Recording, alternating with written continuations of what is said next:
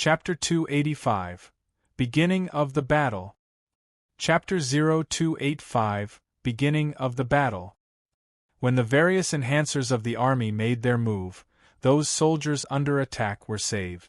However, while the 5 battalions of the army had crushed over 60,000 zombies, the bulk of it through the rockets, it had cost them over 300 people who were clawed, leaving them either dead or severely injured. Those who were slashed by the S2S were definitely dead. Adding the 20 armored vehicles that had been destroyed by the H1S, their losses were already huge. Yu Zhong's side was extremely cautious.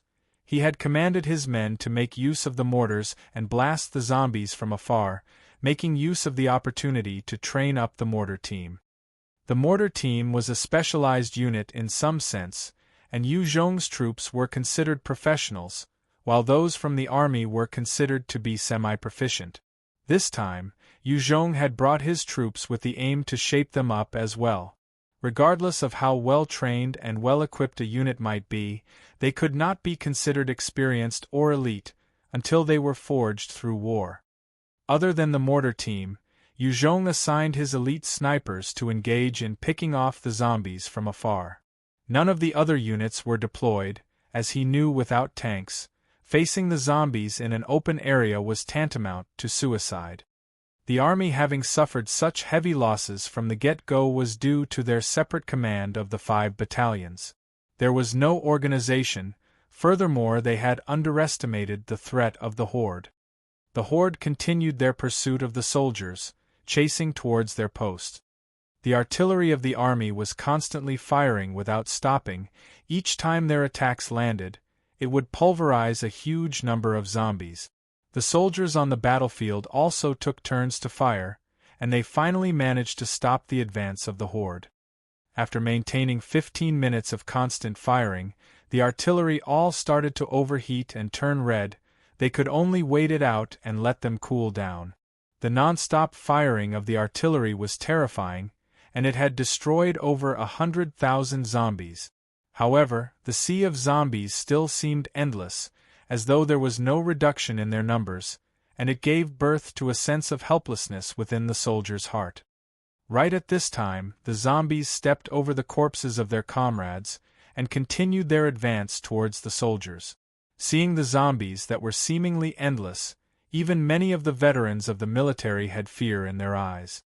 It was simply too terrifying. The sea of zombies was too terrifying. Within a short span of 2 hours, the military had used loads of heavy artillery and countless ammo to kill over 180,000 zombies. However, right in front of their eyes, the sea of zombies seemed endless. Furthermore, as they had to fire the artillery continuously, the weapons would heat up easily, and during the downtimes, they could not support the soldiers. This battle had become hard to fight. The military soldiers maintained their stand at their various stations, making use of their rifles, guns, grenade launchers and any other weapons they could get their hands on to strike out savagely. The moment their weapons overheated, their comrades would provide assistance to swap out the guns. At the same time, grenades rained from the skies onto the zombies, blasting numerous zombies into pieces. The battle was increasingly intense, but without the support of the heavy artillery, the zombies were surging forward, with the deaths of their comrades not fazing them in the slightest.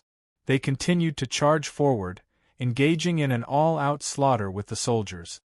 Under the rush of the sea of zombies, the various sites that were not reinforced or aided by any form of construction were instantly swallowed by the Horde. Other than the few experts that managed to extract themselves from the danger, most of the soldiers died, or became part of the ranks of the zombie horde. A few of the experts were entangled with a few of the S2S, and one of them died after killing a few S2S, before being pounced on immediately and devoured. Seeing the different positions facing crisis and being decimated one by one, the 5 heads within the command center had ugly expressions. "Send out the tanks!" Following Shen Hongyang's orders, 10 tanks immediately set off and joined the fray. On top of that, they were joined by 20 IFVs and 1 battalion of soldiers. The moment the tanks entered the battlefield, They were like tigers amongst sheep, directly obliterating everything in their paths. They flattened the zombies into meat paste, and used their cannons to unleash fearsome balls of fury onto the zombies, incinerating them. At the same time, their mounted machine guns fired heavy round after round into the horde, killing off numerous zombies. The 20 IFVs following behind were also utilizing their ZPT-90 and firing wildly, lobbing grenades into the groups of zombies, blasting them out of the way and turning any zombies who blocked their paths into spraying waves of meat paste. The battalion of soldiers followed the fleet of armored vehicles, picking off those zombies that did not die or slipped the net. All of a sudden, the horde parted, and 300 L2s with their immense strength appeared, as they rushed towards the 10 tanks in a frenzy. One of the L2s managed to crash into a tank viciously, causing the entire tank to shudder. By the next moment, the tank had knocked the L2 down, and was crushed mercilessly into meat paste. The remaining L2s that had charged over faced the same fate. A single fist of theirs could punch a huge hole in those small armored jeeps, but against these thick armored tanks they did not possess too much of a threat. The 300 L2s that had charged forwards were either knocked down and crushed beneath the tanks, or were directly blasted by the heavy rounds of the Type 69 tank. These fearsome L2s that had evolved and become stronger were absolutely nothing in front of the kings of the battlefield. The 300 L2s had just been annihilated by the fleet of tanks, when 400 S2s emerged from the group of zombies. After paying a painful price, they managed to jump onto the Type 69 tanks, and were currently using their sharp claws to assault the weaponry. One of the mounted machine guns was immediately destroyed by the S2s, however they could not break past the tortoise-like armor surround the tanks. The battalion of soldiers using the tanks as cover were currently firing wildly at those S2s, killing those zombies as they were crawling on top of the tank. The 20 IFVs behind the tanks were also making use of their Type 25 ZPT-90 to fire crazily, killing off many S2s.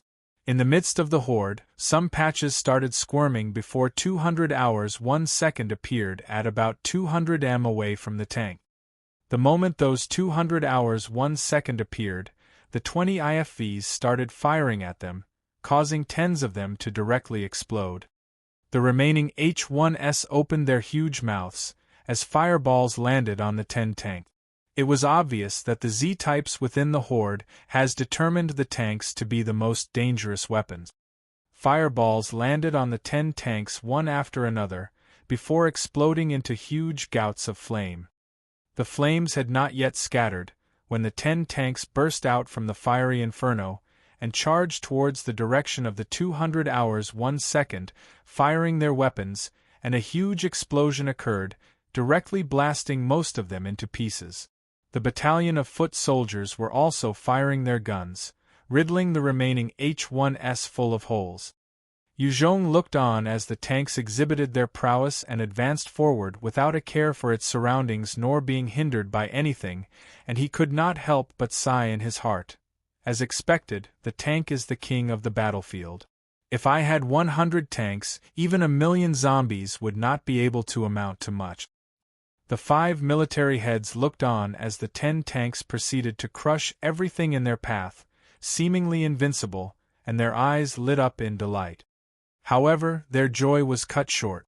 While the tanks were indeed effective against the zombies, the number of zombies was simply overwhelming. After the tanks had rolled over and crushed God knows how many zombies, causing them to become meat chunks. After so much killing, the total number seemed to decrease only by a little, and their positions were soon filled by others. Furthermore, the zombies were still advancing in their assault on the soldiers of the military. The 10 tanks and 20 IFVs could only become a fleet that helped save some of the soldiers, traveling everywhere and crushing any zombies that came in their path. With the assistance of the 10 tanks and 20 IFVs, the soldiers of the army managed to catch a moment of breath, and got rid of those zombies who were filling in the empty spaces. After another 10 minutes, the artillery of the army had finally cooled down, and the 10 tanks and 20 IFVs made their way back to rest the equipment as well.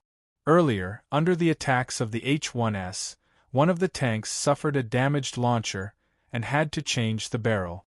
Similarly, a few of the mounted machine guns had been damaged by S-2S and required some swapping out there as well. The ammunition and fuel that were expended had to be refilled too. The artillery of the military started their relentless firing again, shooting rockets into the horde, directly exploding huge patches of zombies into ash and cinders. With the support of the heavy artillery, the soldiers were in a better shape. On the other side, Su Jing'ong had gotten his snipers to lure the zombies over. The moment they were in range, the soldiers immediately retreated back to the traps and constructions set up in Tiger's Mouth Gorge. The densely packed horde soon advanced towards the Tiger's Mouth Gorge. The light machine guns that Su Jing'ong had ordered to be mounted on both sides of the small hills started firing, as the barrage of bullets caused the nearby zombies to be shot full of holes. At the same time, Su Jing'ong activated the command to fire the artillery, as round after round of rockets landed in the midst of the zombies, blasting them into pieces. Under those conditions, Yu Zhong's artillery team also grew quickly. As the valley of Tiger's Mouth Gorge was extremely narrow, combined with the support of Yu Zhong's artillery team, the defense was relatively easy. A huge number of the zombies that went through the gorge would be immediately killed off or blasted into ashes.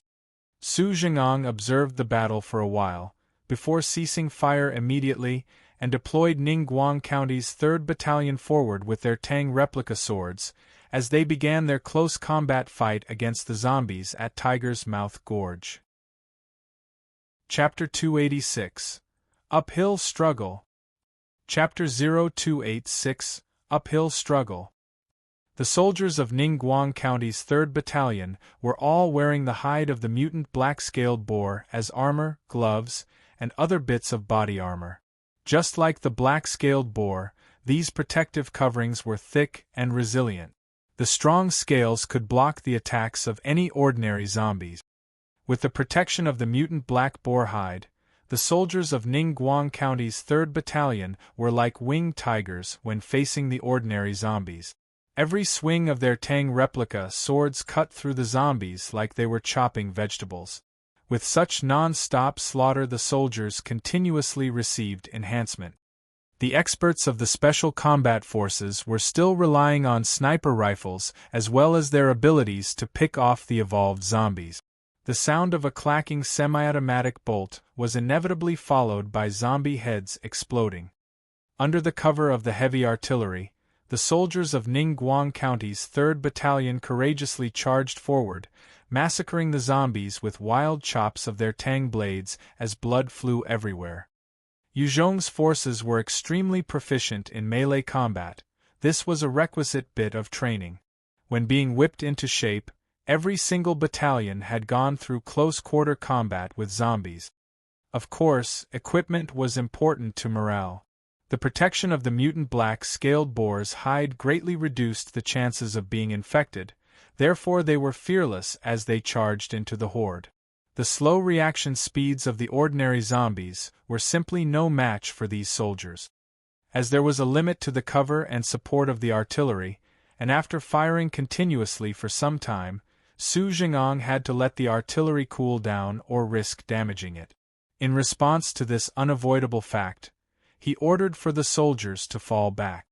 The sea of zombies continued advancing towards Tiger's Mouth Gorge regardless of the bullets and shelling. They knew no fear. At this time, the earlier preparations at the gorge were set in motion. Right in front of the gorge, there were numerous sharp steel spikes aimed outwards like a barbed fence. When the zombies knocked onto the spikes, they would be pierced through by them. Add on to the mindless advance from the other zombies behind, and the zombies in the front found themselves properly impaled by those spikes. Very soon, there were numerous spikes full of mostly squirming zombies. The zombies continued squeezing forward, causing the steel spikes to be continuously stuck with zombies, blocking off the route for the zombies behind. After losing more than a few hundred basic zombies, the hundreds of remaining L2 charged out with the horde in attack. As these huge freaks were obvious within the crowd due to their size, the 12.7mm heavy machine guns started firing.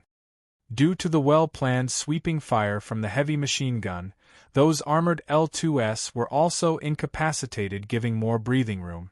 Tong Xiaoyun had been hiding behind cover, and at the right moment took the opportunity to thrust the dark magic blade and pierce one of the L2 in its head, before twisting it like a blender and killing it. Tong Xiaoyun's telekinesis ability could exhibit its prowess under these conditions like a fish in water. Those L2s that tried to get back up from the machine gun fire knocking them down? They were systematically picked off by her and the dark magic blade. Flame King Gu was also an old hand at these situations, one should know. His attacks were multiple conjured fireballs, and he exploded them on those L2s heads, causing skull shrapnel and flaming, fleshy pulp to fly as they were blasted into pieces. After he had joined Yu Zhong back in Qingyuan County, he had taken part in many other battles against zombies and had reached to an enhancement level of 35. His flame control skill had been enhanced 3 times, and the fireballs he conjured were no longer small or faded ones but instead were voluminous blazing spheres. He had an extremely icy gaze as he held his sniper rifle and picked off the L2s one by one. The L2s kept dying, as their heads exploded gloriously under his attacks. The valley was too narrow, and the result was the horde could not force their way through. Su Jing'ang ordered the soldiers of the 4th Battalion to lock the place down. With the assistance of the Special Combat Forces, they slaughtered a large number of zombies, while their own casualties were almost zero. The intense battle continued all the way until evening, and no one had the luxury of time to rest. The zombies were constantly rushing to their deaths, and the soldiers from the army had to maintain their staunch defenses. Due to the overall lack of rest and constant firing, many soldiers' shoulders were starting to swell from the repeated recoil of their guns. The majority of the guns' barrels had to be changed a few times as well. The intensity of the battle was way out of the 5 heads' expectations. Even Yu Zhong's force, who were guarding Tiger's Mouth Gorge, were feeling the fatigue. Su Jing'ang had rotated in the 8th Battalion to take over the 2nd Battalion, which had been fighting non-stop for the entire day. Out of the 10 tanks and 20 IFVs which formed the steel fleet that was constantly dispatched into the battlefield, 4 of the IFVs had been destroyed by H-1s which were hiddenly firing amongst the horde. On this first day of intense fighting, with the assistance of the heavy artillery, the military and Yu Zhong had jointly massacred over 400,000 zombies. However, the cost was the gruesome death of 482 of their soldiers. Furthermore, the important and highly effective artillery had fired over half of their available ammunition. Without the artillery, the military and Yu Zhong would definitely not be able to obtain such a promising result. Even if it were 400,000 pigs given to be slaughtered, the 6,000 people had chopped and slashed to the point of exhaustion. The self-propelled rocket launchers could fire rockets into the midst of the horde, causing an area of effect within a radius of 18 m, violently exploding and incinerating all zombies caught in its blast zone. Additionally, the shrapnel was incredibly effective at taking down any remaining zombies as well. Each rocket could decimate a few hundred zombies. With the support of the rockets, Yu Zhong and the military had the means to wipe out over 400,000 zombies and had tenaciously defended their positions. However, even after killing almost 500,000 zombies, the sea of zombies seemed as dense as ever, and one still could not see the end. Inside the command center, the 5 military heads and Yu Zhong were having a review. Su Dongming suggested in a loud voice, "Retreat! We should quickly retreat, before deploying small teams to snipe them at various places they advance to. The majority of the army should head back, regroup and prepare defenses, before engaging them." Qian Weiman frowned and spoke softly, "No. The moment we retreat, how will we deal with those S1s? Our soldiers cannot outrun the S-types. Amongst the million-strong horde, the ordinary zombies numbered the most, but the L1S and S1 type also numbered in the tens of thousands. While the soldiers' speed outstripped the L1S, they could not compare to the S1S. If they were to retreat, and the S1S formed a unit to chase up, those soldiers who could only rely on their legs would definitely die miserable, bloody death. Luo Tianyi took a deep puff of his cigar, as He released a smoke circle and frowned. After some thought he spoke. But if we were to continue fighting, who knows when the battle will end? Our troops may die first. The 5 heads of the military and Yu Zhong had seen the terror of a million-strong horde today. Even with the support of the artillery and the assault of the tanks, it was an incredibly tough battle. There was the constant danger of the front line collapsing, morale was incredibly low, and it was only under the condition of the military sending their 7 assault helicopters to join the fray that they managed to hold the fort. Although they had killed over 400,000 zombies, every single soldier was exhausted. If this continued on, they would not be able to hold for more than 2 days. The crux of the matter was that the battle was too intense. Anyone who had to fight continuously for more than 8 hours without rest was definitely going to feel exhausted. When fighting against other humans, the war could take a pause and both sides would retreat to rest. Against these inhumane zombies, which only knew how to charge forward without fear of death, the soldiers did not even have the time to catch a breath, and had to maintain the defense like a robot. Under that high intensity, a lot of gun barrels were used to the point of waste, and many soldiers had swollen shoulders. Of course, it was not without merit. After killing the 400,000 over zombies, there were some individual zombies straggling about that retreated, converging with those in SY County. This led the soldiers to breathe a little. Su Dongming laughed coldly. That's right. We should retreat immediately. As for the assault from the zombies, we can let one of the teams stay behind and cover our retreat. Since Yu Zhong's forces are the strongest, and they had suffered the least losses, I suggest to let Yu Zhong and his men stay behind, to cover our retreat. After Su Dongming's words, the rest of the 4 heads all shifted their gaze towards Yu Zhong. Yu Zhong's crafty yet brilliant move in defending Tiger Mouth's gorge, in addition to the preparation and construction they had done, had indeed wore down the zombies' fighting capabilities, and thus they had suffered almost no casualties. Luo Tianyi looked towards Yu Zhong apologetically and said, I too feel that Vice Division Commander Su's words are right. Yu Zhong's forces are indeed the strongest. Letting him stay behind and cover our retreat is the best option available. Yu Zhong, as long as you are willing to do so, you will become a huge hero in SY County's eyes. All the citizens will definitely remember this. Yu Zhong flatly refused. I disagree. Covering the retreat is definitely a good idea, which I feel that the responsibility should fall on Su Dongming Commander Su and Luo Tianyi Commander Luo. The chance to be a hero, I'll leave it to you guys. Su Dongming let out a cold laugh and raised up his right hand. Let's vote. Then it'll be fair. Those who are in favor of letting Yu Zhong stay behind, please raise your hand. Luo Tianyi also raised his right hand. Qian Weimin and Lu Huifeng seemed to hesitate a while, and raised their hands as well.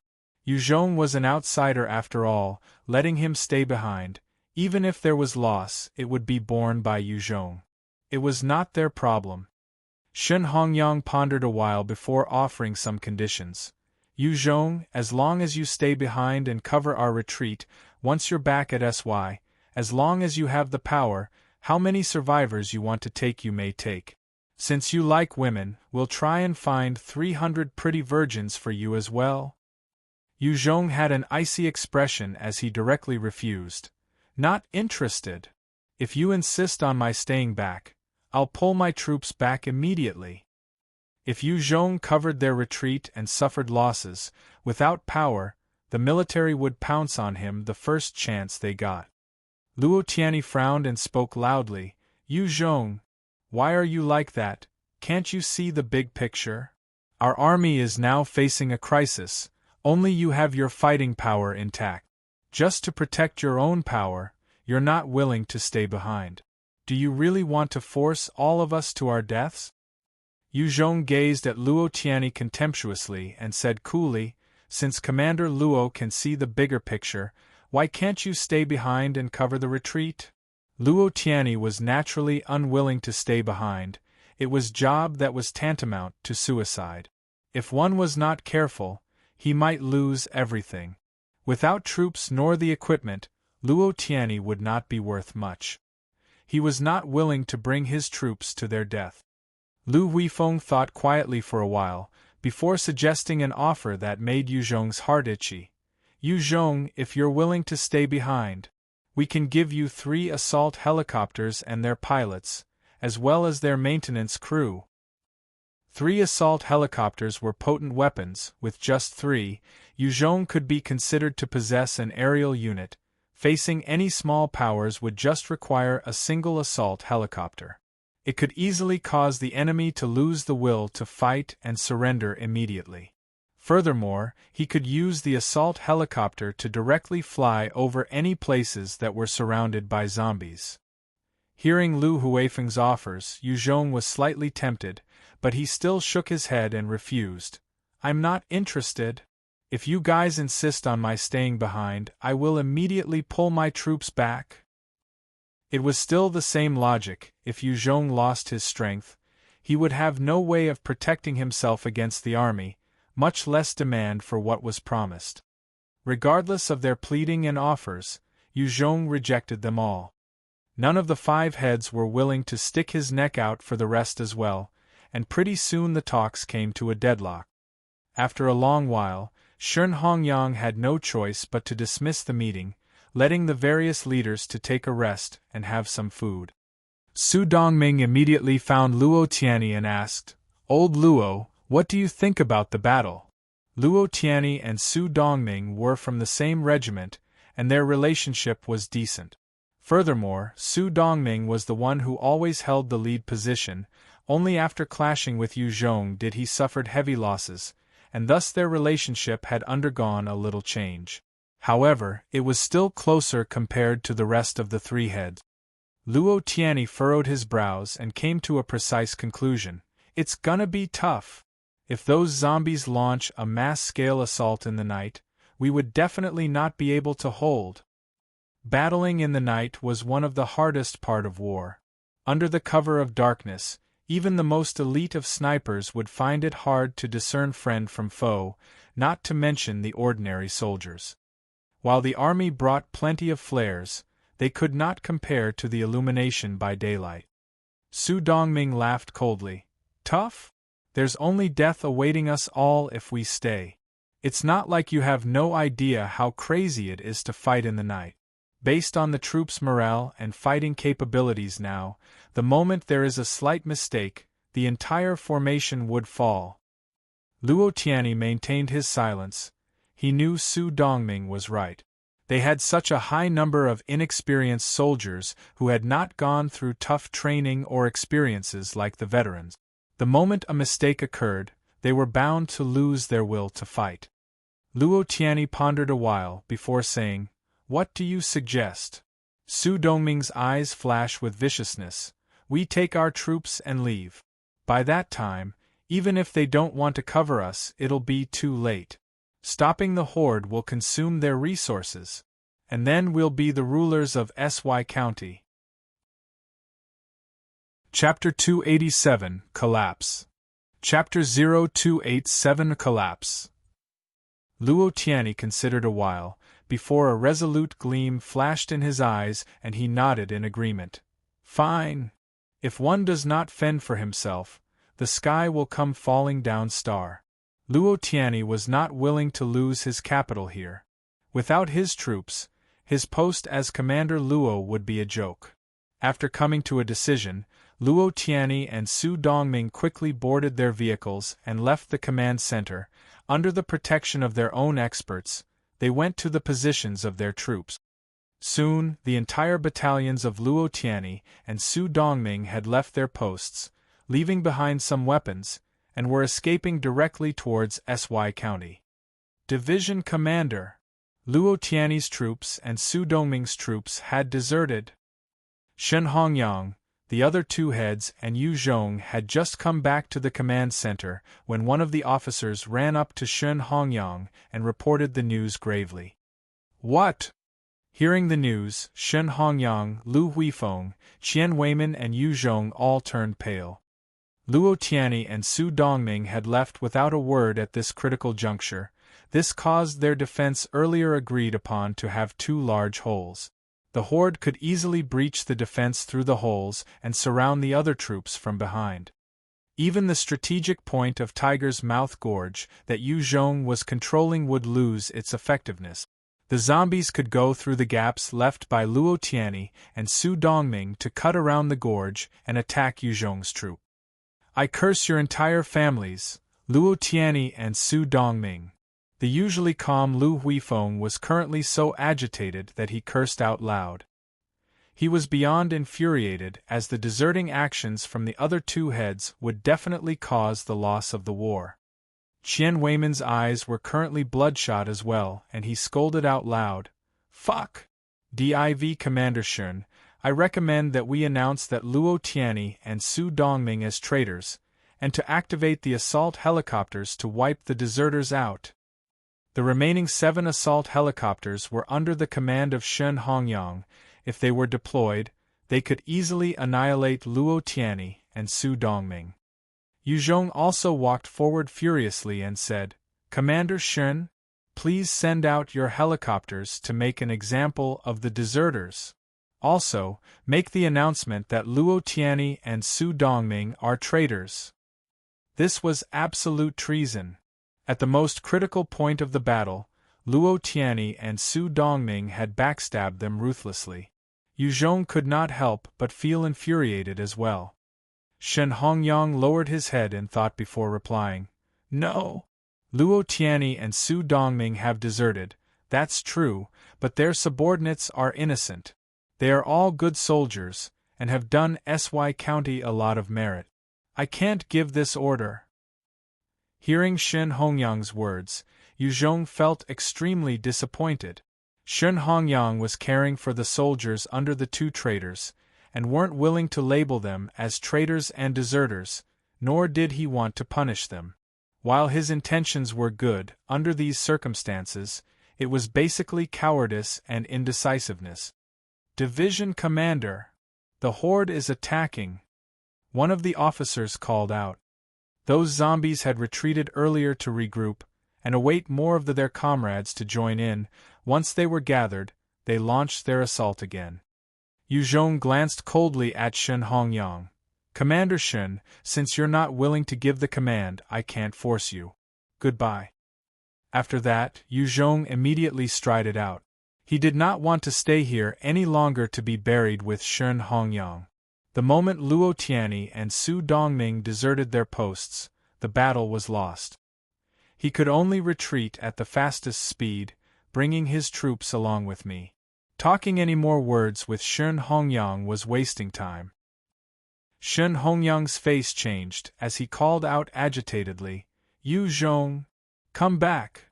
Yu Zhong, come back this instant! If Yu Zhong were to leave, the situation will become more dire." Yu Zhong ignored Shen Hongyang, and in a few breaths he got on top of Greenie, flying towards his troops. "Heed my command. All battalions are to retreat immediately and make your way back to Sy County. Special combat forces maintain your resistance from where you guys are. Su Jing'ang, you organize the retreat." Sitting aboard Greenie, Yu Zhong talked through the walkie-talkie, giving a slew of orders to his subordinate. "Commander, what happened?"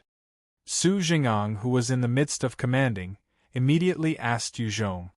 He could detect that there was something wrong from the urgent tone of Yu Zhong. Yu Zhong gritted his teeth and said, "Those bastards Luo Tianyi and Su Dongming have deserted. We can't hold the horde back anymore." "I understand. I will complete your orders," Su Jing'ang replied and immediately started organizing the retreat. The 1st Battalion, which had the least equipment to worry about, were the first to retreat. They started making their way back towards SY County in huge steps, every one of them holding a can of Type 2 mutant meat. They ate while walking, and the precious Type 2 mutant meat helped recover their vitality. The various equipments and setups on the hills were torn down and packed into the vehicles, and the 2nd, 3rd, and 4th battalions started making their way back. Only the Special Combat Forces remained behind to defend the gorge, buying some time for the rest of the battalions. Yu Zhong transmitted an order to Guo Quan. Guo Quan, take all the troops now and conquer the riverbank bridge. Transfer all the survivors to the other side. That is the only path of retreat for our troops. You must definitely protect it. Guo Quan replied loudly, Yes, Commander Yu. After Yu Zhong left, Lu Huifeng and Qian Weimin both stared coldly at Shen Hongyang, not even bothering about him anymore, before they both left the command center and gave the urgent commands to their subordinates to abandon their posts and prepare to evacuate. As long as there were people remaining, there would be a chance back at SY County. The moment the troops of Lu Huifeng and Qian Weimin left their posts, the entire defense line collapsed, and the zombies made their advance through the various posts. Shen Hongyang had immediately deployed the tanks and IFVs to fire crazily at the zombies in an attempt to kill them. However, the moment the soldiers on the ground received news of the retreat of the other 5 powers, Shen Hongyang's troops all felt despair. Some of the companies started to lose their will to fight and ran for their lives. Zombies had routed around from the gap left by Luo Tianyi and were attacking Shen Hongyang's soldiers, surrounding them on both sides. With their retreat cut off, the troops started to lose composure, and a huge number of the soldiers abandoned their positions, throwing their equipment and running into the night. The S1S and S2S amongst the horde were the most terrifying killers. They chased down those soldiers who tried to run, killing them effortlessly. There were many deaths happening every single second. The defense line collapsed and the soldiers lost all composure and will to fight, throwing down their equipment. All sorts of ammo belts, heavy machine guns, mortars, rocket launchers, were all left behind. They only had the thought of lightening their weights so as to escape faster. One officer ran up to Shen Hongyang's side and pleaded bitterly, "Division Commander? Please evacuate. We can't hold on any longer. If we don't, the zombies will reach here soon."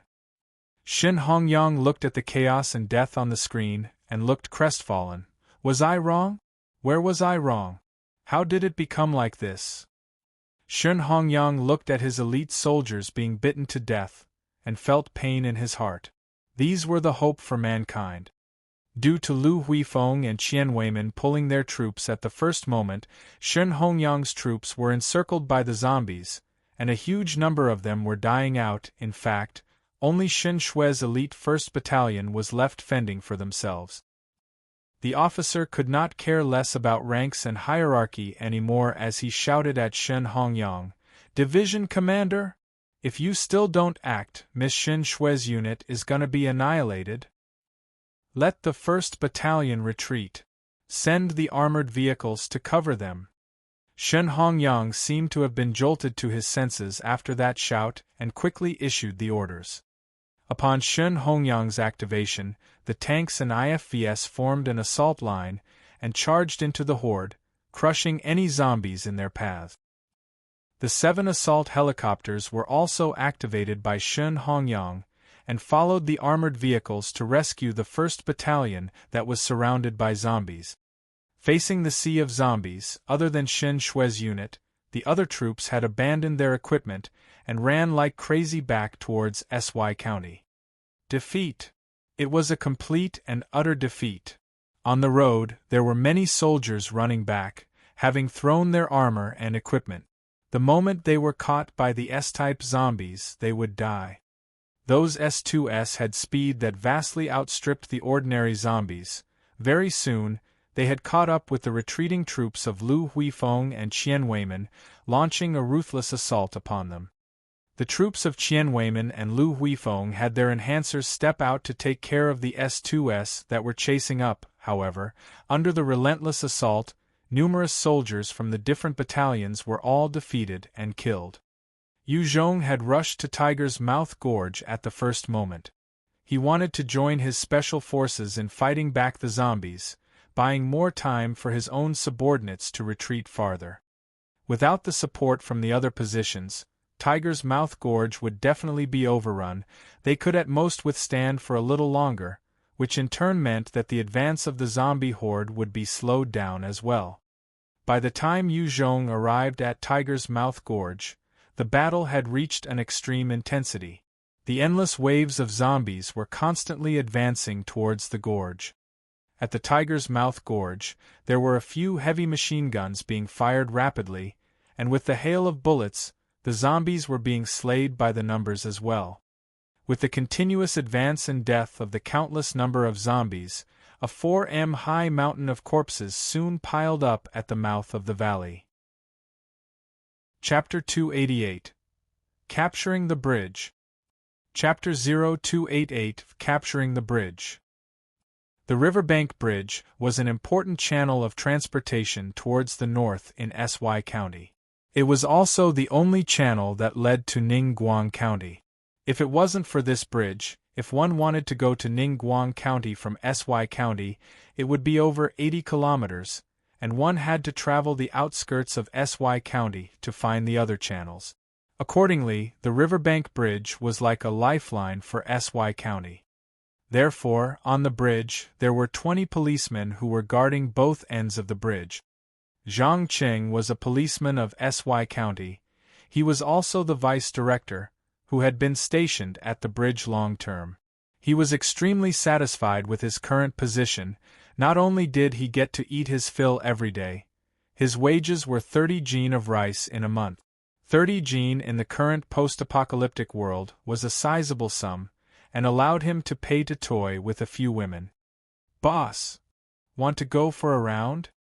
One of the younger policemen called out to Zhang Qing. Inside the room, 6 of the policemen were currently playing Fighting the Landlord and Win the Chicken, and had bet their wages as stake. "You guys go ahead," Zhang Qing laughed. Right at this moment, the door was kicked wide open, and a number of soldiers rushed in with their 03 rifles, aiming the guns at the policemen as they coldly shouted out, "Nobody move! Put your hands up!" Zhang Qing and his team were all shocked, and immediately raised their hand. The current world was not like in the past. The moment there was a bit of resistance, their lives might be gone in the next instant. "I say this, brother. Is there some misunderstanding? I don't think we have offended you guys in any way, right?" Zhang Qing looked towards the military-dressed soldiers and worked up his courage to ask. The leader of the soldiers shouted out coldly, while waving his hands, and a few other soldiers stepped up to tie up the 7 policemen as he said, "Shut up, keep your mouth shut, the whole lot of you." This police station was thus won easily by Guoquan. Although there were over 20 policemen standing guard near the bridge, they were not wary enough, and their fighting capabilities were weak. Before they even knew what had happened, the bridge was easily subdued and conquered by Guoquan and his men. Obtaining control of the bridge was easy, but defending it was going to be tough. Guoquan had ordered for a few streets near the bridge to be closed off within the first chance he got, and the survivors were all chased out. At the same time, Guoquan had assigned a platoon of soldiers to launch an attack on the policemen on the other side of the bridge. As they were caught unprepared, the policemen on the other side were also easily subdued, and all the policemen were brought together and locked up. The first group of soldiers also started constructing some defense under Guoquan's orders. As long as they did not face the attacks of any artillery, the defense fortifications would be of extreme use. "Guoquan, what is the meaning of this?" Guoquan's actions were picked up by the 2 heads of the government, and when Baogua had personally come into Guoquan's zone, asking with a steely expression, Guoquan replied curtly, "I'm doing this on Commander Yu's orders." When Baogua continued, "Leave here immediately. I'm telling you to leave here, otherwise I'll be forced to announce that you guys are not welcome here anymore." Guoquan replied icily, Before Commander Yu comes back, we're not going anywhere. When Baogwa stared fixedly at Guoquan and thought deeply before asking suddenly, "Is there something wrong with the front lines?" Guoquan hesitated a while before revealing to Wen Baogwa. Luo Tianyi and Su Dongning had abandoned their posts first and made a run for it. The entire defense line had collapsed. This time we're defeated. The huge horde of zombies are currently making their way towards us. It was as though Wen Baogwa was struck by a lightning bolt out of nowhere as he stammered to confirm the news with Guoquan. "Is this true?" If it was as Guoquan said, things had gotten to a seriously bad point. When the army had left to deal with the horde, everyone had seemed so full of themselves and confident. Who would have expected that the army which possessed modern weaponry and high-tech equipment to have lost to a horde of mindless creatures? It must be clear that initially, the army had easily taken care of the 700,000 zombies within SY County itself, after expending huge amounts of ammunition and suffering little casualties. This time, most of the survivors thought that dealing with the horde was only a matter of ammunition, and never did they imagine that the army was actually defeated. Guoquan coldly replied, "This is what Commander Yu transmitted to us. If you don't believe it, you can ask Shen Hongyang personally." When Baogwa did not seem to notice Guoquan's indifference, he immediately rushed back to the government, assigning a subordinate to confirm the news with Shen Hongyang. What do we do? When Baogwa's first course of action was to seek Peng Mingde to discuss. Peng Mingde pondered a while before speaking. "There are two paths we can take now. The first is to activate the survivors, to construct fortifications and defense mechanisms, giving them weapons, to join the army in defending SY County. The other is to forego SY County, and to evacuate the survivors." When Baogwa shook his head, "The zombie horde could overcome even the army. What hope will we have with our citizens? The first path you speak of is not possible." SY County had over 100,000 survivors, their numbers exceeding the soldiers of the military. However, most of them had been starved to the point of emaciation, their bodies extremely weak. It was too much to ask of them, seeing that throwing a punch would drain them, not mentioning taking up arms against a huge horde of zombies as well as evolved ones. Peng Mingde frowned as he softly replied, "Then we can only abandon SY County and shift. However, where can we go with 100,000 survivors?" Yuzhong's Ningguang County and Qingyuan County were naturally the safest places to be. However, Peng Mingde was not willing to take the survivors to Yuzhong's strongholds. The moment the survivors ended up in Yuzhong's hands, his position as Secretary General Peng would not last long. When Baogwa thought for a while and said resolutely, "Let's move to Yuzhong's Ningguang County. The place is big enough, accommodating an additional 100,000 people shouldn't be an issue." When Baogwa had his desires to remain as a government officer, and loved his authority. However, he knew what his bottom line was. He would definitely not risk the lives of 100,000 people for the sake of his own power. Peng Mingde hesitated a while before shaking his head. "Let's slow down. Maybe things aren't as bad as we thought." Power was an amazing thing. To give up the power and authority a person has required a huge deal of courage and determination. Peng Mingde could not see the end picture, and was thus unwilling to give up his own power. Peng Mingde did not agree with Wen Baogwa's suggestion to evacuate the survivors, however he started to activate them to begin fortifications at the borders. Guoquan was currently organizing the survivors calmly, preparing for them to leave towards Ningguang County. At the front lines, Yuzhong had been engaged in battle against the horde with his special forces, and a huge group of zombies had just routed behind them from the other positions and were starting an attack on them. The Special Combat Forces unit had already done their preparations beforehand, every one of them tied a rope to themselves which were tied to Greenie's legs. With a flap of its wings, Greenie rose towards the skies, bringing the Special Combat Forces with it. The soldiers, carried by Greenie, enjoyed the aerial flight that was hard to come by. Yu Zhong, Zhui Yadong, Ji Qingwu and Tong Xiaoyun were seated on Greeny's back.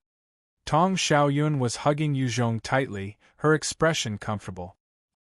Yu Zhong was also hugging Zhui Yadong tightly, taking in her fragrance, a look of satisfaction on his face. When Greeny was in midair, as the winds were too harsh, no one spoke, they all huddled tightly together, enjoying the rare moment of peace. After flying for a while, Yu Zhong patted Greeny's back and said, "Fly a little lower, Greeny." Upon hearing the command, Greeny started its descent, flying at a low altitude. Yu Zhong laid on Greeny's back and looked below. Greeny's flight speed was extremely fast. Not long after, it had chased up to Su Jingang's unit that had left an hour earlier. At the same time, there were over 100 S2S chasing Su Jingang and his men from behind. However, Yu Zhong's troops were experienced when dealing with these S2S with high speed. 5 IFVs tied with wire charged towards the S2S. As the speed of the S2S were extremely fast, when they made contact with the thin wires, their own speed coupled with the frontal charge of the IFVs caused their own head to be sliced through by the combined force. Other than the 5 IFVs charging forwards, a few steel wire nets were already taken out, forming an entire piece. While these steel wire nets were of no use against the L2S, which had incredible strength and defense, they were extremely efficient against the S-type zombies. Many of the S2S charged into the nets, before being brought down by them. The soldiers then stepped forwards to execute them. Some of the warriors decked in mutant water snake hides and wielding their Tang replica swords even dared to come up and hack off the heads of the S2S. Bright flashes of gunfire illuminated the skies, causing this entire area to be lit up like a normal day. Yu Zhong's troops were engaged in an intense battle with these S2S. While Yu Zhong's troops had the upper hand, the S2S were simply too fast. From time to time, there would be some soldiers who had their mutant boar hides slashed through, and being injured as a result. Right as the battle was going on, Greeny had flapped its wings and arrived. Yu Zhong leapt down from Greeny's back, activating his shadow steps and rushed into the midst of the zombies. He attacked, waving his 2M long black-toothed blade as he killed the zombies effortlessly. The rest of the special combat forces also undid their ropes and joined in the fray. The moment the special combat forces joined in, the remaining more than 100 S2S were decimated. The performance of the little lowly Yao Yao was especially eye-catching. Her speed had long surpassed the S2S, of course. As long as she was moving about, the S2S found their heads decapitated, and her speed of executing the S2S was even faster than Ji Qingwu and Yu Zhong as a result. Chapter 289, Breakout. Chapter 0289, Breakout. After killing the S2S that had chased up, under the command of Su Jingang, the 4 battalions immediately gathered together and continued on with their retreat towards Sy County in an orderly fashion. Su Jingang was the defeated commander that Yu Zhong had brought over to his side from Qingyuan County previously, and he was truly an exceptional commander. Under his command, even in the darkness, other than a measly few who had escaped during the retreat, the rest of the 4 battalions maintained their order and spirit. This prevented any falling apart at all. Those who had escaped were also from the preliminary group that had to join in the fray at short notice. The soldiers from the preliminary group had not gone through any tough battles. So when the S2S arrived and began their assault, the soldiers from the preliminary group had escaped and parted from the army due to fear. However, compared to the SY's military that had collapsed till they lacked all resemblance to an army, Yu Zhong's troops were considered to have been preserved well. Yu Zhong's army being maintained was due to Yu Zhong's efforts in leading his special combat forces to buy time for the rest of the soldiers led by Su Jingang. After disposing of the group of S2S, Yu Zhong and his elite special combat forces with the strongest fighting capabilities out of the entire army stayed behind. continuing to cover the retreat for the rest of the troop. At this time, the Special Combat Forces each took out their dried fish meat of the Type 2 mutant black fish. Upon feasting on this meat, it replenished their depleting energy, allowing them to regain the strength to fight. After fighting for an entire day, the Special Combat Forces were exhausted. If it wasn't for their condition that surpassed most normal humans, they would have lost the will to fight long ago. This time, the horde that Yu Zhong and the army had to face? Firstly, the zombies numbered above 1.2 million. During the day, they had managed to kill over 400,000 of them. Unfortunately, there were still 800,000 of them left. The number of S2S within this horde of 800,000 still exceeded over 3,000. These S2S were urged by the Z-types within the horde, and charged forwards like knives, chasing and killing the retreating soldiers of both the army and Yu Zhong's troops. As long as they were marked by the S2S, the S1 army would quickly catch up, and the lethal combination could break down any resistance that the humans had left. Therefore, Yu Zhong had to take his special combat forces to kill those S2S in pursuit.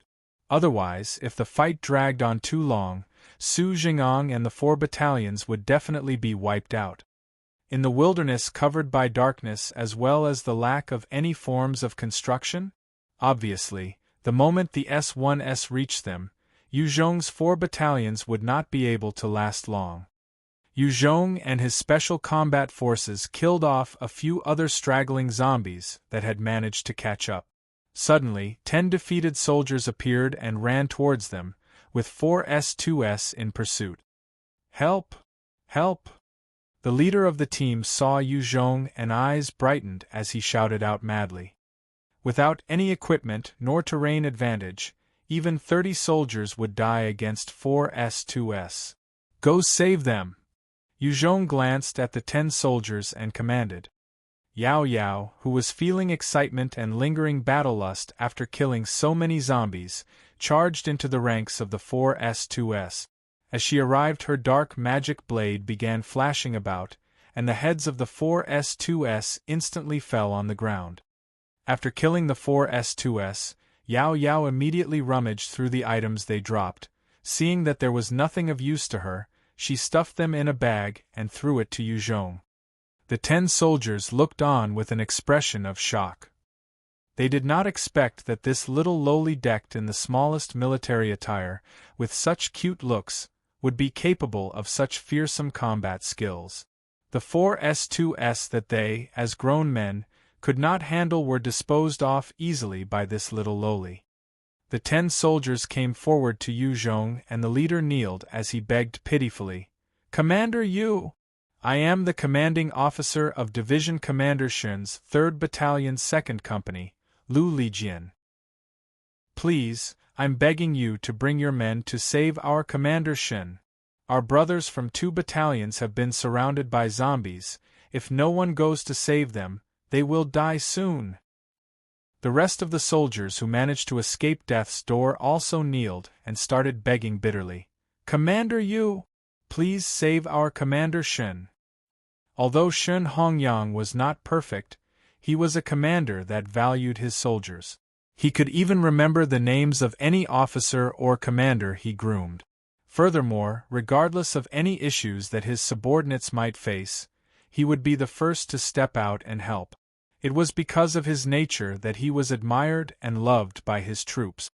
Of the 6 armies, Shun Hongyang's troops were the slowest to evacuate, thus even though he had tanks and assault helicopters, he was bogged down by those S-type. And it was because Shun Hongyang had attracted the attention of the zombies that the pressure on Yu Zhong's troops was reduced a lot. Song Wen quipped in harshly, "Commander Yu? That bastard Shun Hongyang didn't give the orders to take down those traitors Su Dongming and Luo Tianyi. There's no need for us to care about him. Let them feed the zombies.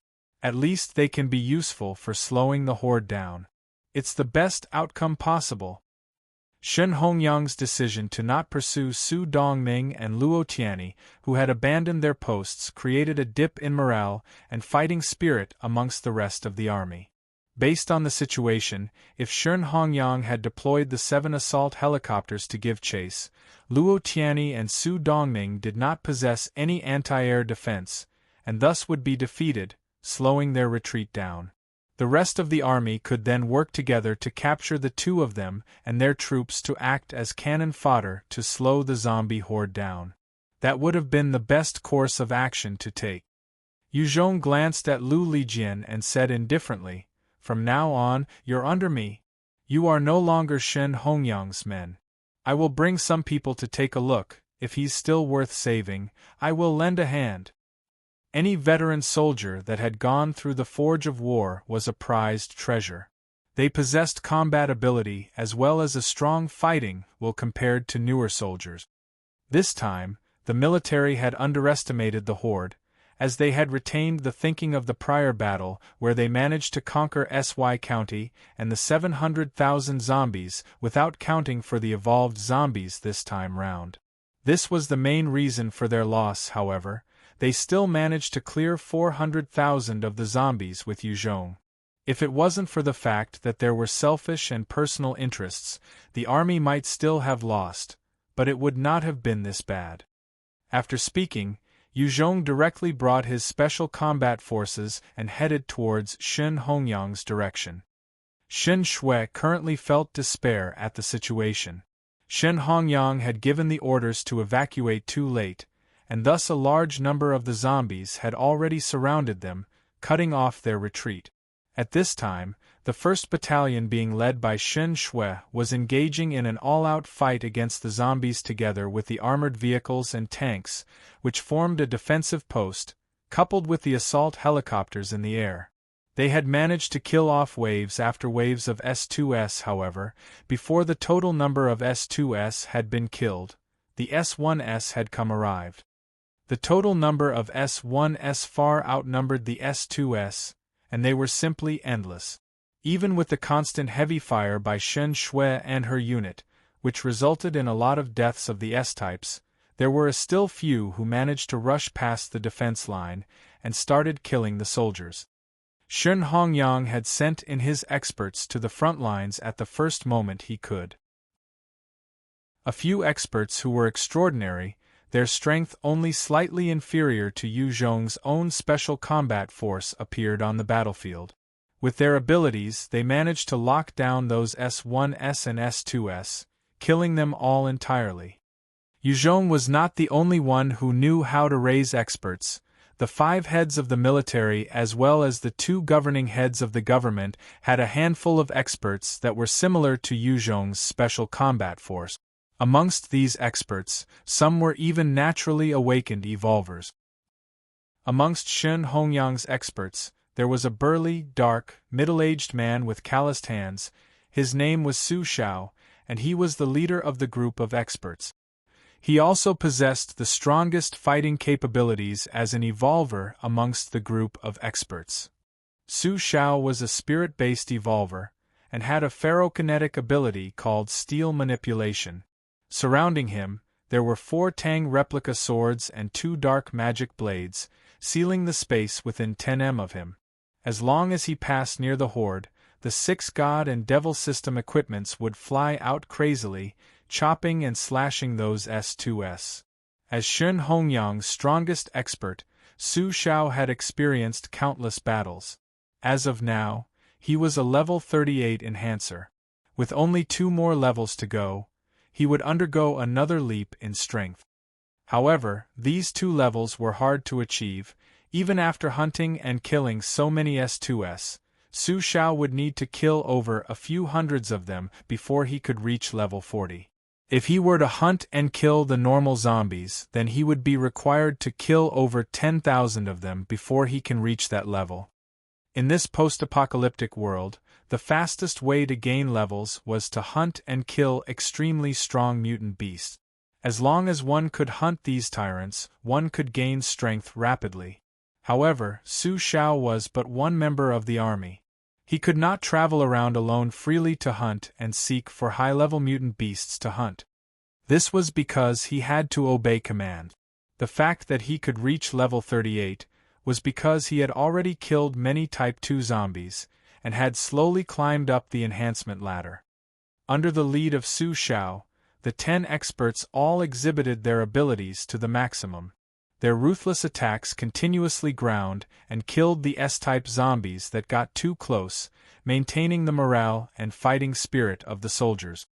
However, those who managed to take down most of the zombies were still the normal soldiers. With the help of the seemingly unceasing firepower, huge numbers of the zombies would be slain just like that. In the sky, flares would be fired constantly, illuminating the battlefield.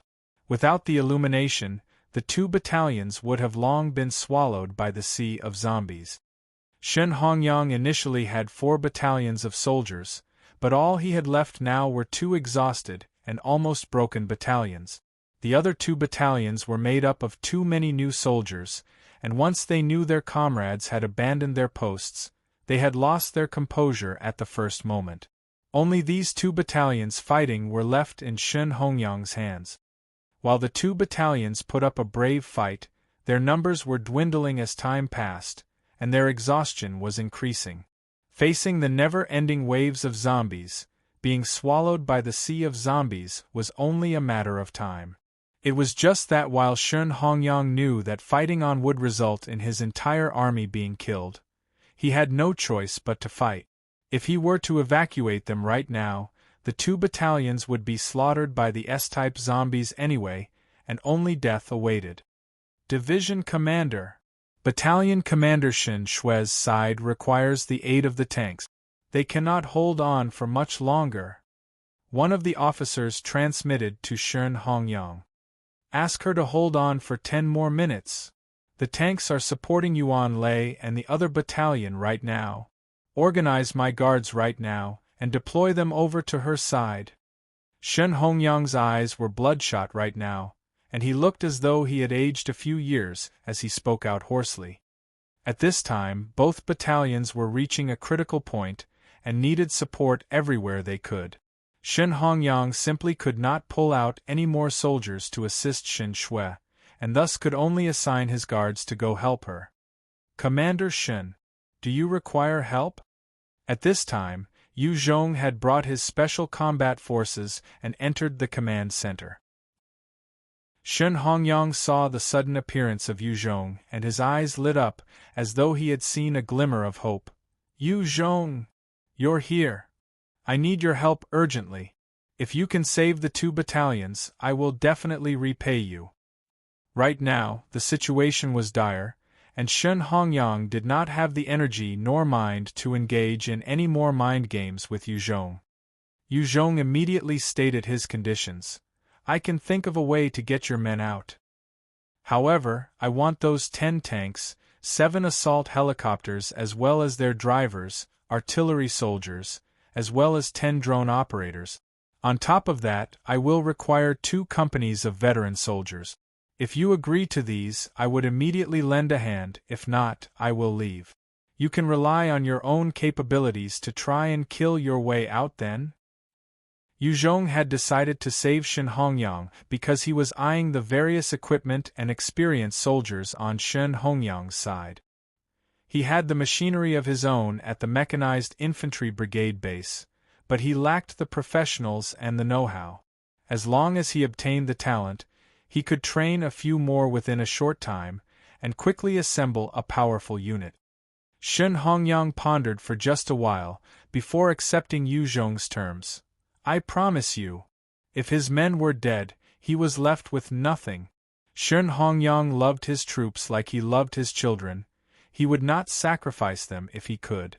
If right now Yu Zhong wanted him to surrender, as long as the soldiers could live on, he would not hesitate to do so. Yu Zhong said deeply, order your units to pack up and evacuate now. Get the experts, the armored troop, and the assault helicopters to fall back orderly. I will send my guys to cover your retreat. Shen Hongyang nodded his head, and immediately gave a list of commands, ordering his men to start evacuating. Yu Zhong also sent out his experts to cover the 2 battalions in their preparations to retreat.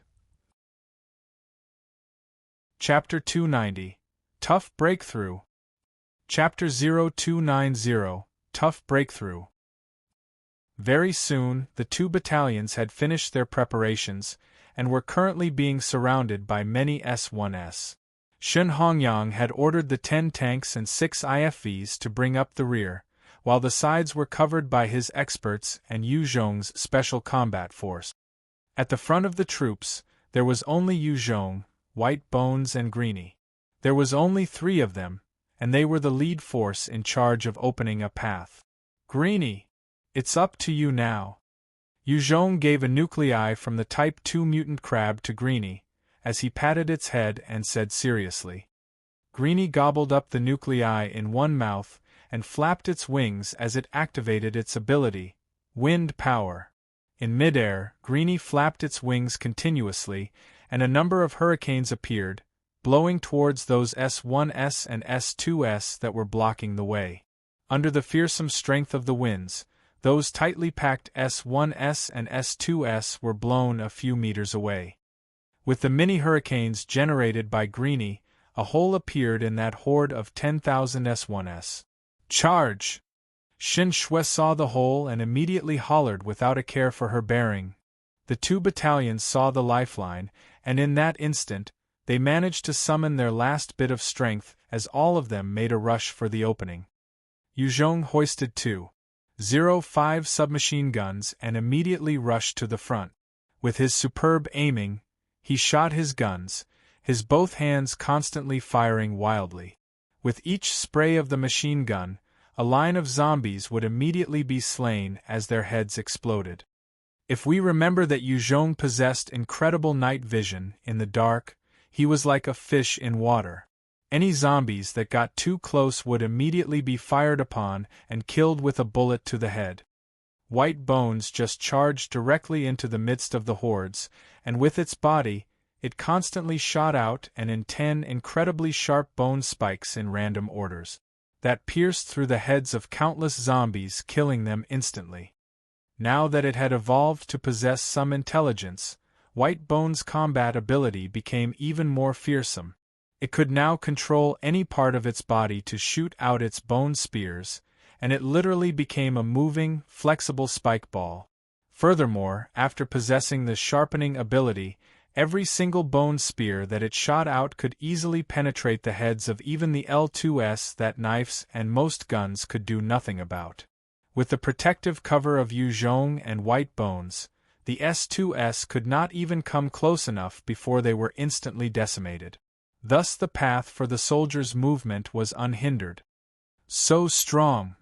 Shen Shui looked at Yu Zhong and White Bones. With just the 2 of them, they battled while maintaining the gap that was created by Greenie's hurricanes. She gritted her teeth and could not help but admit that Yu Zhong was incredibly powerful. Even the strongest expert within Shen Hongyang's camp, Su Xiao, who led the other experts, could not match Yu Zhong's team's spectacular performance and ability. Especially powerful here was Greenie, whose natural ability allowed it to conjure up hurricanes. With every attack, a few hundreds or even occasionally thousands of zombies would be blown away. It was because of this Type 2 mutant beast's help that Yu Zhong and White Bones could carve out a way for the soldiers to retreat. The soldiers of the 2 battalions munched on the emergency Type 2 mutant beast dried meat as they were escaping frantically. The Type 2 mutant beast meat gave them much-needed nutrients as well as the replenishing of their energy and stabilizing of morale. After finishing the meat, they would be able to reform much more efficiently. Shen Hongyang had known of the revitalizing properties of the Type 2 mutant beast meat, therefore had sent Shen Shui to purchase 30 tons of the meat prior. Even with Yu Zhong leading the special combat forces, the retreat of the 2 battalions were still fraught with danger. They were surrounded by the numerous S1s after all, and the S1s would continually throw attacks as and when they could, be it in front or from the back. Kill! Kill! Kill! Su Zhao's eyes had gone bloodshot with ferocious battle rage. His 6 god and devil system swords were dancing, bobbing, and weaving continuously in the air. Those zombies that were unfortunate enough to get too close were immediately chopped in pieces. On the other side, Zhuoyadong was wielding her huge mace. She slammed and swung it around non-stop. With every monstrous swing 3 or 4 S1S would be crushed, flinging various pieces all about. The lowly Yao Yao flitted around the battlefield with bursts of speed. As she attacked, her blade swung in fast flashes, and numerous S1S heads would tumble around after being neatly shorn from their bodies.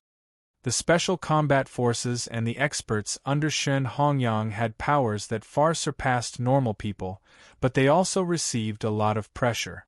Under that kind of intense battle, everyone's stamina was being worn down at an insane speed. Those experts would immediately add their points into stamina upon leveling.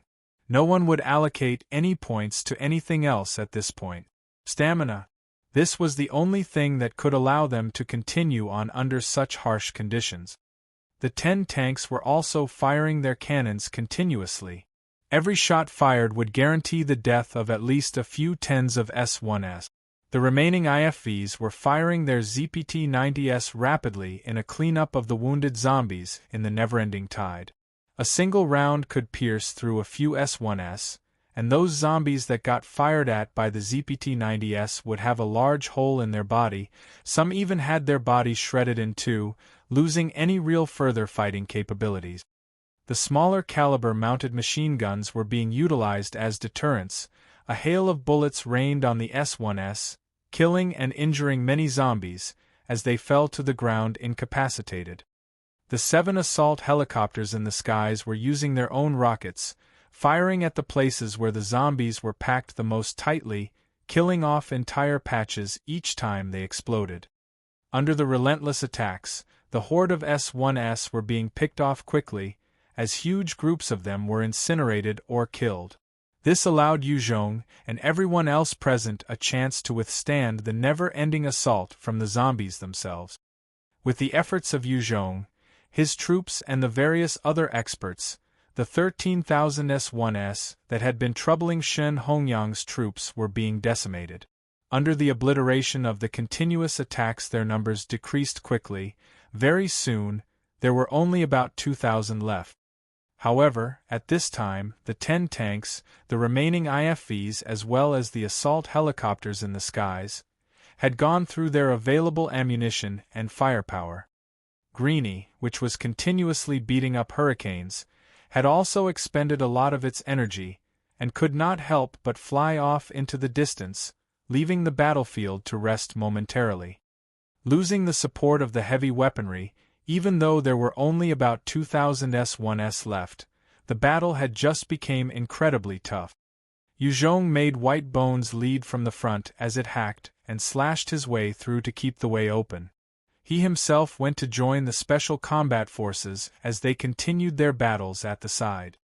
All these Special Combat Forces were Yu Zhong's precious troops. Even losing one would cause him a heartache. Especially Ji Qingguo, Zhuoyadong and Tong Xiaoyun. They were incredibly powerful beauties who could do much more than warm his bed. They could fight well. He would definitely not allow them to die. Although the Special Combat Forces were elite soldiers, under such intense conditions, their stamina had been depleted. Killing the S1S became increasingly harder as the battle went on. Yu Zhong came to the other side, and saw the avalanche of S1S. In response his hands waved about and he threw a handful of grenades. Through the air they flew before they directly exploded, and caused a few S1S to be blasted to pieces. Shit. There were still the grenades. I'd almost forgotten. Seeing Yu Zhong lob the grenades over, Song Wen's brain seemed to be jolted awake, and he exclaimed with a little regret. The Special Combat Forces were so used to using their God and Devil system equipment and abilities to kill the zombies to gain enhancement that in the heat of battle, they forgot about the modern weaponry they carried on themselves. Every single one of the Special Combat Force were armed to the teeth, and they all had 05 light machine guns, 8 50-round magazines, and 8 grenade. The 05 light machine guns were the best measure against these zombies that could be pierced through by the bullet. Under the cover of Yu Zhong's firing, the soldiers all took out their 05 machine guns and started firing at the zombies wildly. In that dense hail of bullets, a large number of the S1s that had not reached the soldiers were immediately shot and brutally killed. While some did not die, the upside was it broke their dense and concentrated attack formation. The moment the formation was broken, the scattered S1s that were rushing forward became much easier to pick off. On the other side, Shun Hongyang had deployed a company of old veterans to join Su Zhao's unit of experts, and with the suppressing fire they provided, Su Zhao's unit managed to catch a breather as well. The entire group fought as they retreated, not daring to stop or stay stationary. Every single minute of delay meant additional danger. Facing this advance group of S1s was already extremely tiring. If the rest of the horde caught up from behind, they would bite the dust. The intense hit-and-run battle continued for another 2 hours, and the remaining 2,000 or more S1s were finally annihilated by the experts of both Shun Hongyang and Yu Zhong's troops. With this small victory they finally managed to break free from the siege. However, Shun Hongyang's troops also suffered a great loss. Out of the 2 battalions, he lost a total of 30% of his troop. The other 2 battalions had collapsed earlier during the defense, and were most likely dead within the mouths of the zombies. All the advance vehicles had run out of ammo. Without weapons, even the assault helicopters could only be used for reconnaissance. After breaking out of the siege, other than Yu Zhong, who possessed a stamina 8 times that of normal humans, most of the fighters were exhausted to the point that they were breathing raggedly. However, they did not dare slow down, as they continued to flee with all their might towards Sy County. Based on their current condition, if another 2,000 S1s were to appear, they would be unconditionally defeated. Even if Yu Zhong was around, it would surely still be useless. With the motivation of staying alive, the entire group made their way towards Sy County without stopping. Just as they neared the entrance to Sy County, they discovered that outside of the gate, there was a small team stationed there, and they were currently involved with some fortifications and constructions. Seeing the small team, Shun Hongyang's troops became wary, as they hoisted their weapons. They were already exhausted. If this small team were to make a sudden assault, these 2 battalions of Shun Hongyang would most likely be wiped out. "Commander Yu, are you there? I am Xiongzheng." Xiongzheng brought along a company of soldiers as they called out to Shun Hongyang's troops. "I'm here." Yu Zhong stepped out from the special combat force and replied loudly. They were finally safe. Chapter 291. Ambush.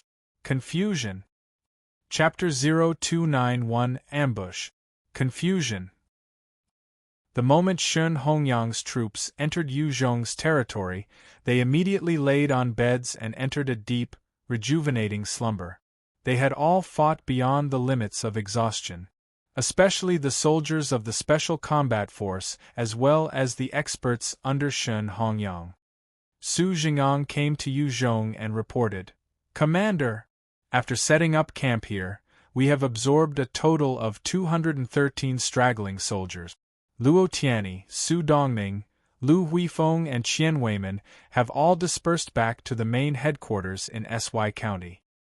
Yu Zhong replied in a heavy voice, "Go carefully inquire about the abilities and skills of those stragglers. Assign them to the various battalions. Get the preparatory force to work faster on the fortifications. We don't have much time left." Without fortifications and traps, especially after all the heavy weaponry had either been lost, damaged or emptied, the humans stood no chance against the horde. Su Jing'an replied seriously, "Yes, Commander." "Then I'll leave it to you. I'm taking a rest." After that, Yu Zhong immediately went to a huge bed and laid down before entering sleep straight away. In that latest battle, Yu Zhong had rushed everywhere to save everybody, and had constantly pushed himself as the fighter on the foremost front line and the head of the spear. The enhanced zombies that had died at his hands had numbered over 700, but likewise, the toll on him was the greatest. His spirit and stamina had been depleted constantly throughout the battle. If it wasn't for the fact that he was resilient enough, he would have fainted from exhaustion on the battlefield already. Damn Su Dongming and Luo Tianyi! Qian Weimin was currently cursing furiously. During the hasty retreat, Qian Weimin had lost a huge number of his troops. After reaching Sy County, he had only 3 companies left. The rest of the troops had either AWOL in their terror with their location unknown, or they had been chased and killed by the zombies. A large number of the S-type zombies had chased the troops of Shen Hongyang that had been the last to evacuate, but there were other S-types that went on to chase the other troop. Qian Weimin had experts himself, but they were nowhere as strong as Shen Hongyang's. Furthermore, without tanks or assault helicopters to cover them, the S2 zombies had basically wiped out his troop.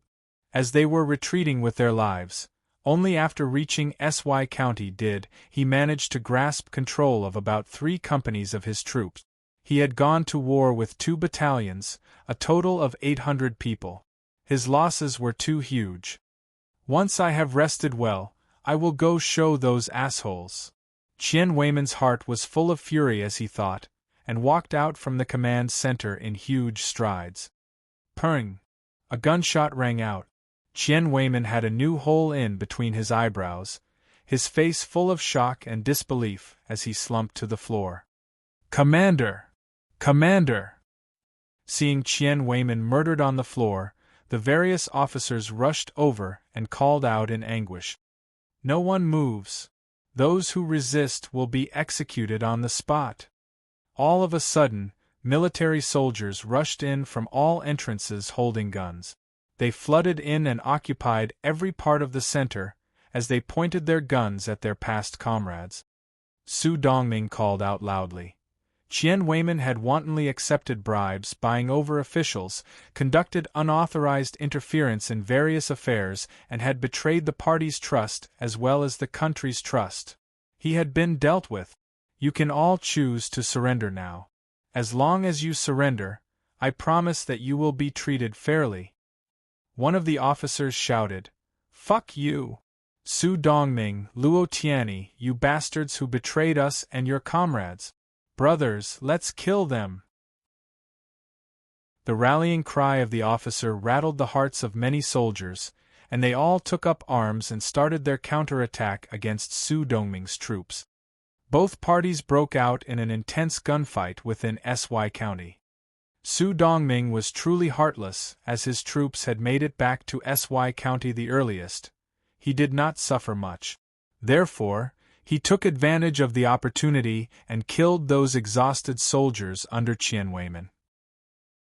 However, without the support from heavy artillery, the troops of Su Dongming found it hard to just take down these enraged soldiers of Qian Weimin, who had been pushed past their breaking points. Desperate soldiers were the hardest to deal with, and they could be extremely ruthless, especially since Qian Weimin's troops had been betrayed, and now their commander had been assassinated by Su Dongming.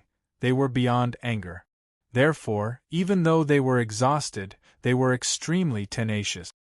On the other side, Luo Tianyi had failed in his attempt to assassinate Lu Huifeng. Both parties had also started a brawl within Sy County, with people dying one by one as time passed. Luo Tianyi and Su Dongming were extremely clear that when Lu Huifeng and Qian Weimin were back, they would not let them off. Therefore, they had decided to attack first, and at the proper moment, they made their move against Lu Huifeng and Qian Weimin. Under the sudden ambush by Luo Tianyi and Su Dongming, the troops of Lu Huifeng and Qian Weimin suffered greatly and were caught unprepared. What do we do? The infighting amongst the military heads had been noticed by the 2 heads of the government, and Wen Baogua had immediately sought out Peng Mingda's opinion. Due to the divide and clash between the military, the police and special forces that the government commanded could become the deciding factor. As long as Wen Baogua and Peng Mingda were to command them to help out a single side, that side would definitely obtain victory. Pringmingda did not skip a beat as he said, "We will help neither. This is a matter amongst themselves, let them handle it." Su Dongming had already sent people to notify Pringmingda, requesting that Pringmingda should send people to help him, otherwise not to interfere. After this battle, both Su Dongming and Luo Tianyi will follow Pringmingda's lead. After this battle, regardless of victory or defeat, the army would definitely have suffered. A weaker army that would obey Pringmingda appealed to him greatly. That won't do. If they continue like this, the victorious side will still have suffered. This will not be beneficial to the defense of our SY county.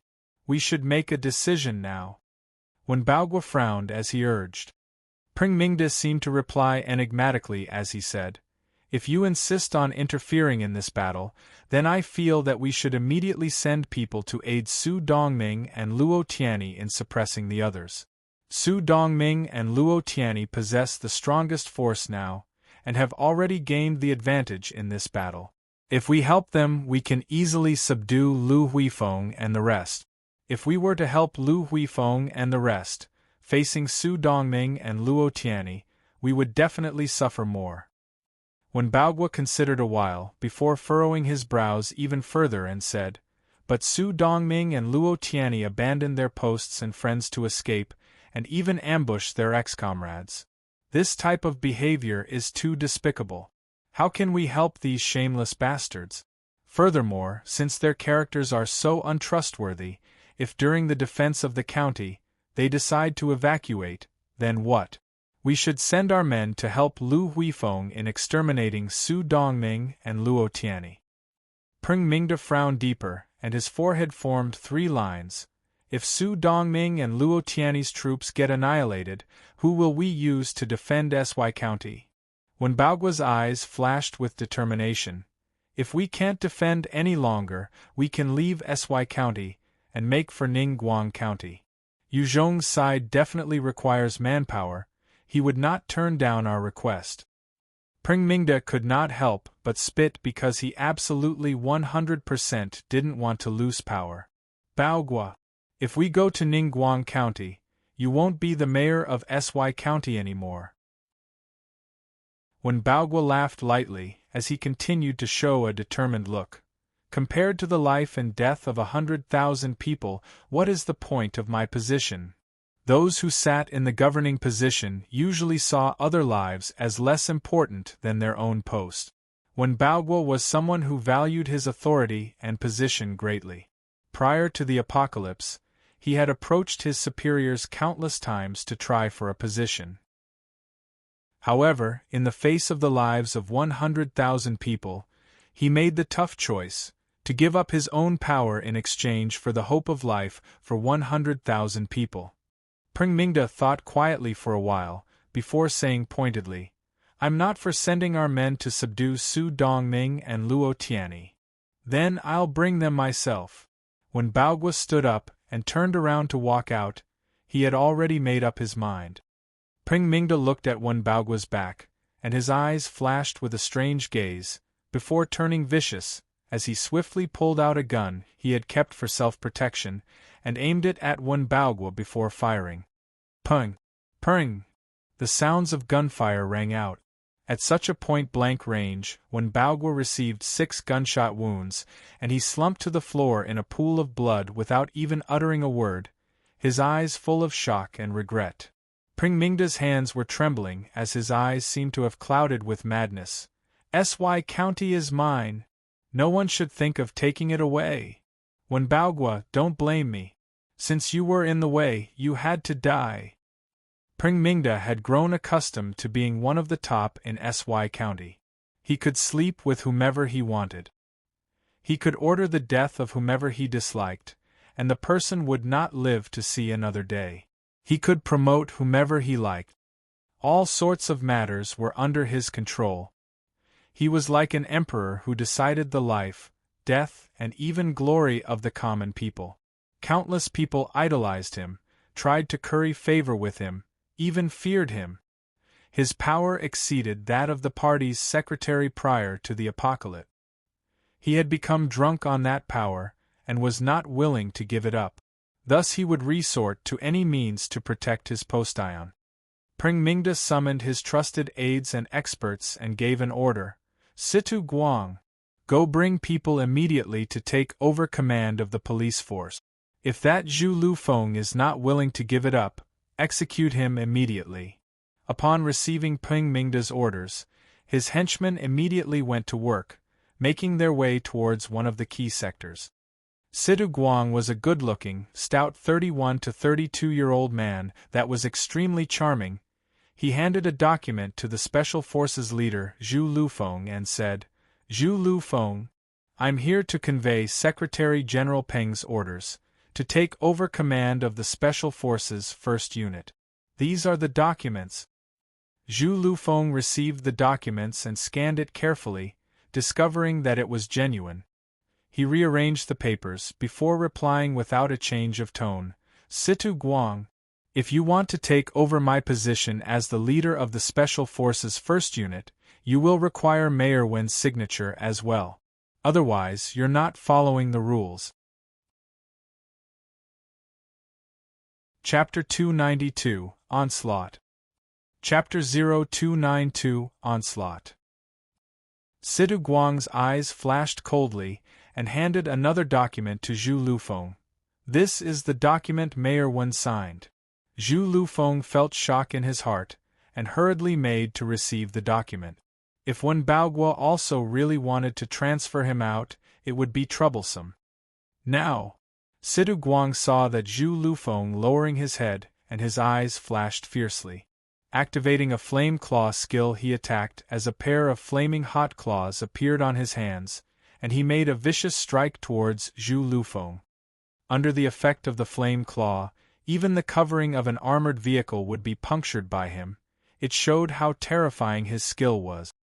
Zhu Lufeng was caught unprepared, and just as his body was about to be pierced by Situ Guang, his trusted aide beside him activated his own skill tornado, blowing harshly and sending Situ Guang flying to one side.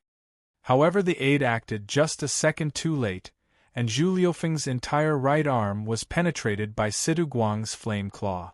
Nearly instantly it was burnt cleanly off his shoulder, dropping to the ground. At the same time, the 10 experts that had followed Situ Guang immediately activated their own abilities, and charged at Zhu Lufeng and his aide. One of the experts working for Situ Guang immediately changed into a werewolf, shooting forward in front of the aide that saved Zhu Lufeng. He used both his claws to pierce the heart of the soldier, before pulling apart with all his strength, tearing the soldier in two, splattering blood and organs all over the floor. Another expert took out a .05 submachine gun and started firing at Zhu Lufeng's aides, and at that instant, 6 of them were hit by the bullets and fell to the floor. All those who followed beside Zhu Lufeng were his trusted aides. There were also the experts of SY County's Special Forces, every single one of them possessing a unique ability. Each of them could hunt and kill 20 ordinary zombies with no problems, but they were definitely unable to defend against gunfire from such a close distance. Captain! Quickly escape!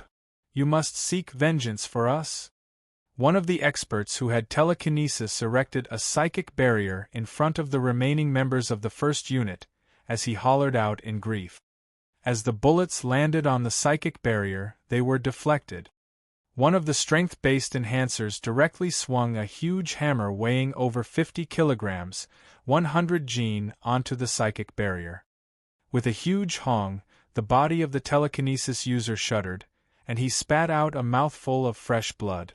There were a lot of pros in utilizing the telekinesis ability, but the defense was based on the amount of spirit the user had. The moment the force exceeded what the spirit could take, the user will suffer backlash.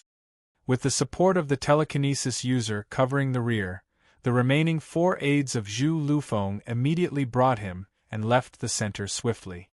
In this battle, they had suffered greatly under Situ Guang's despicable sneak attack.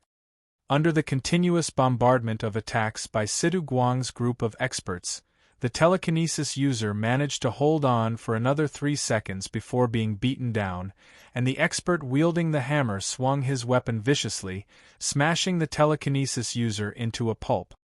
After decimating the entire group of the first unit, the werewolf expert brought another 5 enhancers with him and chased after the 4 who brought Zhu Lufeng away.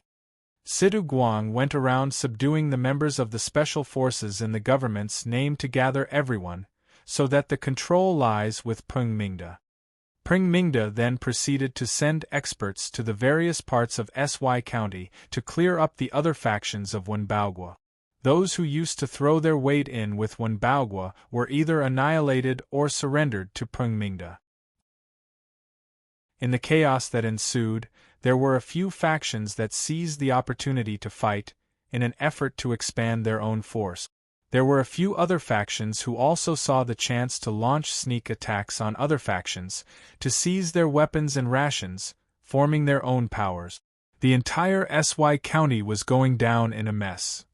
Most of the ordinary survivors hid in their homes, as they trembled and looked on at the ongoings of Sy County. Amidst the chaos, several mobs took to the streets and wreaked havoc, committing vandalism and theft, giving in to the inner demons of their hearts. Even prior to the apocalypse, there would be people who were like that during times of chaos and strife, and now, during the post-apocalypse, there was no difference. In fact, following the change of the world, there were many more people who joined in the mobs than compared to the past. After obtaining control of the police, the armed police as well as the special forces, Peng Mingde then deployed them to suppress the chaos in the county. When those policemen arrived, they were extremely harsh on those mobs, immediately executing those who were wreaking havoc. Regardless of the power behind them, when dealing with these troublemakers who liked to take advantage, the moment one captured them, one cannot be merciful. After deploying the police force to suppress the trouble within the county, Peng Mingde then sent the special forces the first chance he got to assist Su Dongmind and Luo Tianyi in subduing Qian Weimin and Lu Huifeng's troop. The fighting capabilities of the special forces were also tyrannical. There were elite snipers that were a vital part of the force. The moment they entered the fray, the troops of Qian Weimin and Lu Huifeng felt the pressure intensify. Being wiped out was only a matter of time. "Commander!" Su Jing'an came to Yu Zhong's side and woke him up from his slumber.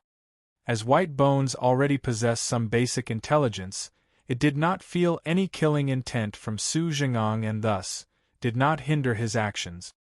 Yu Zhong opened his eyes immediately and jumped down from the bed and asked, "What is it, Battalion Commander Su?" Yu Zhong knew that they were in the midst of a crisis, and thus had slept with his clothes intact. Su Jing'an continued. The soldiers of Qian Weimin and Lu Huifeng had been ambushed by Su Dongming and Luo Tianyi's troop.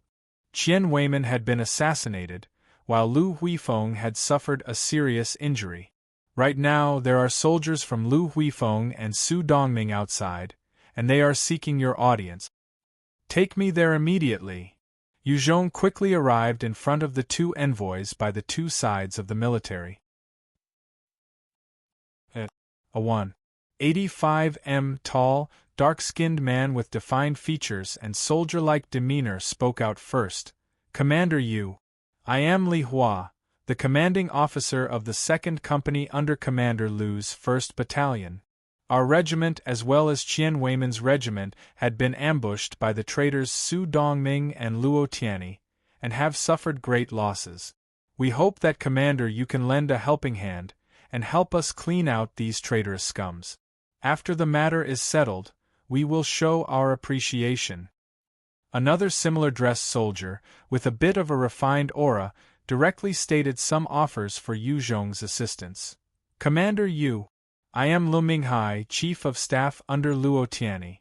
As long as you send your troops to help us annihilate Qian Weimin and Lu Huifeng's troops, we are willing to send you 300 beautiful virgins, 10,000 tons of rations, and help you train up personnels to handle artillery and tank.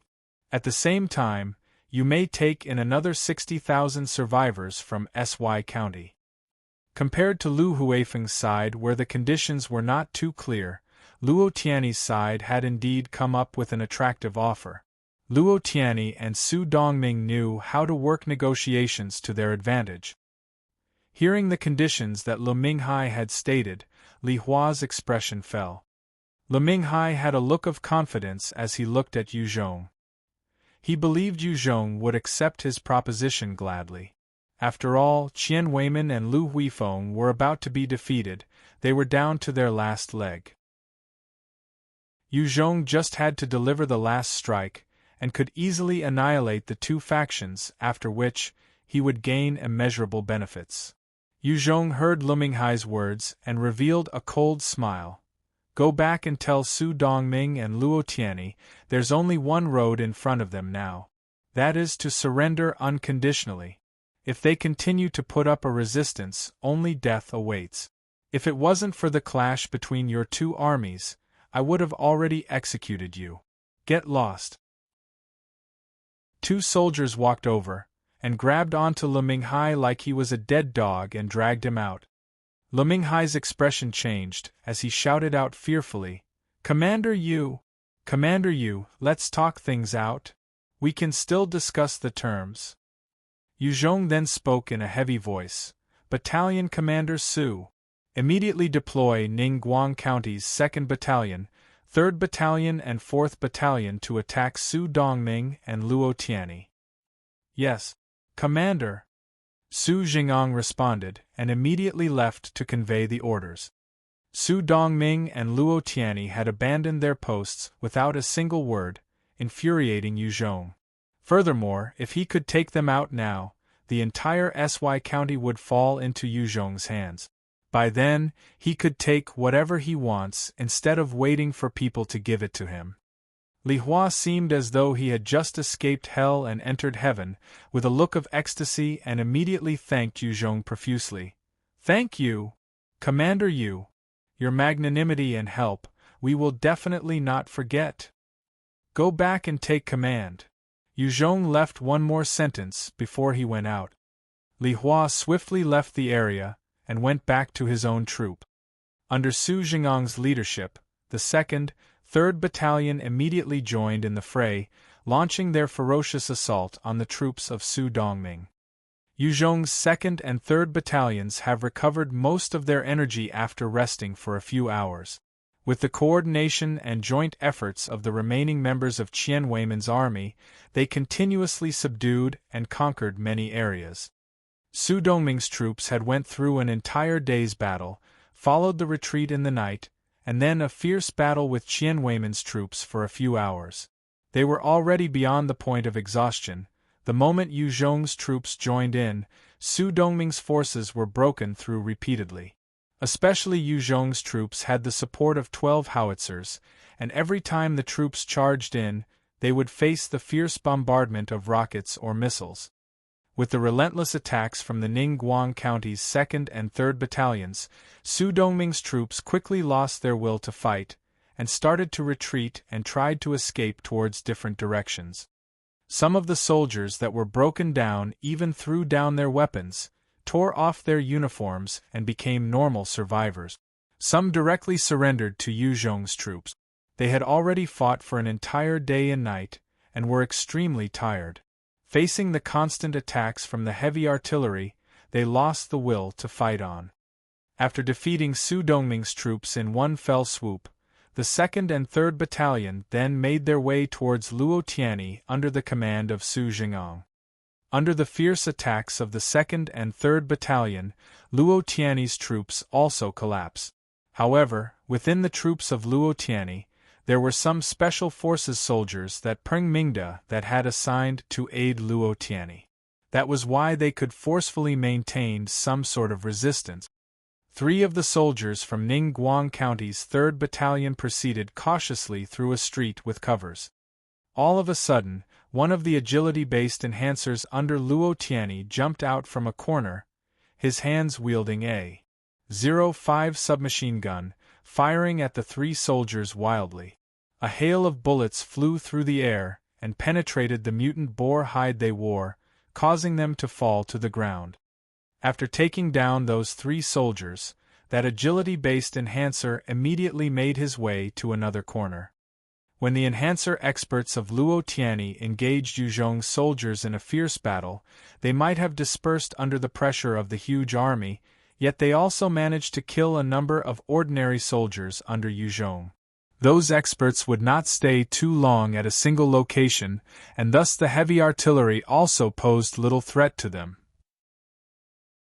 Su Jing'ang received the feedback from the front lines, and he immediately deployed the entire unit, and did not let any single team entire riskily. Instead, he chose to proceed and push slowly as entire force. A Special Forces elite sniper was proning on a rooftop of a bungalow, aiming at a small soldier.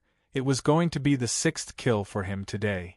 The other 5 targets had already died at his hands with their heads exploding. He licked his lips as his finger twitched and rested on the trigger.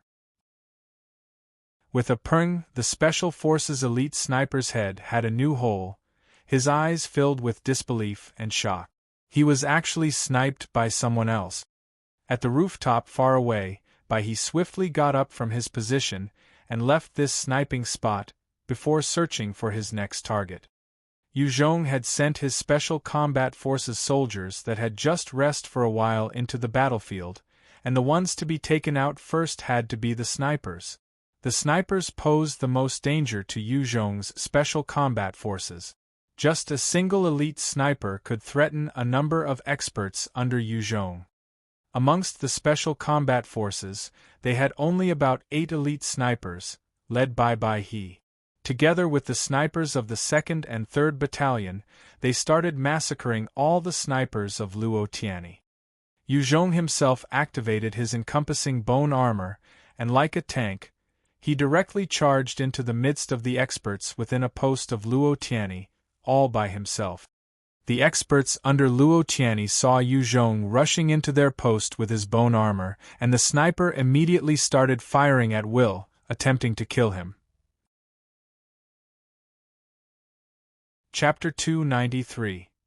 The Supremely Tyrannical Yu Zhong. Chapter 0293. The Supremely Tyrannical Yu Zhong. The Special Forces, as well as the 7 snipers under Luo Tianyi, aimed at Yu Zhong and fired the first chance they got. Right as they aimed at Yu Zhong, he had already sensed the danger, and dashed to the right swiftly. The 7 bullets missed him and hit the ground, creating 7 small holes. On the other side, he led 8 other snipers and they fired at the same time. Following the 2nd round of gunshots, the Special Forces and 4 snipers under Luo Tianyi had their brains blasted into pieces. When Yu Zhong was forced to evade, 2 agility-based enhancers could not stand waiting behind cover and immediately charged out while hoisting their 05 submachine guns as they fired wildly at Yu Zhong. Yu Zhong just stood there like some demon lord incarnate, as the bullets bounced right off his bone armor. He opened his right hand, and 5 incredibly sharp spikes shot outwards, and with a little force the 2 agility-based enhancers were immediately sliced in 5 pieces.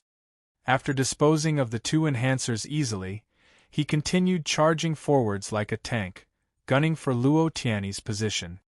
He is Yu Zhong. Join me and take him down. Once he's killed, the rest will collapse. The top expert hired by Luo Tianyi, Chen Xiong, saw Yu Zhong rushing in, and he hollered to the remaining 17 experts of his group. The bone armor on Yu Zhong had become like his symbol. The moment Chen Xiong saw it, he recognized Yu Zhong, and he was immediately filled with killing intent. If Yu Zhong had not appeared, they would have definitely lost the battle. The only question was how much damage could they deal to Yu Zhong's troops before they lost. Now that he was personally here, it gave them a chance to turn the tides. The 18 experts, with Chen Xiong leading the charge, all stepped out from behind their cover, as they wielded all sorts of weapons and charged towards Yu Zhong. "You're looking for death." Yu Zhong looked at the soldiers charging at him, and his eyes possessed a cold gleam. Swiping his ring, he swiftly pulled out a PF-98 anti-tank rocket launcher in his hand. With a roar and flash, a rocket swiftly flew out and exploded on one of the experts who was not wielding any weapons, preparing to use his telekinesis ability. With a loud explosion, the telekinesis user was immediately blasted into pieces. At the next moment, a huge vine burrowed out from the ground, shooting towards Yu Zhong. It was the vine manipulation ability of one of the enhancers present. 3 other strength-based enhancers directly lifted their heavy weapons and rushed towards Yu Zhong. There were 2 experts who had high levels in their firearms control. One was holding grenade launcher, and he fired at Yu Zhong. Due to the firearms control ability, they had superb aim. Within a range of 100 m, they would definitely hit their target. 6 agility-based enhancers activated their shadow steps and high-speed movement abilities to charge at Yu Zhong. They knew normal bullets would not be able to hurt Yu Zhong, and since they did not carry any other weapons with them, they had to become a form of attack themselves. A spirit-based enhancer tried to use his Spirit Blast ability, only to discover that it was useless. As a spirit-based evolver, Yu Zhong's spirit was averaging 11 times higher spirit than normal people, and the Spirit Blast attack from the enhancer was simply ridiculous. 2 other enhancers that possessed the Summon Beast skill summoned a huge bear that towered over 2 m, as well as a huge tiger. Both beasts shot towards Yu Zhong. Other than that, there was an enhancer with the curse ability, and he was currently chanting, as a magical symbol appeared in the sky, signifying the forming of a magic spell. Chen Xiong himself was a strength-based evolver, and his strength was beyond comparison. He wore the hide of a Type 2 mutant blackfish. They had earlier hunted a Type 2 mutant blackfish as well, that was remade into an armor piece, his head donning a helmet, and he carried a QJZ-89 easily as he fired wildly at Yu Zhong. Yu Zhong's eyes stared icily as he activated his devil flames, and a huge fireball was conjured out of thin air, immediately incinerating the vine below him. With just a wave of his hand, 5 bone spears were shot towards the 5 agility-based enhancers. In that instant, the 5 bone spears pierced the heads of those 5 agility-based enhancers, stringing them up and nailing them to the ground. Chen Xiong was firing wildly with his QJZ-89 at Yu Zhong, yet those bullets that could pierce holes in armored tanks could only leave faint white scars on Yu Zhong's bone armor. At the same time, the resulting explosion blew Yu Zhong back by a few meters. Chen Xiong discovered that the hail of firepower could not do a single thing to Yu Zhong, and his eyes were filled with shock. How is this possible? This is actually heavy ammunition. Why is it that his defense could not be broken? Yu Zhong flashed about and dodged the countless bullets and grenades, shooting towards Chen Xiong and activating his Devil Flame skill again. A huge Devil Flame tornado conjured out of thin air, and it consumed Chen Xiong, the 2 summoned beasts, as well as the 3 strength-based enhancers. After the firestorm stopped, Chen Xiong and the 3 strength-based enhancers had been incinerated. Even the QJZ-89 in Chen Xiong's hands had melted into a pool of metal. Only the armor made of the Type 2 mutant blackfish was intact, which showed the freakish defense of the beast. "I surrender! Don't kill me! I surrender!" The remaining agility-based enhancer saw how tyrannical Yu Zhong was, that even Chen Xiong could not last a second, and he was so frightened that he immediately kneeled on the floor and threw his weapon down, bawling loudly. Yu Zhong glanced at the enhancer who lost his fighting will, and pointed at the enhancer with the curse ability, as a fireball shot out and directly exploded on his head, causing his head to disappear. "Surrender or death. You have 3 seconds to make your decision." Yu Zhong turned his head and looked at the remaining experts of Luo Tianyi coldly as he called out, "I surrender, don't kill me! Commander Yu, I surrender! I surrender!" The experts that were gathered by Luo Tianyi had hurriedly kneeled on the floor in fright. Yu Zhong's vicious methods had caused them to lose their courage. They did not dare put up any further resistance.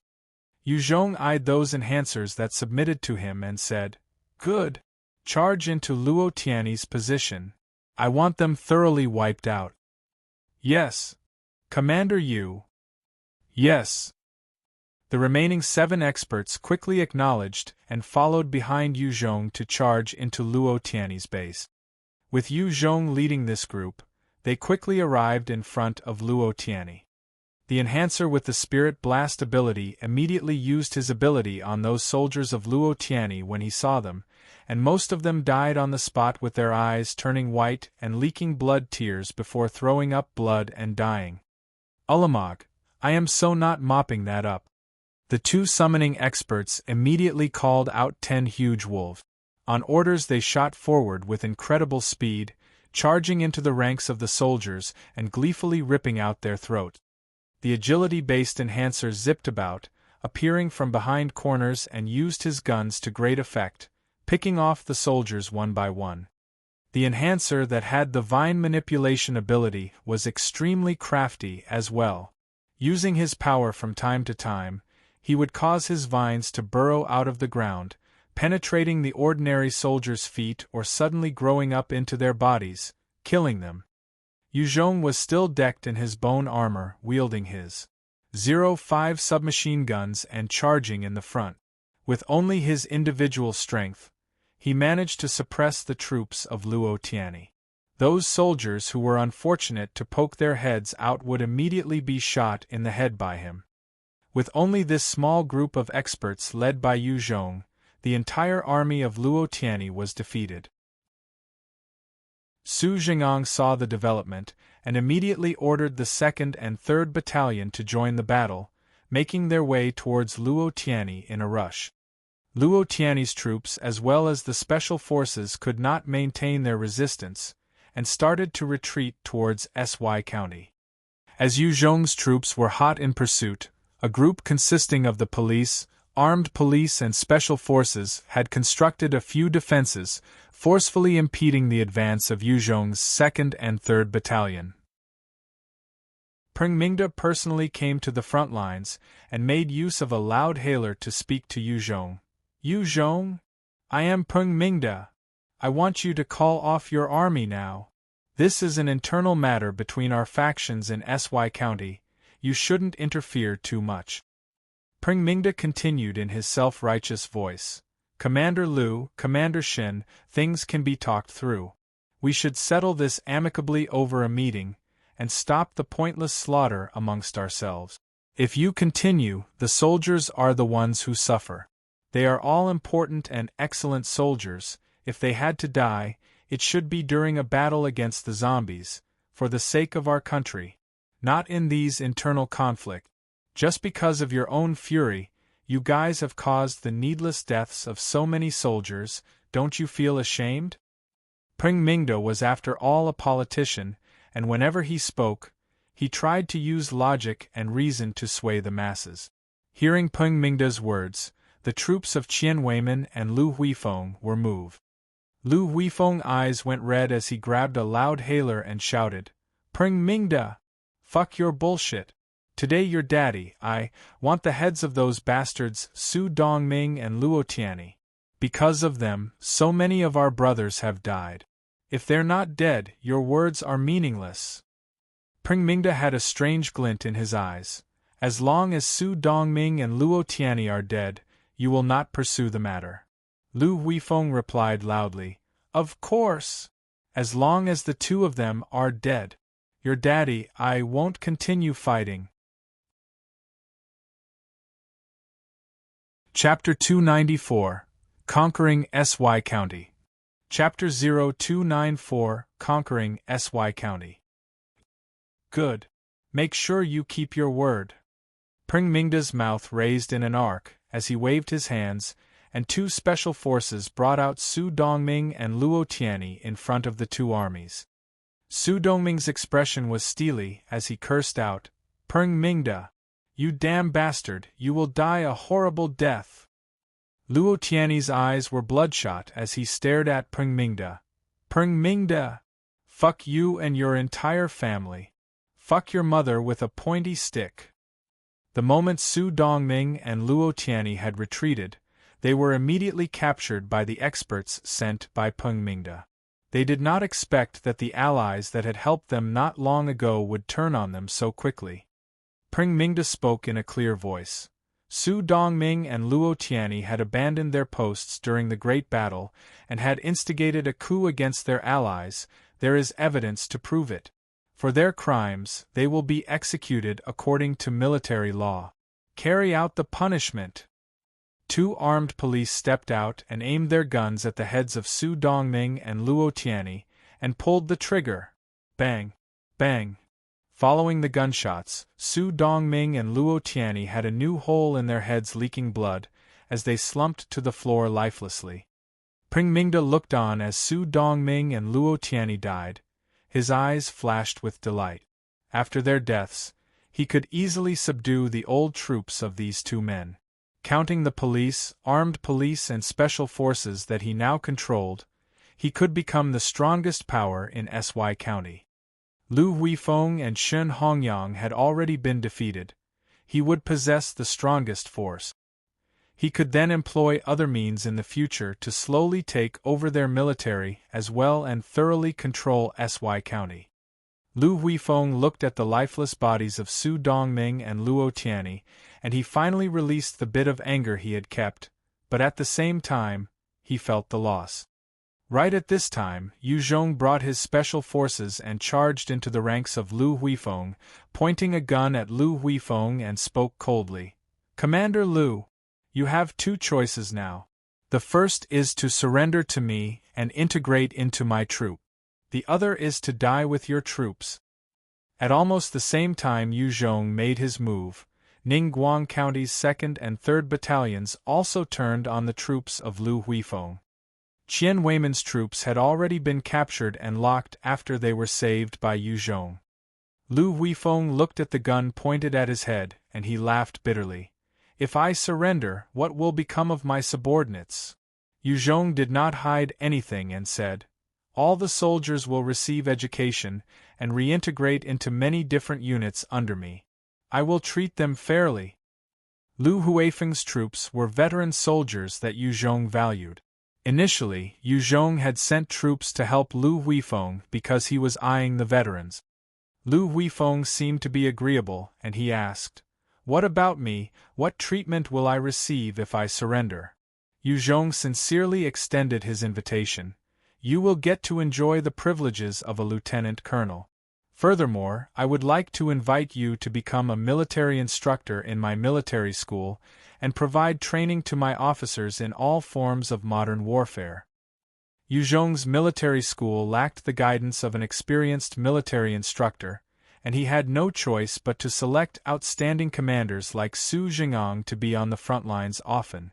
The reasoning was of course to lead his military, save survivors and engage in resource hunting. The military academy did lack an instructor with the adequate experience and knowledge in modern warfare. Yu Zhong had obtained many incredible equipments from the mechanized infantry brigade after all, but he lacked the professional knowledge, and hence could not utilize them. If he had the necessary technicians, his unit's combat prowess would definitely increase by a few times.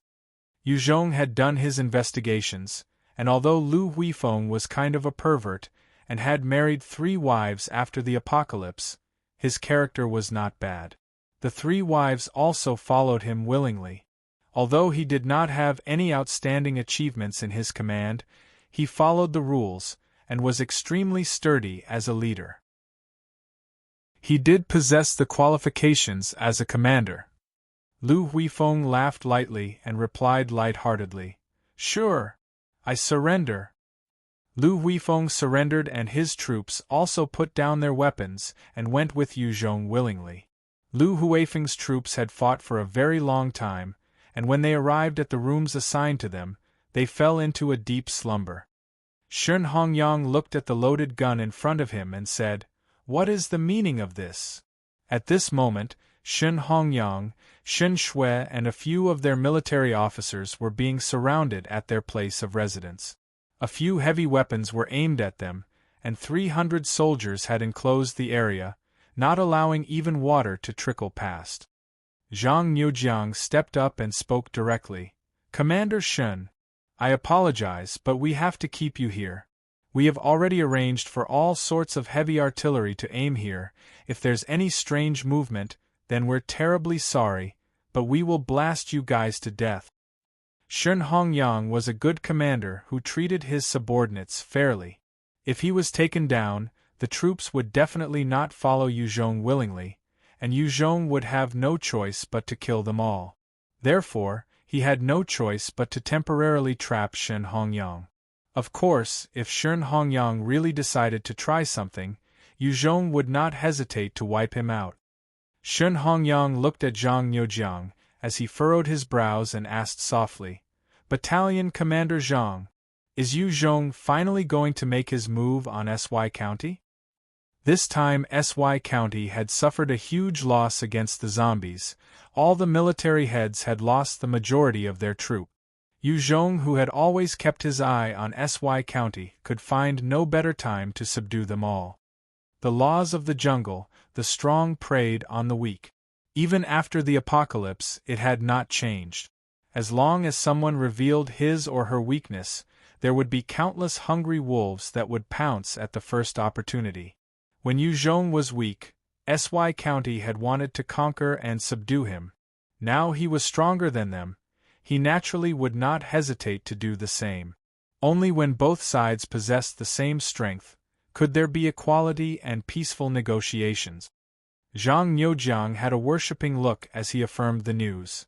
Yes, our boss Yu wants to control the whole SY County. Shen Hongyang sighed, and did not speak further.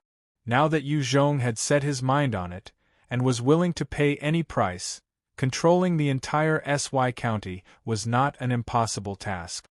On the front lines, Peng Mingda eyed Yu Zhong's army that still had not retreated, and a bad feeling arose in his heart. As of now, the only person that could stop him from being the king of SY was Yu Zhong. Peng Mingda raised the loud hailer and called out, Commander Lu Yu Zhong, are you guys there? Let's have a good discussion. Yu Zhong walked out with huge strides and eyed Peng Mingda and said lightly, Peng Mingda, surrender now. If you get your men to surrender, I can still leave you with a way out. Peng Mingda's face had a huge chance as he forcefully replied, Yu Zhong, what are you talking about? Su Dongming and Luo Tianyi, who had betrayed you guys, have already been dealt with, right? What reasons would you have to continue fighting? Don't tell me you're thinking of betraying your comrades and the government.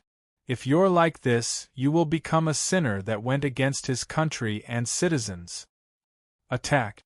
Annihilate those who dare resist. Yu Zhong waved his hand and shouted out the command.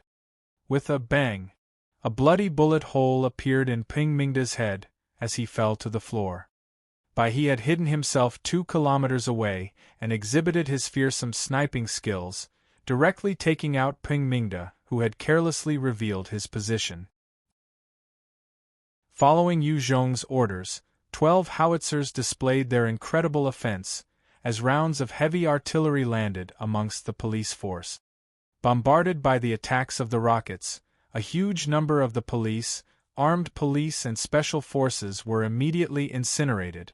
The death of Peng Mingda, who they had sworn loyalty to, caused them to lose their morale. The members of the police force tried escaping under the relentless attacks, abandoning all thoughts of resistance. Su Jingang had ordered the soldiers of the 2nd and 3rd battalions to charge at the desolate soldiers of Peng Mingda. The battle lasted only for a while, and Yu Zhong was incredibly successful. Everywhere he went, the police surrendered without a fight. Those who tried to resist were instantly executed by the soldiers of Yu Zhong's forces. This group of policemen, armed police and special forces, had been so easy to subdue was precisely because Peng Mingda had been assassinated. The other reason was that due to Peng Mingda wanting to exert his full control over this unit, he had cleared out many of the officials, and all the members of the unit were feeling fearful and naturally did not have much fighting spirit. Boss Situ, what do we do now? Peng Mingda's 20 experts had gathered by Situ Guang's side, as they all looked to him fearfully. The experts gathered by Peng Mingde were fighters who could take on 10 individually, but compared to Yu Zhong's army, it was like a mantis trying to block a car. They could at most give Yu Zhong a little trouble. Sidu Guang's eyes had a strange glint. We can't stay here any longer. We have already done so much for Peng Mingde. Let us leave now. Under the broad sky, based on our abilities, can't we carve something out for ourselves? Sidu Guang had always been wild at heart. With Peng Mingde's death, no one could hold him back any longer. Good. We will follow Boss Situ and make a name for ourselves. Let's go obtain a stronghold for ourselves. The 20 members of the elite group whooped in delight, and under the lead of Sidu Guang, they made their escape towards the distance. As SY County was really big, Sidu Guang just had to follow the longer road and could avoid the bridge that Guo Quan was guarding to leave the county.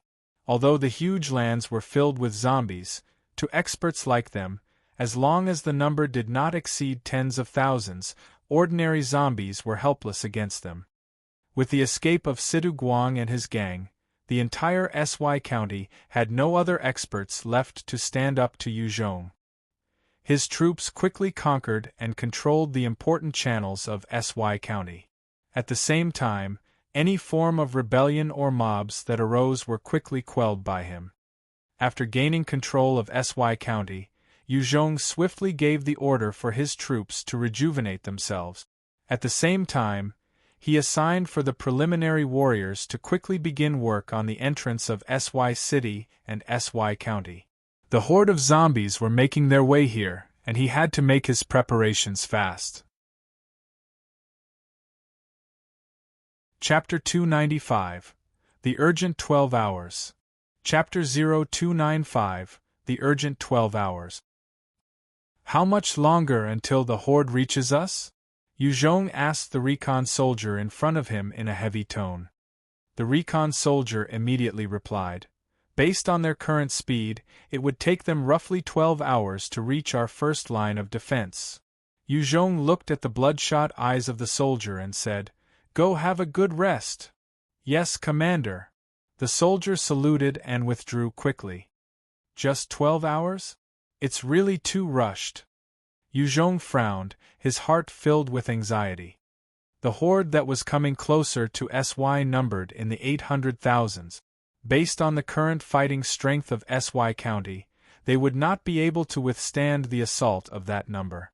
Although Yu Zhong absorbed the remaining military unit and police unit, the total number of fighters reaching 1,300, they could not be deployed straightaway. The 4 battalions of Yu Zhong had engaged the zombies previously and had to escape with their lives. Followed by the internal conflicts, they were extremely tired as well. Furthermore, the heavy weapons belonging to the military had been left behind during the battle against the zombies. Without heavy weaponry or fortification, trying to defend against the sea of zombies was simply impossible. It was a situation where he had to give up SY County. However, the current 140,000 survivors inside, having to transfer them was also a huge issue. Firstly, to gather all 140,000 was a problem in itself. As Yu Zhong had just disposed of the governing head Peng Mingde, the entire government had become paralyzed. Many officials had fled their posts, those who stayed behind were wary and unsure of their future. Since the government was ineffective now, trying to mobilize all 140,000 survivors would definitely require more time. Yu Zhong told a signal officer to convey his orders. Go get Taiyin, Qing Peipei, Lu Chengwang, Lu Yujiao, Yun Chang, Shen Hongyang and bring them here. I want to see them here within 20 minutes. Tell them, if they aren't here after 20 minutes, they can forget about finding me in the future. The signal officer nodded and immediately left to carry out his duty. Yu Zhong then pulled Chen Shirtu over and questioned him. Chen Shirtu, go get the 8th Battalion and gather the survivors. Take those from Xinyang Street, Zhongshan Street, Yanjing Street and Shijin Street, and gather them up. After that's done, transfer them according to order over the riverbank bridge, and get them to Ningguang County. How much time do you need? Chen Shirtu thought for a while, before looking at Yu Zhong resolutely and replied, 6 hours? Please give me 6 hours. I promise to carry it out properly. Yu Zhong was a little short-tempered and he shouted out, 4 hours. I will only give you 4 hours. After those 4 hours you better be taking those people across the bridge. After they cross the bridge, give every single one of them a can of type 2 meat. Eat as they move. If you can't complete this, you can forget about being a battalion commander anymore. Yu Zhong only had 12 hours to work with, and he had to gather all 140,000 survivors within 12 hours. It was extremely difficult. What's more, he had to get them across the riverbank bridge that was not exactly wide. Other than those 140,000, there were the few 100,000 tons of rations, various other foods, precious machinery, other kinds of production materials that required transportation as well. These were all important items to be sent out of SY County. Every minute, every second counted, and time was extremely precious. If there wasn't enough time to transport all 140,000 people over the bridge, Yu Zhong had to get his precious soldiers to fight and buy precious time for the transportation to be carried out. That kind of price where he had to put his life and his soldiers' lives on the line was something he was not willing to pay so easily. The immense pressure was weighing down on Yu Zhong, and it caused him to be frustrated, and his temper was shorter. After all, Yu Zhong was only human. Even though he had gained a lot of enhancements through his own efforts, these 2 days he had been fighting on the front line as much as he could, and his rest time was extremely short. Under that huge pressure, he was naturally less amiable. Chen Shirtu frowned and he asked directly, "What do I do if those survivors don't want to cooperate?" In this world, there are many types of people, some who like to wreak havoc under the pressure of imminent danger, and there would definitely be accidents. Yu Zhong replied with an icy voice, "I'll permit you to use any means to complete this mission. I only want results, I don't care about the process." Chen Shirtu shuddered in his heart as replied loudly, "Yes, I will perform this well." After making the promise, Chen Shirtu quickly ran out from the small room. 4 hours was incredibly tough and urgent for him. Within 20 minutes, Tai Yan, Qing Peipei, Lu Chengwang, Lu Yujiao, Yun Chang and Shen Hongyang had all gathered in front of Yu Zhong. Yu Zhong was the controller of SY County now. A single order could cause their entire family to be razed to the ground. They could not afford to offend him. Yu Zhong glanced at Tai Yan and the other 4 excluding Shen Hongyang and said, "Tai Yan, Qing Peipei, Lu Chengwang, Lu Yujiao and Yun Chang, when you go back, immediately gather all the survivors towards the riverbank bridge and await orders. The more survivors that are gathered the better I'll reward you after." The Tai family, Qing family, Lu Yujiao and Yun Chang had decent authority within SY County. Yu Zhong could only make use of these heads to quickly mobilize the numerous survivors within the city, as he was not yet the widely accepted leader unlike in Ningguang County and Qin Yuan County. Tai Yan was astute and could detect some hint of urgency within Yu Zhong's words and asked, "Brother Yu, did something happen?" The other 5 picked up on Tai Yan's concern and also looked towards Yu Zhong. They had felt that something was wrong. Yu Zhong was never this anxious, and his words revealed that his current mood.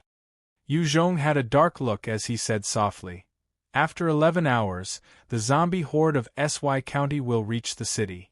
That is to say, SY City has only 11 hours left." Hearing Yu Zhong's words, all of the 6 people present had a huge change in expression. They did not expect that things would be dire to this extent. When the army was defeated, and the clash amongst the heads happened, under those conditions, the huge horde of zombies were basically unhindered and had no enemies. SY City was basically a sitting duck. Qing Peipei knew Yu Zhong would not lie about such a grave matter, but she still could not help and ask, "Is this real, Yu Zhong?" "Yes. Yu Zhong looked towards Shen Hongyang, who was kept prisoner in his own home earlier, and immediately stated his terms. Commander Shen, I apologize for the treatment earlier. I had no choice then, and I need your help now. Yu Zhong stared fixedly at Shen Hongyang and said softly, As long as you send your troops and help us tide this over, I just want 10 tanks, 7 assault helicopters and their support personnel. After we're done with this, I can let you and your troops take a fixed amount of ammo, 2 tons of fuel, 100 tons of food and leave. Wherever you want to go, I would definitely not stop you.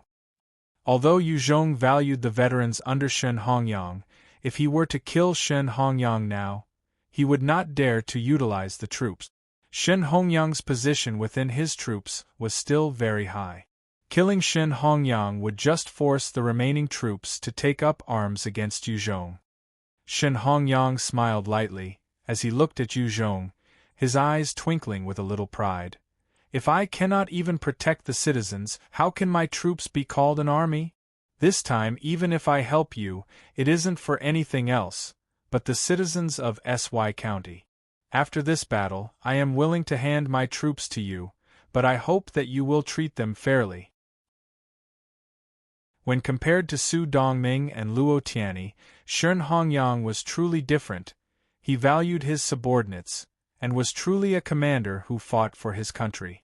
Even in a world where values and principles were trampled upon, Shen Hongyang was still someone who stuck to his beliefs, even if it was a little naive.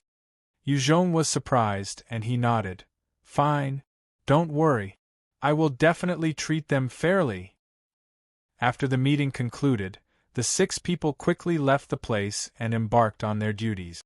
Yu Zhong also released all the troops under Shen Hongyang that were captured, and returned their light weapons to them. As for heavy weapons, each person was allocated a grenade only. Without heavy weapons, Shen Hongyang's troops did not pose a threat to Yu Zhong. The only people they had to be wary of were the experts. Under Yu Zhong's orders, the entire SY city had begun moving. The 2,000 over soldiers at the forefront of SY city were currently using whatever materials they had to construct their fortifications. All sorts of barbed wires, steel wires, barricades, cones, even some old-fashioned defenses were brought out. The barricades and traffic cones were simple and crude but were extremely efficient against the ordinary zombies. To Yu Zhong's troops, the ordinary zombies were the toughest to deal with, instead of the evolved ones, due to their numbers. The ordinary zombies gave an impression that they were endless. If it wasn't for the huge numbers of the ordinary zombies, the military would have annihilated the evolved zombies long ago. On the riverbank bridge, there were numerous vehicles constantly transporting food and rations over to the other side, placing them down, and then using the bridge to re-enter SY City and continue their moving. Once the rations were transported to the other end, they were safe for the time being. Within SY City, Chen Shirtu and Taiyan were gathering people near the bridge, separating them into groups of male, women, elderly, and children. After the apocalypse, there were still the elderly around, although their numbers were not high, being about 5% of the total number of survivors. Guoquan assigned soldiers to guard the bridge. It was after all the lifeline for Yu Zhong's troops. If something were to happen to it, Yu Zhong and his army would be trapped in SY City. If they wanted to go to Ningguang County from there, they would have to go by a detour of around 100 kilometers, going into dangerous areas which they had not yet explored. After making a series of arrangement, Yu Zhong handed over the running of the tasks to Deguzi. He had always been assisting Yu Zhong in overseeing affairs and transfer of goods and people. In fact, was extremely familiar with all the different types of jobs. With the help of Deguzi, Yu Zhong could also heave a sigh of relief. Yu Zhong walked out of the office, and felt that the horizon looked a little dark. He lifted his head, only to see dark clouds gathering, the air humid, as though it was going to rain. The weather, don't tell me it's going to rain? Yu Zhong's expression turned ugly as he thought. Mobilizing troops in the rain was the toughest even for the well-trained soldiers. Not to mention those survivors who had undergone so much hardships and weren't in the best of health. If preparations were not made for those survivors to move in the rain, the moment it poured there would be at least a fourth of them who would fall and never get up again. Fuck! Yuzhong could not help but swear as he hurriedly rushed into the command center. Yuzhong had a green expression as he called out, "De Guzi!" Immediately notify Guoquan, get him to think of a way to prepare some umbrellas and raincoat, and quickly distribute the Type 2 meat to those survivors that have gathered, make sure they eat it. Those items that have been moved over the bridge, find some place to shelter them now. De Guzi nodded his head, and immediately conveyed the command to Guoquan. Yes, Commander Yu. Su Yang, who had been promoted to a deputy commander of a company, grumbled to Guoquan. Battalion commander, the leader's orders are too rigorous. We only have a battalion's worth of people here, how can we manage so much? Guoquan's 1st Battalion of Ningguang County only had 400 people. Not only did they have to maintain security over the bridge, they had to keep watch over those people who were being moved across the bridge, and they were in charge of distributing the Type 2 meat as well. Everyone was worked to the bone.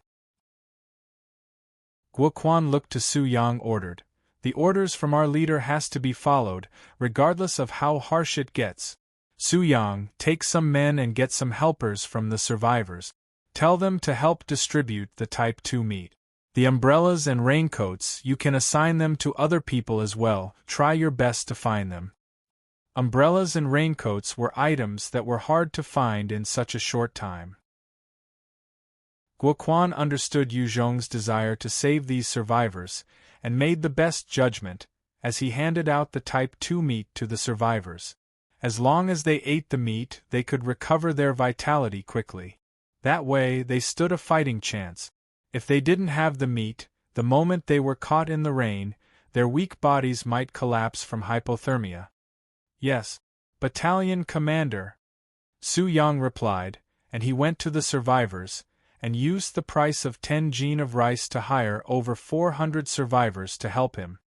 The moment Su Yang expressed that there would be free food given out, a long line formed in front of the 400 helpers. Every survivor was given an ammo cartridge, and it was the necessary item to exchange for a can of meat. As long as they handed over a shell casing, they were given a can of Type 2 meat. Chapter 296, Cruel, Cruel Rain.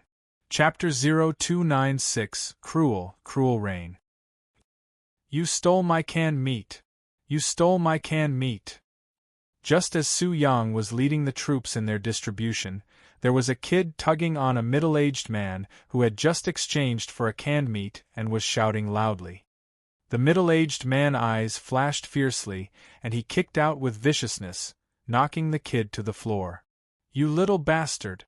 Who the fuck are you calling a thief? Your daddy, I used the ammo cartridge to exchange for this canned meat. Call out one more time and I'll cripple you. Stop! Su Yang frowned and walked over, asking, What's going on? The middle-aged man bowed and nodded his head towards Su Yang and said, Bro, this little bastard is framing me for stealing his canned meat. I had exchanged this canned meat for the ammo cartridge. The worker over there can vouch for me. Su Yang looked towards the worker. The worker swiftly nodded his head and said, It's true. He did exchange an ammo cartridge for a canned meat. Su Yang looked at the kid and said coldly, Little brat, what do you have to say for yourself? The kid stood up and had an enraged expression as he pointed at the man and said, This man stole my ammo cartridge to exchange for the canned meat. He still has one more cartridge within his clothes. Check him if you don't believe me. Su Yang commanded, Grab him. 2 soldiers stepped towards the middle-aged man. The middle-aged man's face turned pale as he took a few steps back before calling out loudly, The army is killing people! The army is killing people! Help me! Help me! This middle-aged man was the leader of a small band of thieves. During the post-apocalypse, he had also gathered a small group of brothers. With his shout, his comrades hidden within the survivors also started shouting, "The army is killing people! The army is killing us! Let's escape!" After which, those thieves immediately made their escape towards different directions.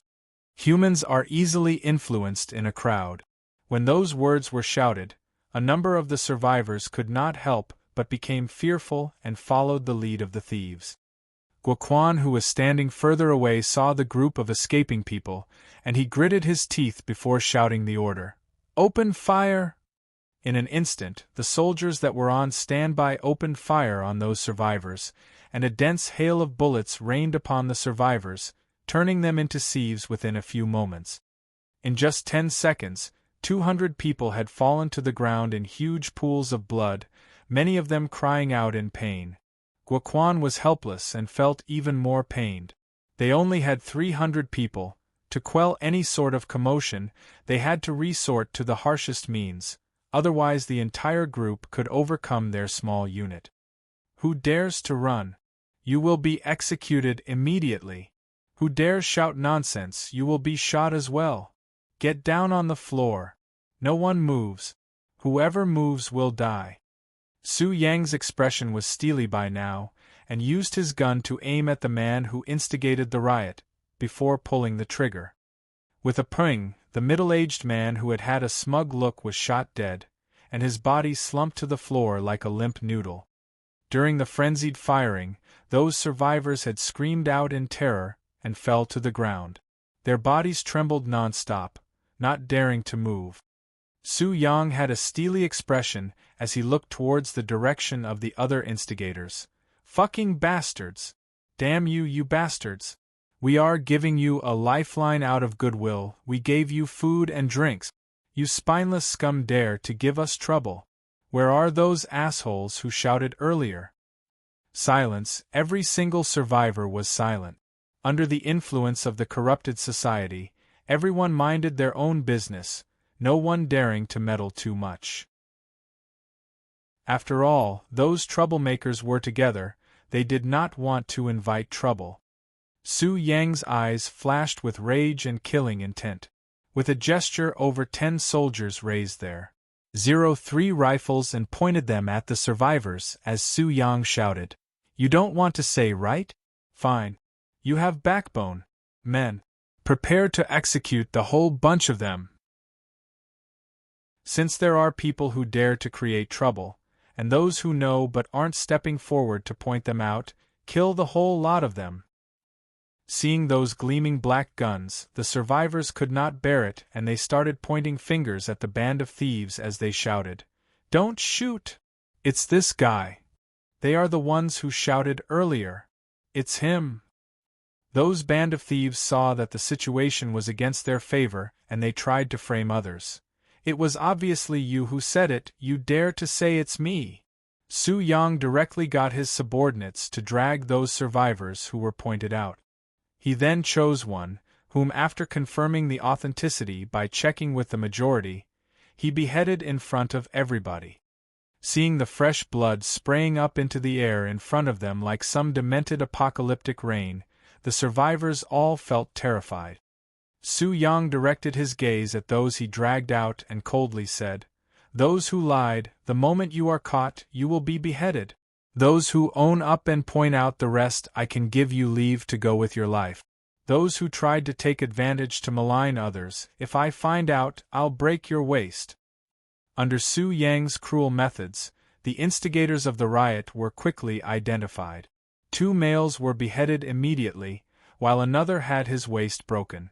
The poor bloke did not die instantly, instead he struggled on the floor in excruciating agony, for a long while before dying with a final painful whimper. Seeing the brutal and bloody scene, all the remaining survivors were thoroughly shocked and did not dare make any strange move. One of the soldiers pointed to the 7 remaining troublemakers who owned up and asked Su Yang, "Commander, what do we do with these assholes?" Su Yang waved his hands. "Send them to the scum battalion. The Scum Battalion was basically cannon fodder for Yu Zhong, and was always in need of manpower. After the dust settled on the mini-riot, Su Yang walked to the front of the survivors, and he held a loud hailer as he shouted, "All you bastards listen up! If anyone dares stir up any more trouble, you better point him out at the first chance you get. Otherwise, you will all be sent to the Scum Battalion to fight with the zombies on the front line. And everyone only gets one canned meat. If you dare steal anyone else's, I will send those thieves to the Scum Battalion as well." Facing the arduous journey to come, a can of Type 2 mutant beast meat was equivalent to a survivor's life. Stealing a can that could replenish someone's vitality was the same as stealing the chance for the person to live. Su Yang had to reinforce this, and mete out heavy punishments for infractions. Only through this method could he control the survivors and keep them from getting out of hand. The survivors saw that Su Yang was like an enraged, vicious god, and their expressions were frozen in fear. No one dared to move or say anything. Su Yang took a can of Type 2 mutant beast meat and threw it to the kid and said, "Here, it's yours. Dig in quickly." The boy immediately opened the can and started devouring it.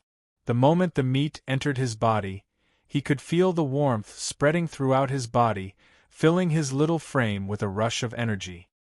Right at this time, raindrops started to fall from the sky. "Damn you heavens!"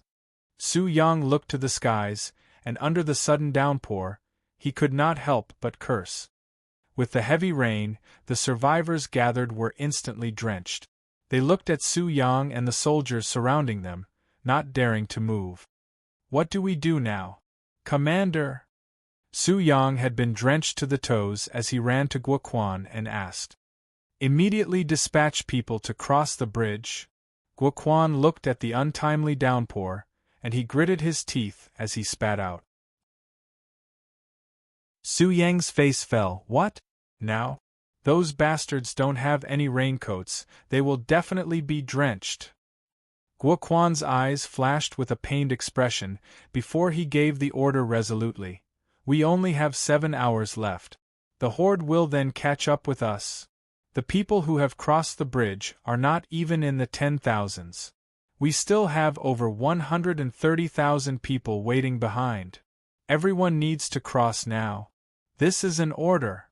Go carry it out, I'll shoulder all responsibilities." This command was extremely harsh. With the current downpour, expecting the survivors to cross without any raincoats, coupled with the fact that their bodies are so weak, they were bound to fall sick. Even if they crossed the bridge and didn't die on the spot, many of them would definitely fall ill and be too sick to move. Although Yu Zhong had the life-saving grass, but it had no effect to the common ailments such as flu and fever that had no poison. SY County was also short on medical supplies. One could imagine the potential casualties of those who got caught in the rain. Su Yang had a grim look as he replied, "Yes, Commander. I'll go carry out your orders. Whatever happens, I'll shoulder them with you." After that, Su Yang hurried left to convey the command, and quickly rushed the different groups into crossing the bridge. The younger children were the future of humanity, while the females could bear more children. Although it was extremely cruel, the elderly, especially those without any special skills, were the last to cross the bridge. They were holed up in a nearby building. Only after the majority had crossed was it their turn. Unless they were doctors or scientists that had some value to the future of mankind, they did not receive any special treatment. In the heavy rain, countless survivors were herded across the bridge, walking towards the other side. After they had crossed, they had to continue for another 500 m before they came to a building to rest. Only by crossing the bridge could they be considered safe. Chapter 297, Tough Crossing. Chapter 0297, A Tough Crossing. The autumn rain was extremely chilly, and the heavy downpour beating down on the survivors caused their bodies to tremble uncontrollably. The Type 2 meat was not a wonder drug after all. In that cold, harsh rain, the weaker survivors fell amidst the downpour, never to get up again. Amongst those who fell, there were children, women, and men, but regardless of who it was, no one would help to support them. The people behind continued to push the human sea forward while trampling on the dead, and the people forward had no choice but to continue moving or join the ones on the ground. Even when the soldiers under Yu Zhong saw this happening, they could only harden their hearts and ignored it. They had to get the survivors across the bridge as soon as possible. Every minute they delayed, the soldiers fighting at the front lines would have to stay put a little longer. Under the 1st Battalion's watchful gaze, the survivors lined up obediently, crossing the bridge according to the given order. Nonetheless, the speed was at its maximum and could not be quickened.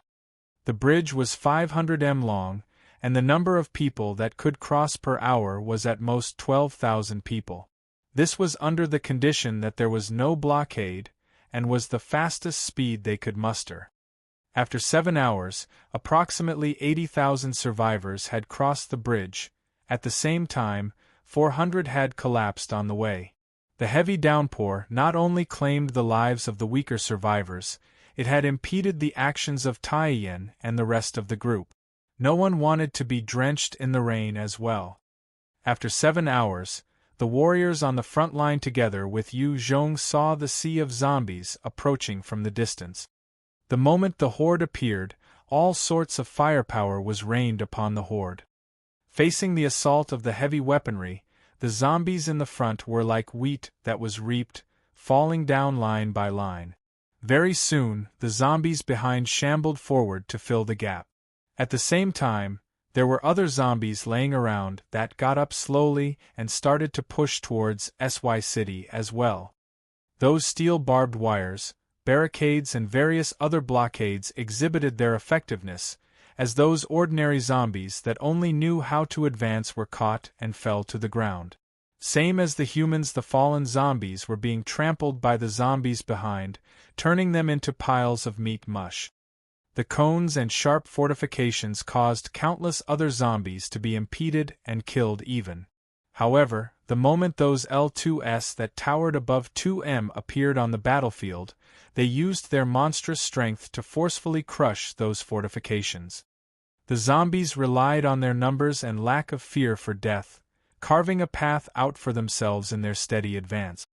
The sea of zombies was an extremely simple yet terrifying tactic. Just relying on their endless numbers and their disregard for death, they could go on forever. Yu Zhong and Shun Hongyang's troops had joined together and were killing the zombies constantly, but could feel the taxing nature of having to deal with such a tactic. Regardless of how many zombies they killed, there would be more from behind to replenish the rank.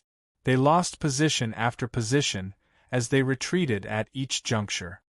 Guo Quan, what's the status report on the bridge crossing? Hurry, check and reply back to me.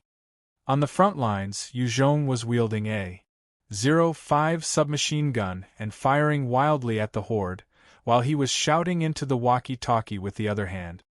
Facing the hundreds of thousands of zombies, even if Yu Zhong was a dual attribute evolver, he was practically useless.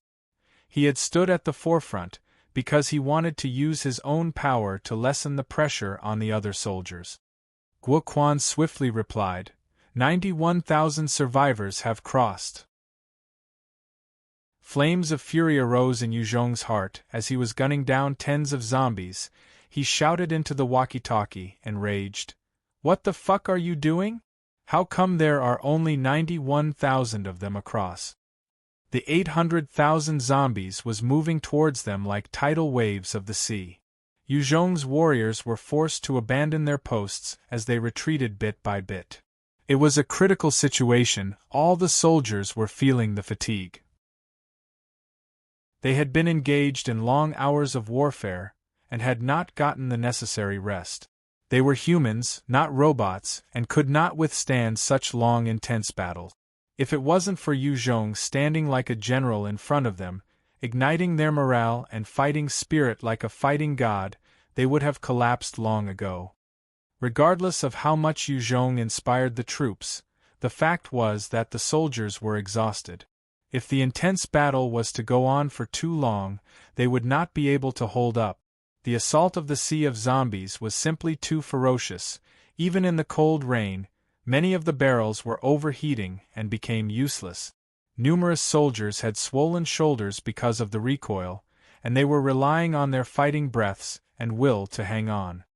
As long as the leader was not useless, the soldiers of China were soldiers that could fight on with a strong fighting spirit. Although Yu Zhong had his shortcomings, he was the one who always fought in front. Perhaps he was tyrannical at times, but he treated his soldiers fairly, and he always led his troops into victory after victory, creating myriad miracles. This type of leader was a commander soldiers were willing to fight to the death with. On the other side, Guoquan laughed bitterly. There are some who aren't willing to leave their homes. People are known to love their homeland, and aren't willing to desert if they could. Especially in this type of weather, the survivors were all the more unwilling to move. Yu Zhong's eyes flashed with killing intent and lashed out, "Let them die. Damn it. Tell them about the zombies encroaching on SY City. If they don't want to leave, I won't force them. Let them be buried with SY City for good. Bunch of assholes. Guoquan, I'm giving you 2 more hours. Whoever can be moved within these 2 hours will be my limit. After that, clear the road and leave a space for our troops to retreat. Whoever blocks our way, kill them regardless of who they are. No discussion." To Yu Zhong, his soldiers were more important than the survivors of SY County. They trusted him wholeheartedly and were loyal. That's why they had chosen to fight till the end with him. Every single one of them were exhausted, and hanging on for another 2 hours was most likely their limit. Within SY City, the remaining 50,000 survivors could not compare to his loyal subordinate. "I understand, Commander Yu. I promise to fulfill the responsibilities." Guoquan gritted his teeth, as a resolute look appeared on his face. The news of the zombie horde attacking SY City soon spread like wildfire, and upon hearing the news, all those who were hiding at home and not willing to be soaked in the rain felt shock and trepidation, and finally understood the severity of the situation. Those survivors took their raincoats, and rations and various other items in bags and rushed to the bridge.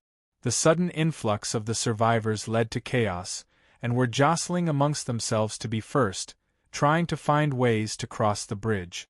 No one dared to stay in SY City longer than necessary, as the zombies would attack them in the next moment. In the resulting chaos, many people who knocked to the ground, and trampled by the others, becoming more of the runny meat paste as the rain continued to fall. Su Yang looked at the messy and chaotic crowd and shouted, "All of you better line up in rows. Whoever dares to cut the queue, you will be executed on the spot." As these people were all fighting to be in front to cross the bridge, it had caused a blockade in front of the bridge, and no one could move. No one paid attention to Su Yang's shouts. The law would not punish the masses. This truth was embedded deeply in their hearts. Since there were people squeezing everywhere, they all thought that they would not be punished. "Open fire!" Su Yang looked at the survivors squeezing. His face turned grim as he finally shouted the command. The soldiers that were guarding the bridge used their machine guns and started firing into the crowd. Under that sweeping fire, over 100 of the survivors were shredded and fell down in pools of blood and gore. That terrifying scene shocked the remaining survivors, and they became obedient, looking towards Su Yang in fear. Su Yang called out loudly, "If you want to cross the bridge, you better separate yourselves into 3 groups now. Children on this side, women this side, and finally the men this side. The elderly, please wait at this side. For those who don't want to cross the bridge, scram far away. Don't fucking block my way here."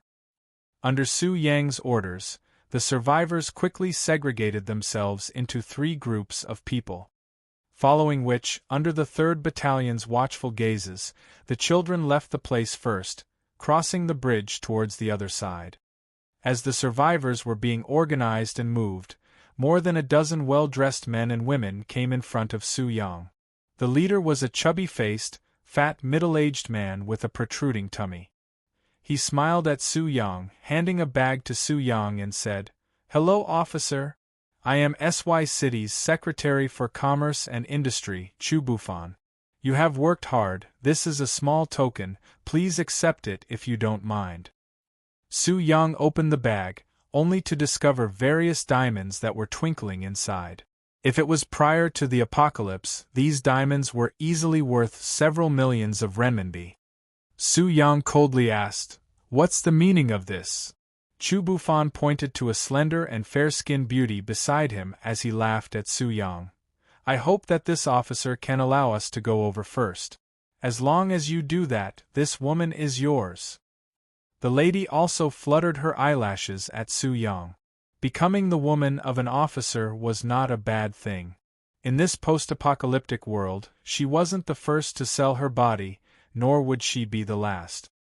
Su Yang looked at Chu Bufan and laughed coldly. "Men, lock these useless people up. Send the men to the scum battalion, the women into the women's battalion." A few soldiers stepped out swiftly and captured Chu Bufan and his group. "Sir! Sir!" Chu Bufan had a look of shock and fear as he squealed out like a pig in distress. "Don't be getting any funny ideas. Otherwise, you will face the same consequences as them." Su Yang scanned the survivors like a cheetah as he spoke out coldly. The survivors all looked down, not daring to meet his gaze. Chapter 298. Hot-Blooded Heroes. Chapter 298, Hot-Blooded Heroes. Under Su Yang's fierce threat, all the survivors became obedient, following the orders and moving in an orderly fashion towards the other side. The speed soon picked up. However, as the rain was cold and relentless, many of the survivors who had not eaten the Type 2 meat, continued to fall amidst the downpour and never stood up again.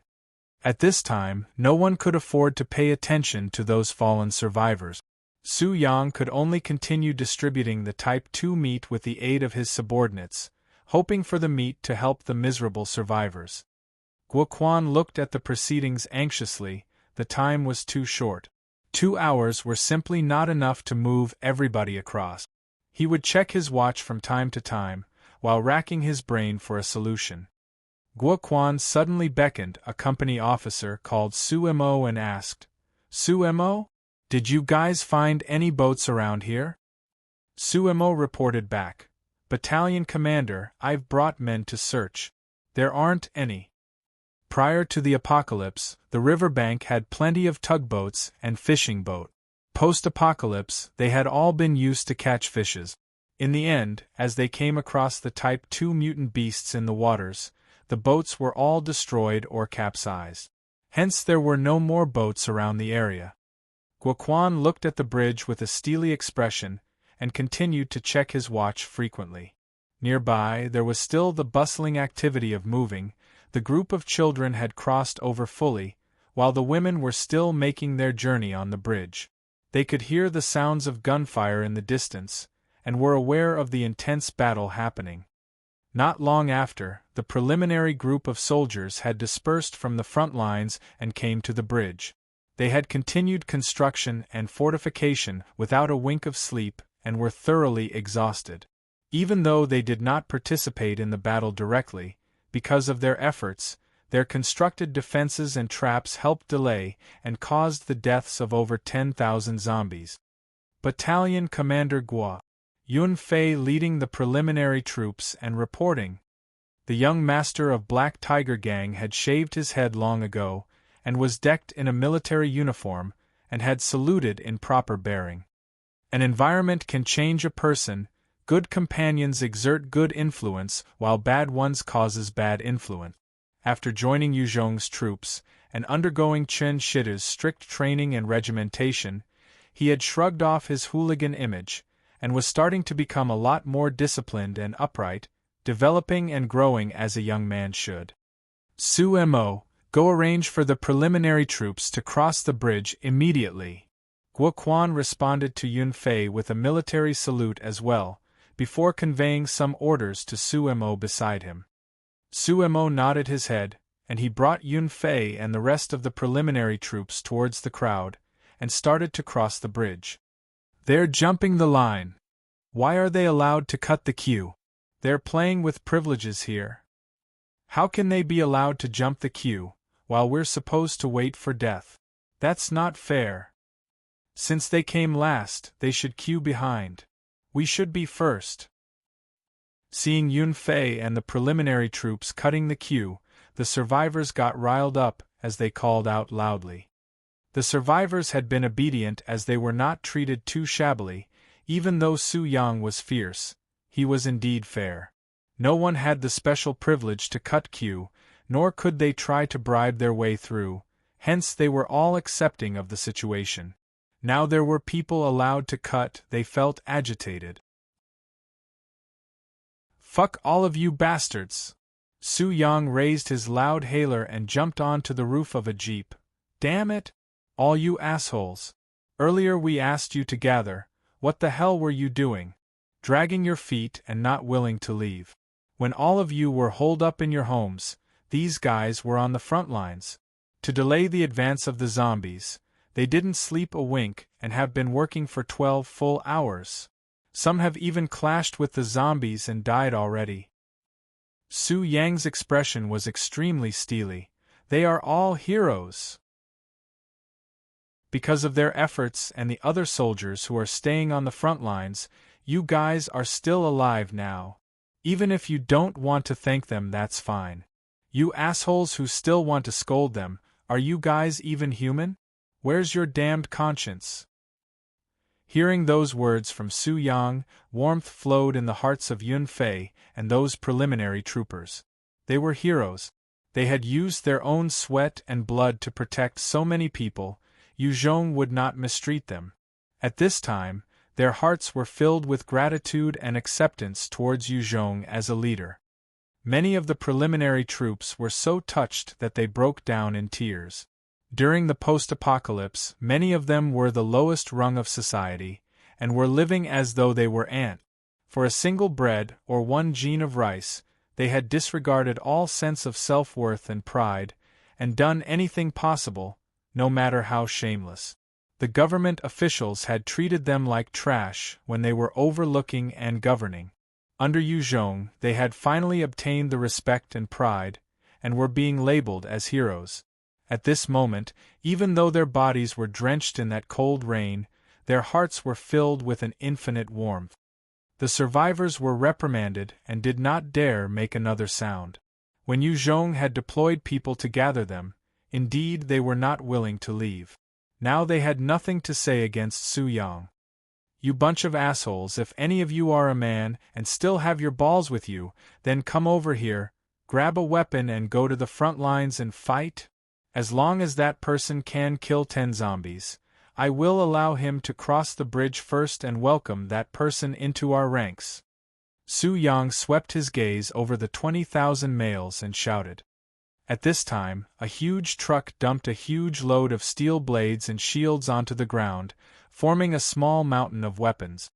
These items were initially used by Yu Zhong to equip the preliminary troops for both training and real combat, and there were enough to arm about 4,000 men. On top of that, he managed to obtain 6,000 blades that were recently completed from the army's storehouse.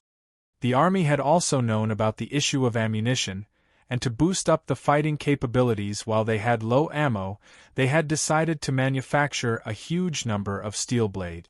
Compared to just random knives, these huge blades were more efficient against zombies. The 20,000 men looked towards the 10,000 blades and shields, their eyes flashed with a complicated gaze, and they sunk into deep thought. They knew that the horde was definitely fearsome, seeing the retreating army as well as forceful defense of the place by Yu Zhong's troops. Fighting against these terrifying monsters, if one wasn't careful, they would lose their lives. They were unwilling to die after all. Su Yang swept his gaze with scorn at the 20,000 men and spat. "Pay! Bunch of cowards with no balls. You aren't men. Since you aren't men, stay still and be obedient, await your turn. Don't act or speak out of line, otherwise my guns will fire blindly. I'm a man. I will go kill the zombies. A 1.8 tall man stepped out from the crowd and took up a blade and shield as he hollered, I am Tian Hu. I am a man. Whoever still has the guts, take up arms and follow me. I am Hai Mingfeng. I am a man. I'm not a coward. I am Xin Xiong. I am also a man, not a coward. Tian Hu's shout seemed to ignite a fire amidst the 20,000 men's hearts, and they started to step forward in droves, grabbing a weapon and shield, while shouting their names, announcing their existence. Su Yang looked at Tian Hu and the rest of them, his eyes gleamed, and he saluted them as he shouted, Good! You are all men. You will be my good brothers. Pai Dafu, go distribute a can of Type 2 meat to each of these brothers, and bring them to assist Commander Yu at the front lines. Su Yang's company officer Pai Dafu stepped out and saluted the group of heroic males, and immediately brought them towards the sounds of gunfire. There were many good men, at the same time, cowards were aplenty as well. Amongst those 20,000 men, only 6,000 had stepped forward. The rest had lowered their heads, not daring to look into Su Yang's eyes, as though they were quails. Not everyone had the courage to face death. Trash. Su Yang coldly glared at the remaining 13,000 men and spat out the words, before moving on.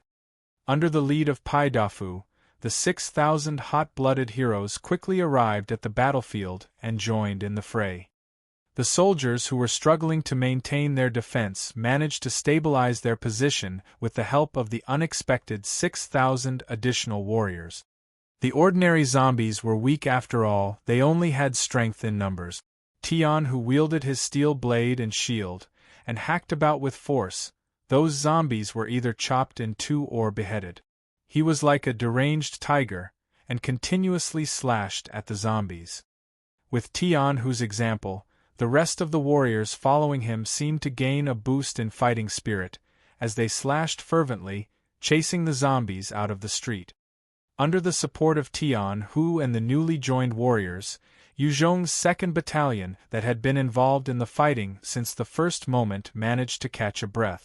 At the same time, the Special Combat Forces as well as the experts under Shen Hongyang targeted the evolved zombies, as those evolved zombies posed the most threat to Tian Hu and the rest who were normal survivors.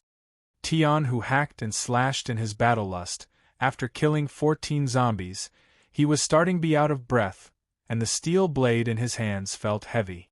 He ate 2 cans of Type 2 meat, and regained a huge amount of his energy back, however. His fighting speed could not match his initial power. After a while, he would feel his stamina depleting quickly. He was after all not an enhancer, and did not have the stamina to fight 100 zombies at once. Right in front of him, 20 ordinary zombies had surrounded him and were making their way towards him. He rushed forward and, like a possessed tiger, managed to kill another 2 more zombies. However, 3 of them stretched their claws out at him. Am I going to die? Tian Hu looked at the incoming claws, and his face changed, as he lost all strength to retaliate. Right at this time, 5 bone spears shot out, decimating the zombies in the entire area, and the surrounding zombies were instantly chopped up into many pieces. So strong! Is this the might of an enhancer? Tian Hu looked at the ease of which the zombies were disposed of, and a huge number behind them were also chopped up easily, and his mind was rattled. It was the first time he had seen the prowess of an enhancer.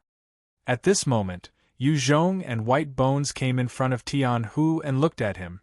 You must be Tian Hu. Well done. You're a needed hero. Care to join my troops? Yu Zhong. Tian Hu's heart was shaken, as he stared fixedly at Yu Zhong. Yu Zhong had gained quite the notoriety in SY City, and in many versions, he was depicted as a 2 tall, fierce-looking hero that seemed to reek of blood. However, the person in front of him now was just an ordinary youth. However, when he observed carefully, he could detect the faint pressure and bearing of a leader. He immediately responded, "I'm willing. Extremely willing." During the post-apocalypse, if one was lucky enough to join a power, especially that had an army of such size, it was a blessing to most survivors. Becoming a soldier ensured that they would not go hungry. At the same time, they were backed by the army, and could live uprightly in this new world. Tian, who had wanted to join the SY military previously, however, he lacked the connections, and had even offended some people, hence he did not have the chance. "Bring the rest of them and retreat." Yuzhong looked at White Bones that was slaughtering the zombies, before he told Tian who. "Yes." Tian, who responded without thinking, as he looked at the whirlwind of destruction that was White Bones, and brought the rest of the 6,000 men and withdrew.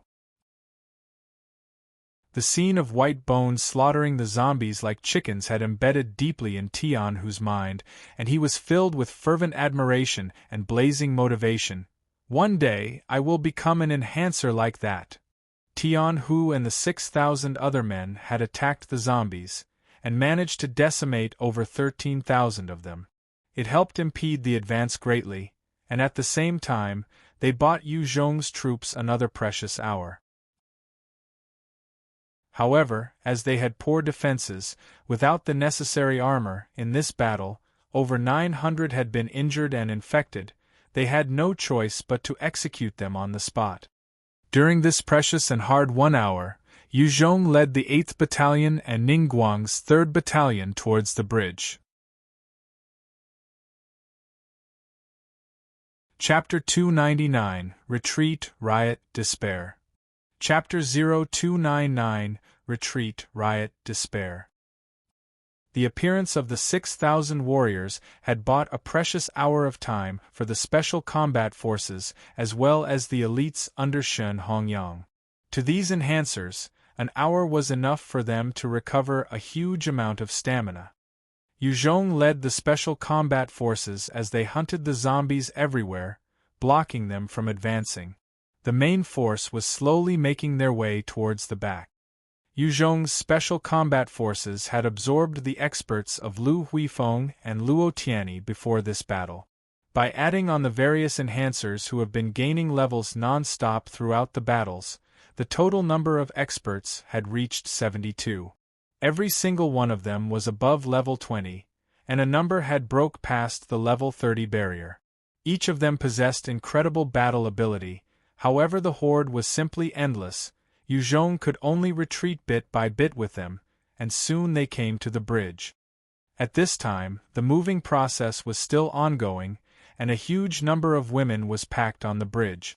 In front of the women, it was Tian Hu and the rest of the 5,000 plus warriors. The 13,000 plus cowardly men had started to become fidgety with the approaching sounds of gunfire, and were visibly anxious. They could feel the tension rising as the horde got closer. "Let us cross. Move! We want to cross. Everyone, let's fight it out with them." Amongst the survivors, one of them suddenly hollered out these words loudly. "We want to cross. We want to cross. We want to live. Get lost. Damn army dogs. Thugs." The survivors were riled up in an instant, and erupted in rage and chaos as they charged towards Guoquan. Seeing the 13,000 plus survivors rushing towards them, Guoquan seemed to hesitate for a moment. This was after all 13,000 plus survivors. He might be fierce and threatening, but he did not want to become a murderer of his own kind. "Open fire!" At this time, Yu Zhong's cold, harsh voice resounded from beside Guoquan. Guoquan heard the familiar voice, and did not hesitate further as he also shouted, "Open fire!" In an instant, all sorts of heavy weaponry opened fire on the survivors, and those miserable sods who had rushed forward without even a shred of metal on them immediately fell to the ground amidst screams of agony and pain. Under that sudden oppression, a number of them became confused and scared, and decided to escape elsewhere, or kneeled on the ground begging for forgiveness, Some even started crying, not knowing what to do. Yuzhong looked at the survivors, and hesitation flashed in his eyes. Now was not the time to be benevolent. The moment they erupted in chaos, not only will this group of survivors die here, even his special combat forces and the elites under Shen Hongyang would be buried here as well. Yuzhong did not bother about those who were escaping in all directions. He immediately picked up the loud hailer and spoke into it. "You are the last batch of survivors here. If you want to force your way across, I will not hesitate to kill you. There are weapons here. If you want to live on, take up and fight for your own life. If you don't have the guts, just wait for death." After which, Yuzhong threw the loud hailer aside, and charged into the battlefield. It was the last critical moments of the battle. Covering the retreat was the only priority on his mind now. Here, having a few extra hands would not mean shit. "All of you evacuate. I will cover you." The moment he re-entered the battlefield, he shouted towards Su Xiao and Ji Qingwu. Hearing Yu Zhong's words, Su Xiao's eyes flashed with intense respect. Covering the retreat was the most dangerous part, and a leader who would do that for his subordinates were rare and few. Fighting for this kind of leader, Su Xiao truly felt fortunate. He saluted Yu Zhong, and quickly brought his men to leave the front lines. Ji Qingwu glanced at Yu Zhong and gritted her teeth, saying, "You're going to be alone? No way. I will stay behind with you." Yu Zhong frowned and replied, "No. I can definitely leave by myself. With you, it would be impossible. Be good and listen to me." Ji Qingwu stared at Yu Zhong stubbornly. "I don't want to. I have the means to protect myself." Yu Zhong directly exerted pressure on her. "No way. It's too dangerous. Go back, this is an order. You are the commander of the Special Combat Forces. You are responsible for the lives of our Special Combat Forces." Ji Qingwu was like Yu Zhong, and was exhausted from the countless battles. It could be said that there was no Special Combat Forces soldiers that was not tired, but no one could compare with Ji Qingwu and Yu Zhong, who had not even taken a breather. The moment they slipped, it would be disastrous. "Fine. I'll listen to you, but you must promise me you will come back." Ji Qingwu was after all a girl who could see the bigger picture, so she quelled the anxious feelings she had for Yu Zhong and swiftly retreated. Yu Zhong looked Ji Qingwu's back and heaved a deep sigh of relief, before charging out towards battle with White Bones. The paths to the bridge had been blocked earlier upon Yu Zhong's orders. There was only one main channel now. All the places required at least a few tens of minutes to break through. Hence, Yu Zhong and White Bones had to defend against the horde for a few minutes. The moment the Special Combat Forces and elites evacuated, over 200 zombies lumbered towards Yu Zhong. If it wasn't for the other places being blocked, they might have been swarmed by more. White Bones lifted its hands, changing them into huge bone blades that could reach down to the end of the street. With a large arcing swing, the razor bone blades came down and across the street area, chopping in excess of 50 zombies into lopsided rotting halves. After gaining 4 points of enhancement in the Summon Special Skeleton skill, White Bones could finally display its intended raw power. Swish! His arms chopped and killed the zombies like a swinging meat cleaver. Even the L1S and L2S could not defend against the powered-up, enhanced White Bones. Damn! That's awesome! Yu Zhong had thought that it would a tough battle, but seeing White Bones cleaving through the zombies so easily? He finally understood the extent of strength his enhanced skill could display. Could be said that White Bones could take on 2,000 zombies on its own. Under that kind of exertion, White Bones' stamina was also depleting like mad. When it reached 0, it could not use any types of skill.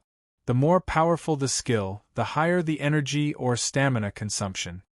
When White Bones' stamina reached 10 points, Yu Zhong immediately called it back, then whistled extremely loudly. Following that shrill whistle, Greenie flapped its wings as it descended from the skies. Greenie hovered above the city, and unleashed its wind control ability in response to the whistle. Following its incessant beating of its wings, countless tornadoes formed and shot towards the zombies. Under the assault of those sharp tornadoes, lines of zombies were sliced in twain. At the same time, the power of the gale wind caused long cracks along the floor. After Greenie released the gusts of winds, it immediately flew off, without needing Yuzhong's orders. It was not willing to expend all its energy to attack an enemy that was endless. Many high-level mutant beasts had manifestations of their natural abilities.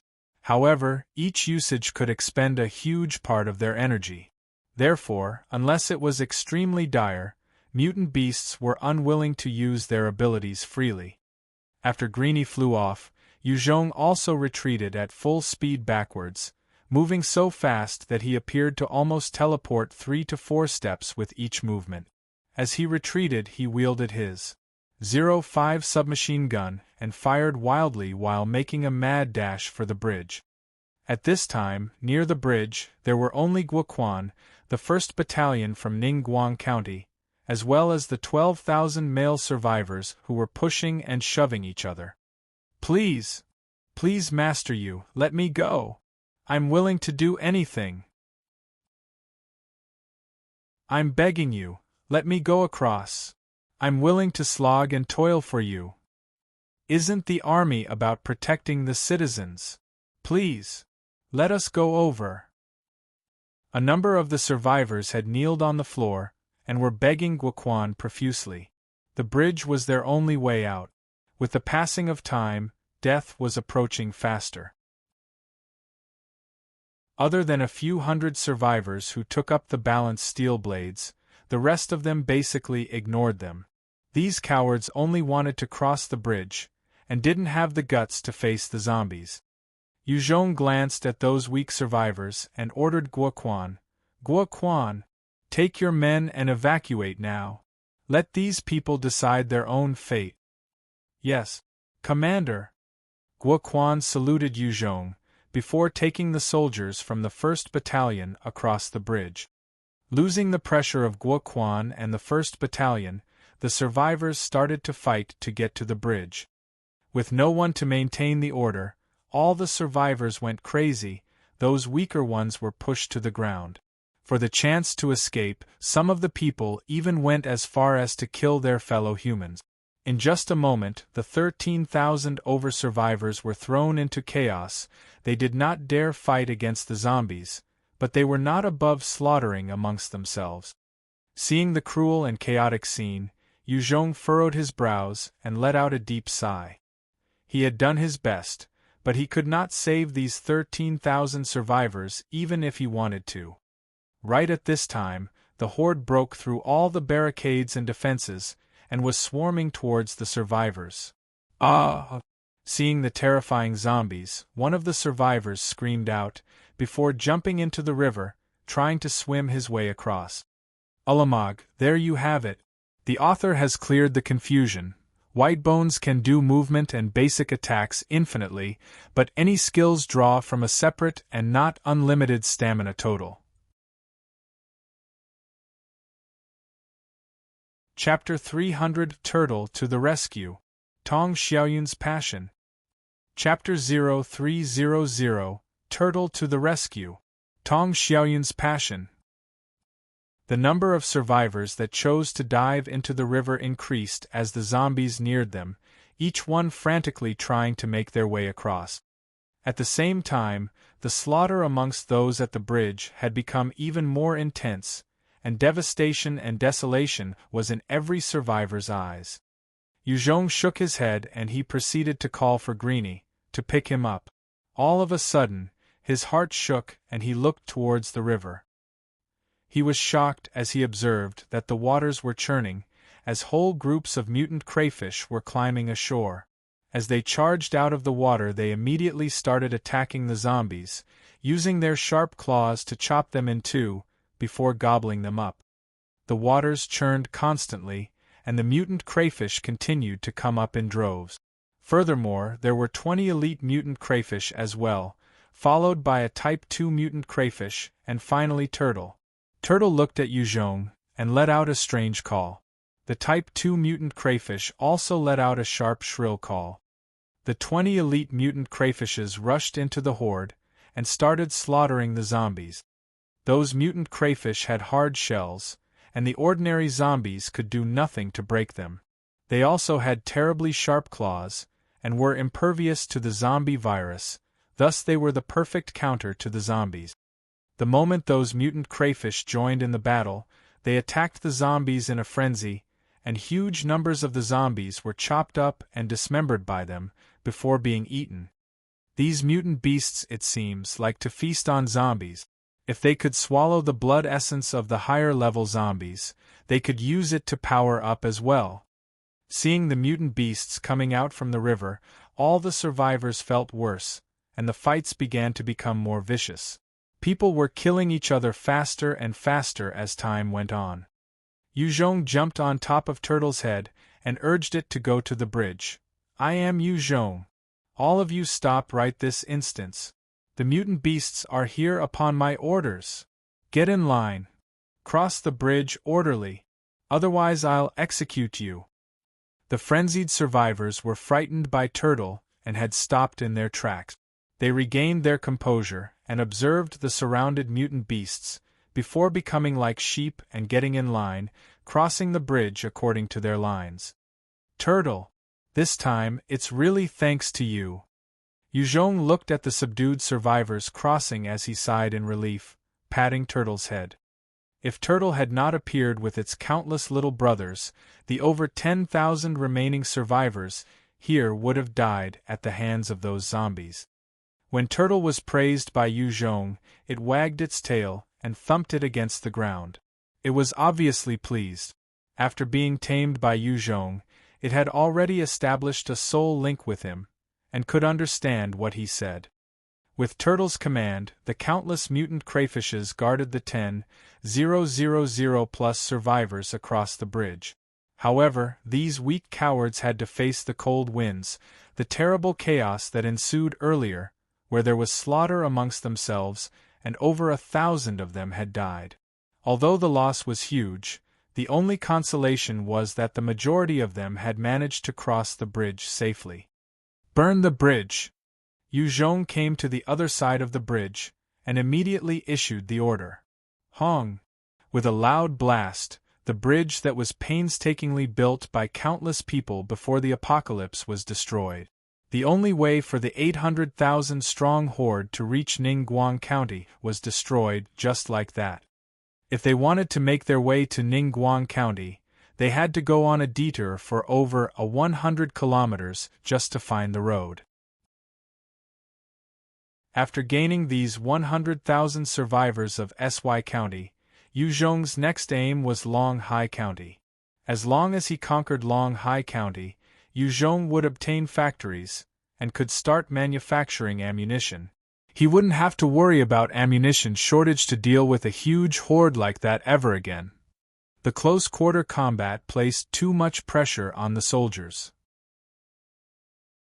Unless they wore mutant beasts' hides that could prevent even the penetration of guns and knives, the loss of soldiers from fighting zombies was too much to handle. The huge horde of zombies followed the scent of human to the river where the bridge once stood. Under the influence of a mysterious command, the zombies plunged into the waters, seemingly trying to use their own bodies to create a path towards the other side. They had been advancing for such a long way with just their masses, crossing when they saw mountains and crossing water bodies as they saw them. However, the river was filled with the little brothers of Turtle, and the moment these zombies plunged into the water, they were immediately gobbled up by the mutant crayfishes. After no results from sending countless zombies to their needless deaths, the Z-types hiding behind the horde also woke up and stopped the useless notion. The entire horde stood at the river looking blank. After confirming that the horde could not possibly make their way across, he heaved a sigh of relief and went back to take a bath, before lying on the bed and falling into a deep sleep. He had overextended himself these past few days, and the moment he could relax, he did not fight it. Yu Zhong was after all just a human. After experiencing such intense battles, he was on high alert and high-strung at all times. The lives and deaths of over a few 100,000 weighed on his shoulders, and he had not dared to relax for even a single moment. That sort of intense pressure almost suffocated him. He could finally take a break. As Yu Zhong was still drowsy and unconscious, he felt his member being grabbed by someone, before entering somewhere moist and warm, and he was woken up from the shock before looking down, only to see Tong Xiaoyun in a simple white shirt, which was unbuttoned, revealing her beautiful pink mounds and the flawless skin she got after evolving. She was kneeling in between his legs, grabbing his member, and was revealing an enchanting smile. "Good morning, Yue Gij. Xiaoyun, what are you doing?" Yu Zhong looked at that enticing and charming Tong Xiaoyun that was looking extremely feminine and alluring right now, and his heart skipped a beat. Tong Xiaoyun teasingly licked his member and charmingly said, "Yue Gij, this is called waking you up. Do you like it?" "Yes." Yu Zhong reached out to caress her face, and did not hide the rising passion in his eyes as his body grew warmer. Since the issue with the horde and danger was temporarily over, he wanted to give in to his desires and enjoy himself properly. "Then, treat me lovingly." Tong Xiaoyun giggled, and took the initiative to climb on top of Yu Zhong, before sitting down and allowing his member to enter her. Tong Xiaoyun furrowed her brow slightly in pain and pleasure, as the snow-white bed was stained with a blood-colored flower. "Love me tenderly, okay? Yue Gij, I really like you." "Oh." Tong Xiaoyun hugged Yu Zhong tightly, as her huge eyes looked at Yu Zhong pleadingly. "Of course. I like you too." Tong Xiaoyun's pleading look was the strongest aphrodisiac and ignited Yu Zhong's passion. He pushed her onto the bed, and started to thrust in and out with pleasure. As the room Yu Zhong was in was the temporary dwelling of the citizens, Tong Xiaoyun's moans of pleasure could be heard through the walls, as it resounded out. The little lowly Zhang Yulan was currently holding a towel, standing in embarrassment outside Yu Zhong's room, putting her head to the wall and listening to the ongoings within the room. Her heartbeat was quickening. She had originally wanted to take a towel to help wipe the face of the hero that she idolized so much. Especially Xin Shui, who hated Yu Zhong to the core. However, Zhang Yulan absolutely adored Yu Zhong as he had saved her. Her heart was filled with only gratitude and reverence towards him. "What are you doing here?" Just as Zhang Yulan was eavesdropping, Zhui Yadong's voice traveled to her ear. Zhang Yulan was scared and jumped up like a frightened rabbit as she trembled, before looking at Zhui Yadong, saying on the brink of tears, "Ma'am, I'm sorry? I didn't meant to eavesdrop. I just wanted to take towel to Commander Yu. I'm sorry. This husband is also too neglectful." Xiaoyun also, how could she moan so loudly, giving kids a bad impression? Zhui Yadong heard the moans of pleasure from within the room, and couldn't help but blush and thought to herself with a little jealousy. Zhui Yadong smiled tenderly at Zhang Yulan, before receiving the towel and said, "You can scoot along. I'll help you give it to him." How beautiful! How tender! His wives are really all so pretty. If I can become like them, will he look at me more? Zhang Yulan looked at the absolute beauty of Zhui Yadong, and her eyes flashed with a hint of yearning, before she replied docilely, "Yes, ma'am." With that, Zhang Yulan left the place obediently. Zhui Yadong strided into the room, only to discover Tong Xiaoyun's arched back, and her body flushed with an enticing pink, breathing erratically while lying in exhaustion in Yu Zhong's embrace, and her expression one of satisfaction and extreme charm. Yu Zhong took a look at Zhui Yadong, herself dressed in stunning clothing that accentuated her mature charms, as his eyes brightened up and he smiled. "Yadong, come over. I want to kiss you." Zhui Yadong first closed the door, then giving Yu Zhong a tender smile, as she went over to him and started making out. "Really? Husband, if you and Xiao Yimimi want to do this kind of thing, please notice your surroundings also. What if the kids pick up the bad habits from you? Chapter 301. Introducing Currency. Chapter 302. Introducing Currency. Yuzhong chuckled as he pulled the mature Zhuoyadong and pressed on to her, without even taking off her clothes. He immediately penetrated her and forcefully pounded her. Zhuoyadong's tenderness set Yuzhong's desire off again. At the same time, under Yuzhong's constant ravaging, she could not help but let out cute moans, giving a sense of being dominated, which fueled Yuzhong's passion further. After the intense lovemaking, Yuzhong embraced the voluptuous Zhuoyadong and lovable Tong Xiaoyun as they laid quietly in the bed, while he breathed in their scent and took the beauty of their skin, his heart filled with peace and happiness. Zhuoyadong laid in Yuzhong's embrace as she raised her head to kiss Yuzhong, before cheekily asking a pointed question. "Husband? Between Xiaoyunmimi and myself, who makes you feel better?" Tong Xiaoyun grabbed Yuzhong's hands as she used her breasts and stuck them to his hand, before coyly saying, "Yue Gij, it's me, right? Xiaoyun is your obedient little sister." Tong Xiaoyun and Zhuoyadong always shared a close relationship, but with regards to getting Yuzhong's affection, they would compete unknowingly. Although Zhuoyadong did not say it, she still felt jealous of Tong Xiaoyun that managed to gain a position within Yuzhong's heart as well. "Ha ha! Both of you are my precious darlings." Yuzhong laughed out loud and managed to dodge the tricky question as he lowered his head to kiss them both on their cheeks, hugging them tightly. Zhuoyadong and Tong Xiaoyun looked at each other and exchanged a smile, and decided not to make things difficult for him. Instead, they kissed him and placed their heads on his chest, listening to his heartbeat. Yuzhong was enjoying his time here. On the other hand, de Guzi was actually kept extremely busy, trying to handle so many things at once. He wished he could split himself into three. The consequences of the downpour had surfaced. Amongst those 130,000 survivors that had crossed, 40,000 had fallen ill because of the rain and were running high fevers.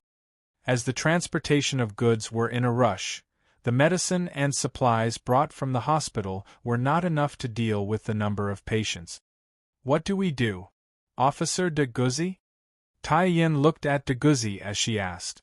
Tai Yin had shown her worth and capabilities by working closely with Yuzhong's unit, and had become an integral member of his team. De Guzi massaged his temple and gave out a few orders. "Give those fever patients a can of type 2 meat, then organize some people to help boil some water for them to drink. Those who have already fallen ill, gather them and quarantine them. I don't want a new source of outbreak for illnesses." In this post-apocalyptic world, falling ill was an extremely dangerous thing, especially with the shortage of doctors and medicine. Just a simple flu and fever could take the life of a person. De Guzi had distributed the meat like medicine because he had no choice. He could only pray that after gaining the energy, they might be able to fight the illness. Other than that, there was nothing else he could do. "Yes," Tai Yin swiftly replied and dismissed herself. De Guzi then pondered for a while, before continuing his distribution of the type 2 meat to those soldiers who had put in their all during those intense battles. All of these soldiers had stronger bodies, all they lacked was rest. However, the type 2 meat could allow them to swiftly regain their energy and stamina, preventing them from suddenly falling sick. With de Guzi's allocation, cans of type 2 meat were sent to those survivors who had fallen ill, under the supervision of the 5,000 overmen led by Tian who, the female survivors were gathered, and took on the roles of temporary nurses, and helped take care of those who had fallen ill. The type 2 meat was extremely beneficial, as the moment the patients ate the meat, it displayed its rejuvenating properties, and many regained some color on their pale faces. As there was no adequate care given on time, out of the 40,000 who had taken ill, 1,000 had passed away, but the rest of them managed to overcome this hardship and escaped death's door. This time, Yuzhong had managed to save so many survivors, the huge amount of Type 2 meat played an important role. If it was not for the Type 2 meat, even if these over 100,000 survivors crossed the bridge, at least half would have died due to the rain. After the cold, harsh autumn rain fell for 5 days, the skies regained its warm blue color. The moment the skies cleared, the 120,000 over-survivors who had been squeezing and waiting it out embarked on their journey towards Ningguang County. When these survivors arrived at Ningguang County and Qingyuan County, the masses joined and integrated with the strongholds under Yuzhong and started a bustle of activities. Factories were filled up, and everyone began production on steel knives, barricades, and making use of the hides from the mutant beasts to create armor and protection. Those 5,000 over-survivors who had proved their worth during the last few critical moments were also accepted and integrated into the preliminary troops and began their tough training. Yuzhong was extremely generous with his own troops who had fought hard for him. They had decent amounts of food. In between their training gaps, they also spent time and resources within the county, bringing all sorts of economic growth within the county. It seemed that overnight, various snack stalls, bread shops, hair styling salons, restaurants, etc. all sprung up. Chen Jianfeng sought Yuzhong out and spoke. "Yuzhong, I feel that we should start introducing a currency, otherwise it will be detrimental to our current economic growth." Within the counties, the barter system was still popular. Most of the time, rice or other food was used. As to the renminbi used prior to the apocalypse, it was worth even less than toilet paper now. The barter system was primitive and inefficient, and was not helpful to development. However, the renminbi had declined. Those who had tried running with their huge stacks of renminbi were in dire straits, not even comparable to a beggar, and no one was willing to accept it. Only Yu Zhong and his group could introduce something to be used that would be acceptable by their citizens. Yu Zhong frowned as he asked softly, "Do we give out cash? Based on our skills now, can we maintain the security and strength of the currency?" Chen Jianfeng replied swiftly, "I have already found someone to handle this issue." Their total number of survivors rescued from SY County were 120,000, adding on to the 20,000 that he had secretly transported out earlier. His stronghold had increased by a whopping 150,000 in strength. Amongst those survivors, there were various people with specialized skill sets and knowledge. Chen Jianfeng only had to spread the word, and his subordinates had found some people already. Yu Zhong nodded his head. "Fine. I'll let you handle this." Chen Jianfeng was extremely efficient, and his methods and work ethics were extremely resolute. Under his supervision, Yu Zhong's government swiftly issued out a currency called the Grand Central Empire Dollar as the new form of currency. One central dollar could be used to buy a gene of cornmeal within the rules Yu Zhong established for food companies, and 2 central dollars could be used to buy a gene of rice. At the same time, there were various other items that can be bought, including cigarettes, milk, soap, canned beast meat, canned Type 2 beast meat. Yu Zhong then issued out salaries to the military and government, allowing them to spend them as necessary within the counties. As the central dollar could be used directly to purchase food, the strength and credibility immediately gave the survivors the confidence to accept it as the new currency replacing the previous renminbi. Furthermore, many shops had the stock of Type 2 beast meat. Amongst the survivors, many of them had experienced and gone through so many setbacks. They recognized the importance and value of the Type 2 beast meat. Many of them had their hearts set aflame, wishing to own a Type 2 beast meat as an insurance for their lives in the future. Of course, the Type 2 beast meat could not be purchased so easily. Yu Zhong had set a price of 10,000 central dollars on each canned Type 2 beast meat. Type 2 mutant beasts weren't easy to kill after all. To even encounter them, one had to travel to places where the mutant beasts were strong and ferocious. If he were to be careless, he could meet a few different Type 2 mutant beasts. If that happens, Yu Zhong would also lose his life. The moment the currency was introduced, both counties seemed to regain their vigor, and many survivors started showcasing and making use of their abilities and knowledge prior to the apocalypse, and started up their own shops. There was a huge variety of snacks, and various shops had sprung up due to demand. Both counties displayed a thriving scene. Under the supervision of Chen Jianfeng, the development and economic growth boomed, and the people were filled with satisfaction and happiness. On the other side, Yu Zhong had allowed his troops to rest for 5 days, before assigning them in shift systems to make their way towards Longhai County, clearing the various villages of zombies as they came across them, at the same time grooming and training his troops. Tian Hu and the rest of the warriors of the preliminary troops were undergoing Su Jingang's harsh training every day. The various troops of Lu Huifeng were absorbed and distributed amongst Yu Zhong's troops. With the addition of a few hundred veterans, the combat power of the battalions received another huge boost. Shen Hongyang was extremely cooperative as he handed command of Su Shao and the few other experts to Yu Zhong, who transferred them into his special combat forces. The 10 tanks, 7 assault helicopters and their operating personnel were then allocated to the armored division. As a form of reciprocation, Yu Zhong had allocated a large number of soldiers from his preliminary troop to fill up Shen Shui's 2 infantry battalions, fulfilling his promise.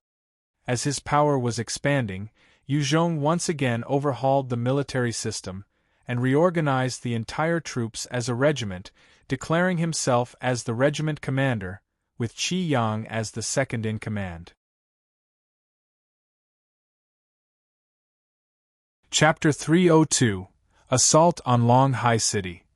Chapter 302 – Assault on Longhai City. The elite 1st and 2nd Battalion of Qingyuan County, 1st and 2nd Battalion of Ningguan County, as well as the Armored Battalion were grouped as the 1st Division belonging to Yu Zhong, its commander Su Jing'ang and Vice Commander Wu Guang. Qingyuan's 3rd Battalion, Ningguang's 3rd and 4th Battalion were reorganized as the 2nd Division, its commander Qin Shitu, Vice Commander Kong Tianyu.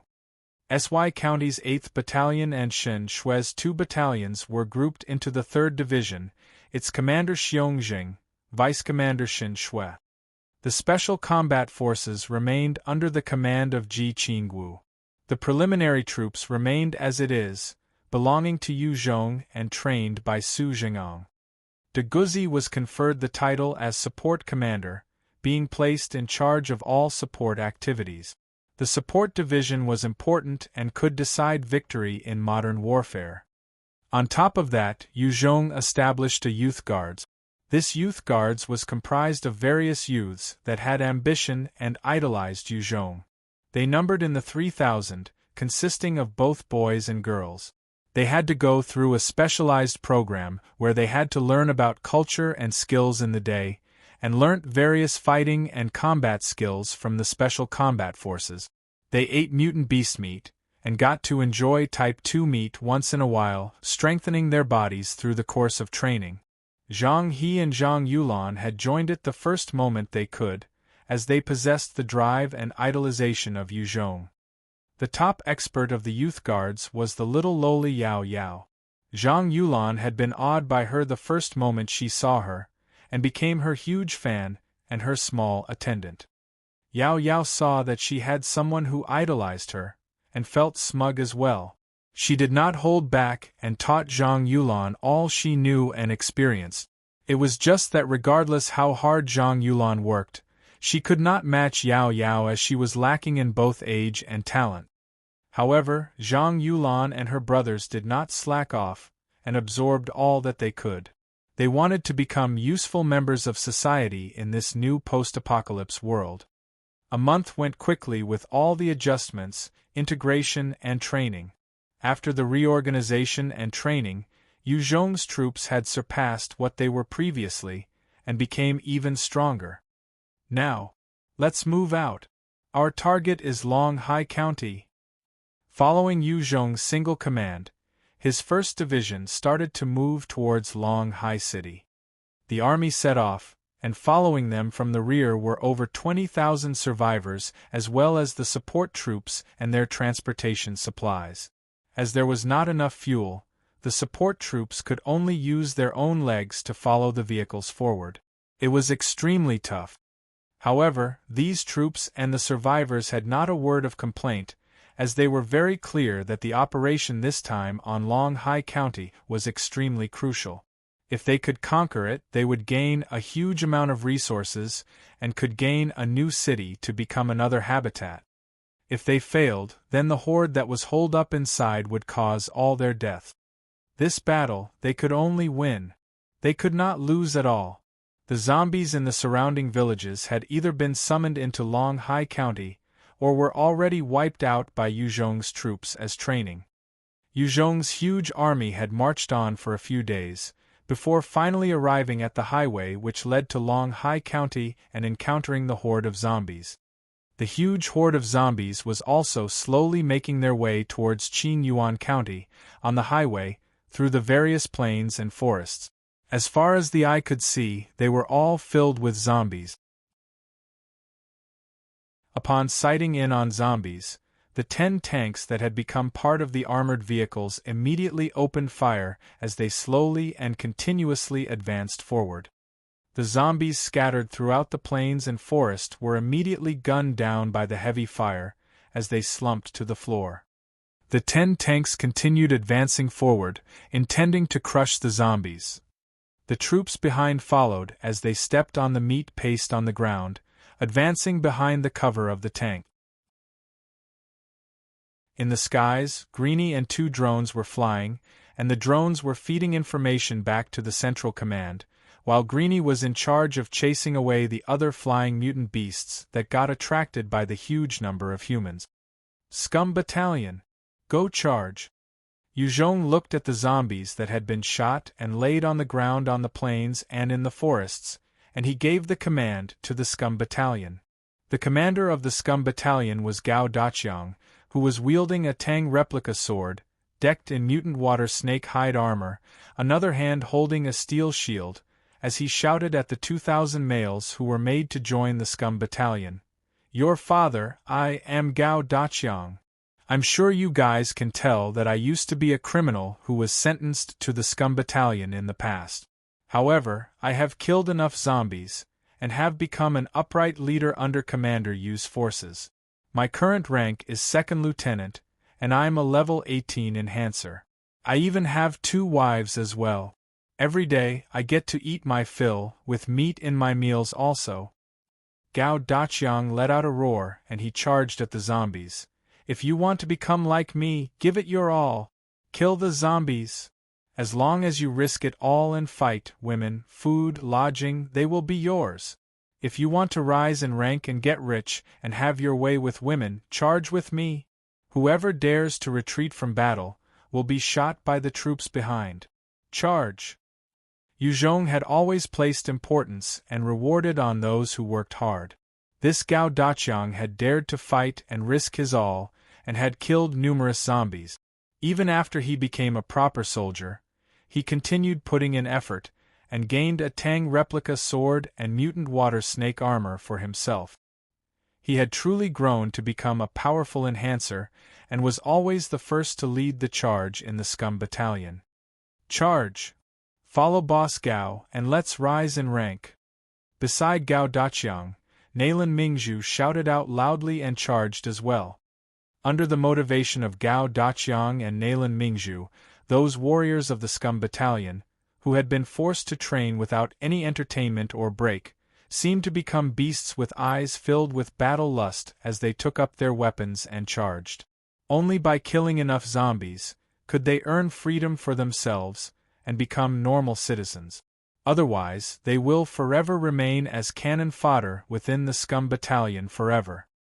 When Gao Daqiang and Nalan Mingzhu appeared, and showed that they were examples of warriors who earned their freedom and rose in ranks, and even managed to marry wives, the criminals within the Scum Battalion were immediately motivated and found the incentive and hope to perform.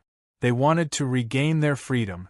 Only when one loses freedom will one truly understand its preciousness. Those who earned their freedom from the Scum Battalion were a sturdy troop of veterans who had killed at least 30 zombies.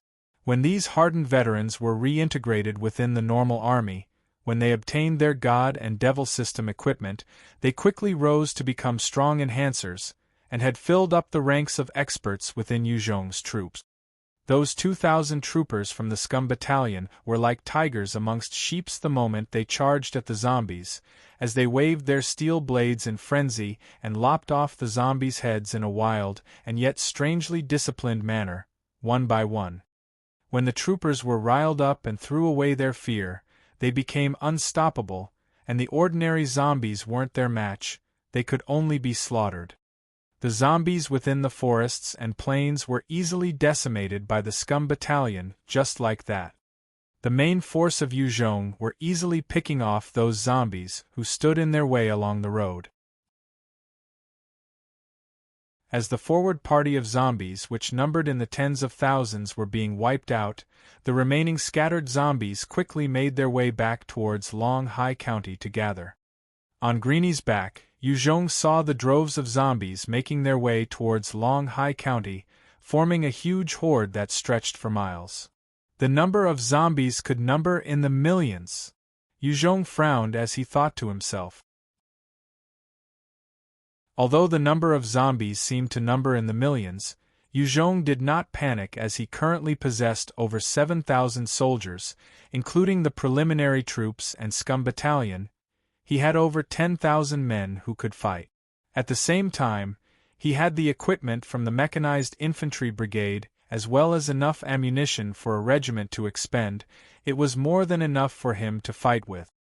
Yu Zhong had also constructed his own factory that specialized in refilling bullets and could produce 20,000 bullets a day. In a month, the workers could churn out 600,000 bullets. Although the refilled bullets were less accurate, under heavy fire, they could cause waves of zombies to fall. With this kind of support, Yu Zhong had the confidence to deal with these couple millions of zombies. After the zombies within Long Hai County had gathered, they used their old methods, surging forth like a tidal wave and charging towards Yu Zhong's troops in a frenzy as commanded by their Z-type. After gaining valuable experience from the previous defeat, Yu Zhong swiftly commanded his troops to station at various strategic points, and began construction of fortifications and barricades. In the event the front lines could not maintain, they could at least withdraw with ample protection. The main force of Yu Zhong's troops swiftly gained control over Green Wind Gorge, an important channel, and began their fortifications and awaited the assault from the horde. Green Wind Gorge was not as wide as Tiger Mouth's Gorge, and it had a decent defense line of about 4 kilometers wide, but it was the most suitable for Yu Zhong's troops to begin their work with. As the construction work was in full swing, and various traps were being dug, the sea of zombies finally approached the Green Wind Gorge. If there were any weaknesses of the horde to be pointed out, it would be that their mobility was severely impaired, and thus Yu Zhong could find ways to deal with it. As the sea of zombies lumbered towards the Green Wind Gorge, while their speed was slow, it was extremely steady. Soon, the landscape was filled with the zombies. "Open fire!" Following Su Jingang's orders, the artillery unit began firing. Round after round of rockets landed accurately amongst the zombie horde, exploding outwards with flame and shrapnel. With every blast, a huge hole would appear, and the zombies within a certain radius would be incinerated along with it. Regardless if they were ordinary zombies, or the evolved L1S, L2S, H1S, S1S, or S2S, under the relentless bombardment, they would become ash with no way to retaliate. Within a short 5 minutes, the densely packed horde had been blasted many times, and the leading force became a handful of scattered zombies. Artillery weapons were considered godly weapons, and in this post-apocalyptic world, using them against the zombies could display their terrifying strength. In just this short 5 minutes, over 30,000 zombies had been incinerated. After the constant bombardment for 5 minutes, the artillery immediately stopped. The zombies in front had been annihilated, and continuing their firing would not achieve anything. Furthermore, their ammunition was not endless. Firing one meant one less for the future. Su Jing'ong had to utilize them to their fullest potential. Facing the remaining scattered zombies, Guo Quan led the warriors from the 1st Battalion of the 1st Division forward, as they were decked in mutant water snake hide, mutant black fish hide, wielding Tang replica swords, and charged at the zombies. With the protection of the hides, as long as the soldiers took care not to let their faces get scratched, they would not get infected. With the protection of those hides, the ferocity of the soldiers from the 1st Battalion was like a sharp knife that pierced the zombies after they had just faced the bombardment of the artillery, killing any few zombies that remained. Ji Qingwu also deployed 20 soldiers from the Special Combat Forces as they followed the 1st Battalion, killing any evolved zombies such as the L2S or S2S that appeared, allowing the other soldiers to focus on the ordinary zombies. The moment Guo Quan led his men into battle, they hacked and slashed their way through, killing over 2,000 zombies, before retreating to their positions. Many had gained levels after this first onslaught. Under Guo Quan's command, they all allocated the enhancement points into stamina. In war, a modernized battalion that had immense stamina was extremely fearsome. As long as they had enough stamina, they could remain fighting on the front lines, killing even more enemies. The rest of the battalions also took turns and launched assaults on the remaining zombies, treating them as training fodder and experience. Without the densely packed horde and support of numbers, these zombies could only become meat for slaughter. The 50,000 zombies leading the horde were wiped out in such a short time, and the endless zombies behind continued forward to fill up the places and gaps, as they lumbered towards Yuzhong's forces. The moment the horde stepped up again, the artillery that was resting immediately opened fire, and the fearsome bombardment of rockets blasted the zombies into smithereens, with the scattered zombies taken out by the troops.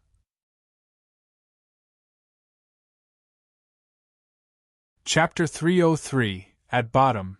Chapter 0303, At Bottom. With the support of the artillery, the position of the troops was really quite impregnable. Even when the horde swarmed in wave after wave, they would be wiped out almost instantly. Green Wind Gorge had become a merciless meat grinder, with were bits and pieces of corpses flying and splatting everywhere. The entire ground seemed to be soaked in dark blood, and the rotten stench was unbearable. The amount of firepower Yuzhong possessed surpassed the amount the SY army had.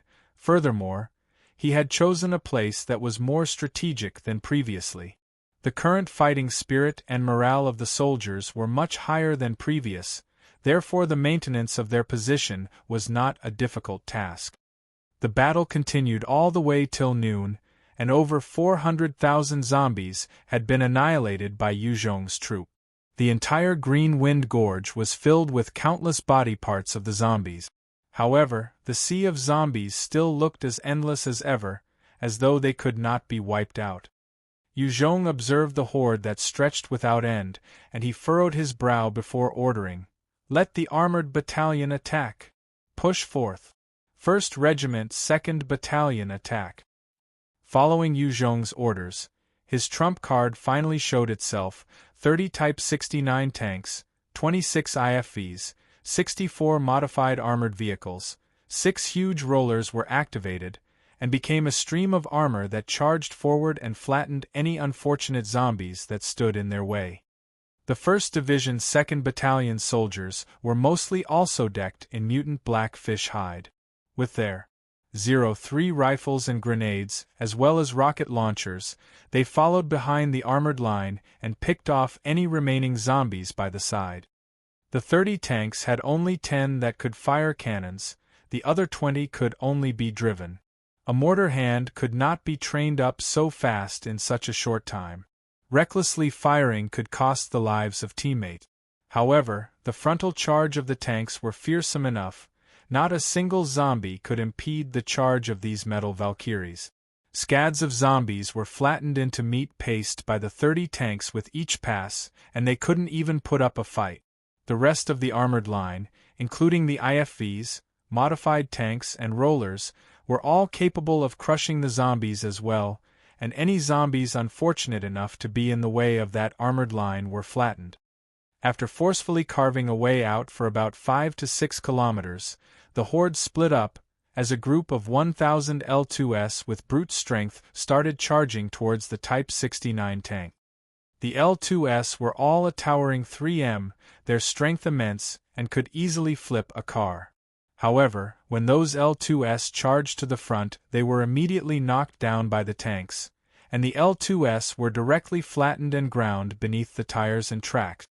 The IFVs also smashed onto those L2S viciously, knocking them away.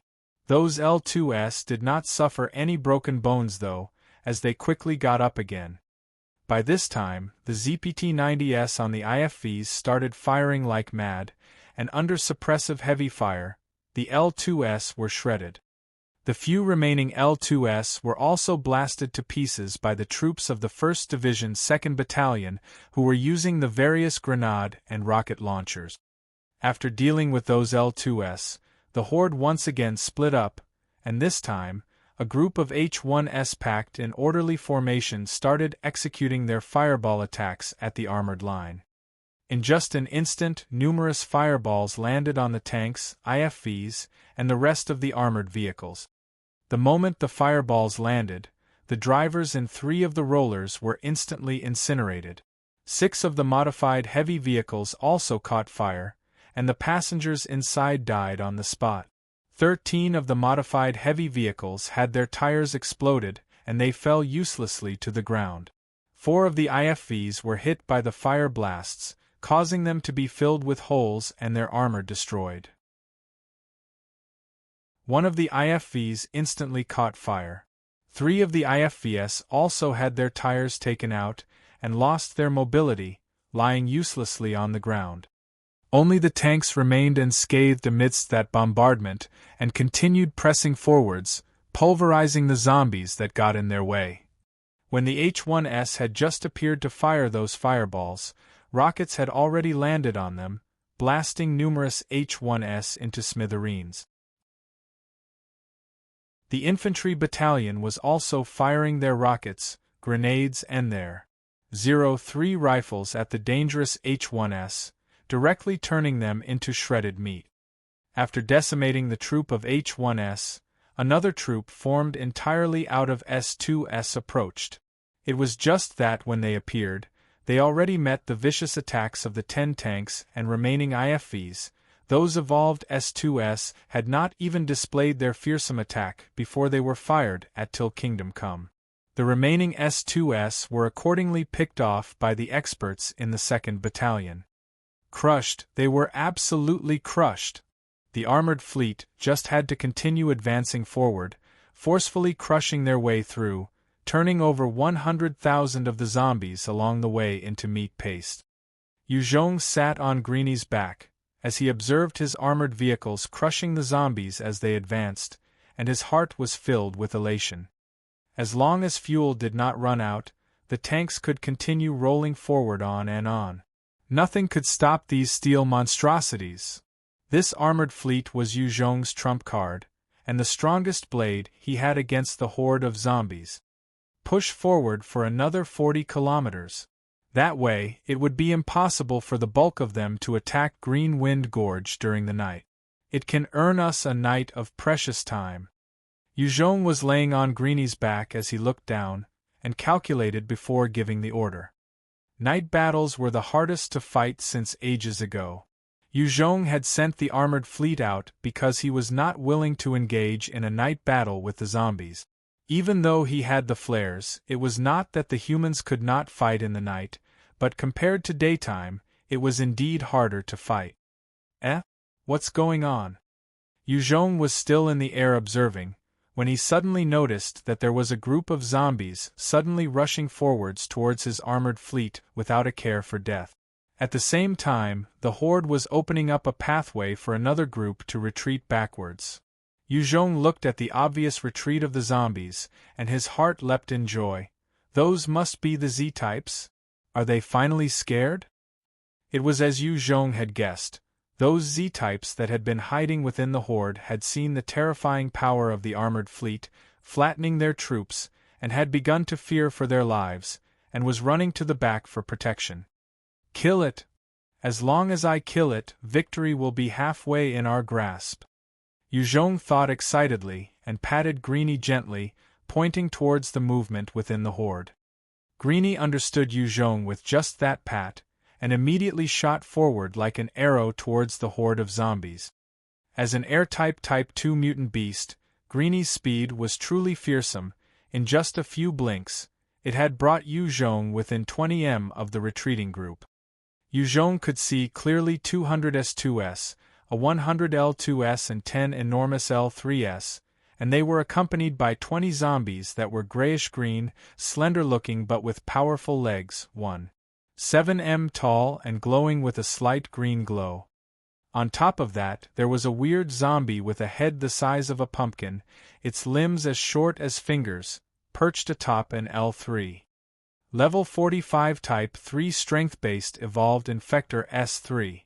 It possessed extreme speed and sharp claws that can tear through anything.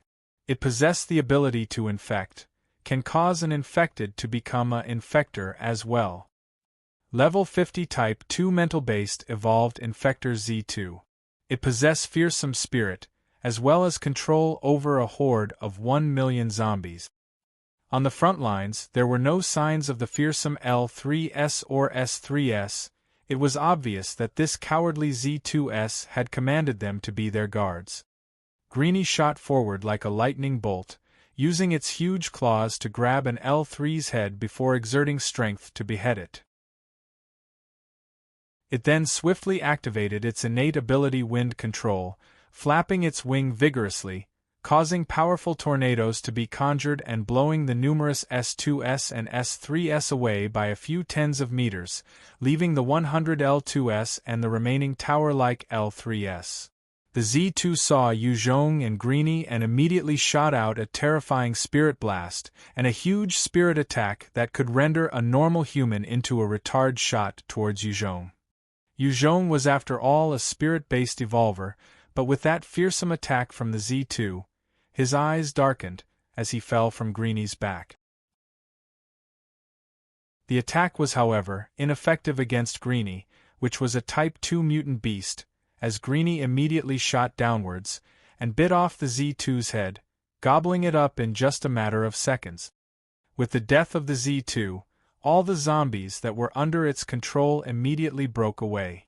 Groups of zombies lumbered off, and the 9L3S and 20S3S shot towards Yuzhong. The scent of evolved flesh and blood from Yuzhong enticed them greatly. Yuzhong could reach a speed of 12 times that of normal humans upon activation of all his buffs and skills, but the speed of the S3S were well beyond Yuzhong's speed that was enhanced by abilities, reaching at least 150 points base speed. They had rushed from way behind the L3S, but had arrived near Yuzhong and started attacking even before the L3S, their claws reaching for Yuzhong. As Greenie had just killed the Z2, it was not fast enough to react and save Yuzhong. Chapter 303: Yuzhong's Mechanized Blade. Killing the Z2.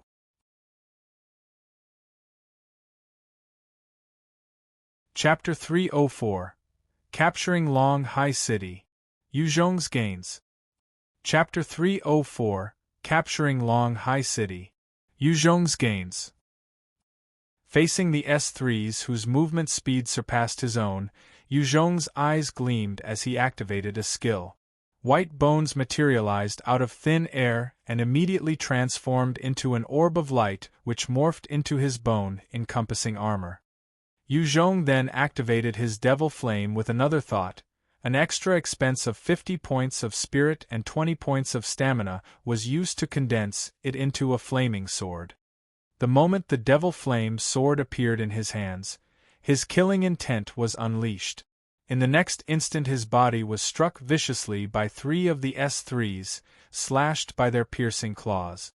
Under the attack of the S3s, Yuzhong's bone-encompassing armor that was impervious to even heavy ammunition was scored furiously, leaving 3 deep claw marks. Yuzhong activated his shadow steps quickly in response. At the same time he swung his devil flame sword and extended it to a 6 m long sword, instantly surprising and slicing across the 3 S3s in front as well as another 6 of them who were rushing forward. A huge experience orb instantly combined and got absorbed into Yuzhong, finally pushing him to the next level. Congratulations on achieving level 45, you have gained 2 points of enhancement to be allocated. Yuzhong directly enhanced his agility, before waving the fearsome devil flame sword again, instantly beheading another S3. The remaining 10 S3s had evolved and possessed a higher perception for danger, so they had evaded the first moment they could. This and their insane speed allowed them to avoid Yuzhong's strike. Yuzhong ignored the S3s that were avoiding him, and went for the L3 that was charging towards him. Under that mighty devil flame sword, the L3 was also instantly beheaded, its head rolling onto the floor. The L3s were known for their impregnable defense and immense strength. Since its tough armor was broken through by Yuzhong, its threat level diminished. Of course, if Yuzhong was struck by the charge of the L3, his encompassing bone armor might not be able to withstand that overly fearsome strength. After killing the L3 with a single slash of his blade, his left hand shot out 3 extremely sharp bone spears towards the neck. Startlingly, the bone spear that could kill an L2 instantly only managed to create a white mark on that L3's neck with a sharp ding, as though it had hit metal. To use the bone spear to deal with these L3 is really too exhausting. Yuzhong frowned as he thought to himself. The devil flame sword was truly terrifying, but likewise it expended a huge amount of his energy, and was not meant for long battles. If he could possess a sharp weapon, dealing with these high-level zombies would be easier. Yuzhong's attack had angered the L3. It swiftly stepped forward, and a fist that was the size of a wok came swinging towards him, bringing with it a terrifyingly formidable air pressure. The L3 had strength equivalent to 18 men. Thus, each fist consisted of a few tons of raw power, and it could pummel even an armored vehicle easily. If Yuzhong was hit by that, even with his enhancements, he would definitely be heavily injured. Facing the mountain-like L3, Yuzhong zipped about like a specter, dodging its repeated attacks. At the right moment he swung his flame sword down, beheading the L3. The S3s that were encircling Yuzhong seemed to have seen their opportunity. They rushed forward, surrounding him in just an instant, and reached out to slash at him. As he saw the sudden ambush by the 10 S3s, Yuzhong activated his gravity skill so that those attacking S3s would be weighed down by the increased gravity. It had appeared as though their lean bodies had gained an extra 100 gene, and their speed decreased substantially. The increased gravity did not affect the L3, which was strength-based, but to those agility-based S3s, it was an utterly lethal move. Under that pressure, they had lost their only advantage, speed. Facing these S3s that had slowed down, Yuzhong did not hesitate, swinging his devil flame sword about in attack. He easily decimated the 10 S3s. After killing those S3s, Yuzhong charged towards the remaining L3s. With a few plain slashes of his blade, the remaining L3s were all wiped out. After taking care of these high-level zombies, Yuzhong swiftly swept any and all drops into his storage ring and jumped on Greenie's back before they flew to the skies. Yuzhong's strength was indeed tyrannical, but even he could not fend off 100,000 zombies. When he was in the skies, he looked once more at the battlefield below, only to discover that the once concentrated and densely packed horde had broken up, scattering in different directions within their various smaller groups. There were some remnant groups that were still attacking the armored fleet, but even more were dispersing and lumbering off. The death of the Z2 had caused the horde to lose their commander, and many of the zombies were standing around blankly, without a hint of their hostility earlier. Su Jingang, who was stationed within the command center, had noticed the horde breaking apart, and immediately ordered the 1st Division to begin their assault on the leaderless horde. When the 1st Division arrived at the battlefield, most of the zombies had already broke away, running with AZ-1 and escaped in different directions. Those that remained on the battlefield were a few 100,000 which were still moving mindlessly forward. Although the horde looked as dominating as ever, without the command of a leader, they could not form into wave after wave of coordinated attack. They could only advance with instinct, and that kind of assault posed no threat to the power of the 1st Division. Pretty soon, they were overcome easily. The huge horde had dispersed and were scattered everywhere, so even when the soldiers fought till evening time, the 1st Division could not totally annihilate the zombies. They could only retreat under the cover of the armored battalion. It was simple truth that fighting during the night was too disadvantageous. However, since the commanding Z2 was taken care of, the remaining zombies were still scattered. Having to suddenly evolve a new Z2 required time as well. The next day, Su Jing'an got an early start, and had already led the entire 1st Division to launch countless assaults on the various zombie groups both here and running. As these groups were comprised of mostly ordinary zombies, and their mobility was severely impaired, Su Jing'an and his troops swiftly caught up. Under the constant bombardment of the armored battalion, huge patches of zombies were blasted into pieces. As a result, those Z1s hiding within these groups abandoned the mini-hordes and retreated under the protection of the other evolved zombies. With Greeny's help, Yu Zhong managed to dispose of another 4 Z1s, but there were still 3 of them who managed to escape with the cover of other evolved zombies. Losing the command of the remaining Z1s, the horde of zombies turned into free EXP, allowing the troops to slaughter with no efforts whatsoever. Su Jing'an commanded the troops forward, and they took care of the remaining zombies with extreme ease. The intense battle continued for another 5 whole days, and almost 700,000 of the zombies were annihilated without the control of their Z2 or Z1s. In fact, they had managed to wipe out over 500,000 of them with the help of heavy firepower. Only because if this had the slaughter of the zombies achieved such a height. After losing the command of the Z-types, the zombies did not surge forward like they did initially, and hence the heavy artillery could not achieve similar results as that of the beginning. After 5 days and almost wiping out all the zombies, Yu Zhong's troops made their way into Longhai City.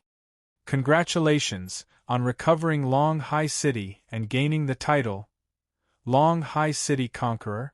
This title gives you +2 enhancement points in all attribute. This title cannot be re-earned.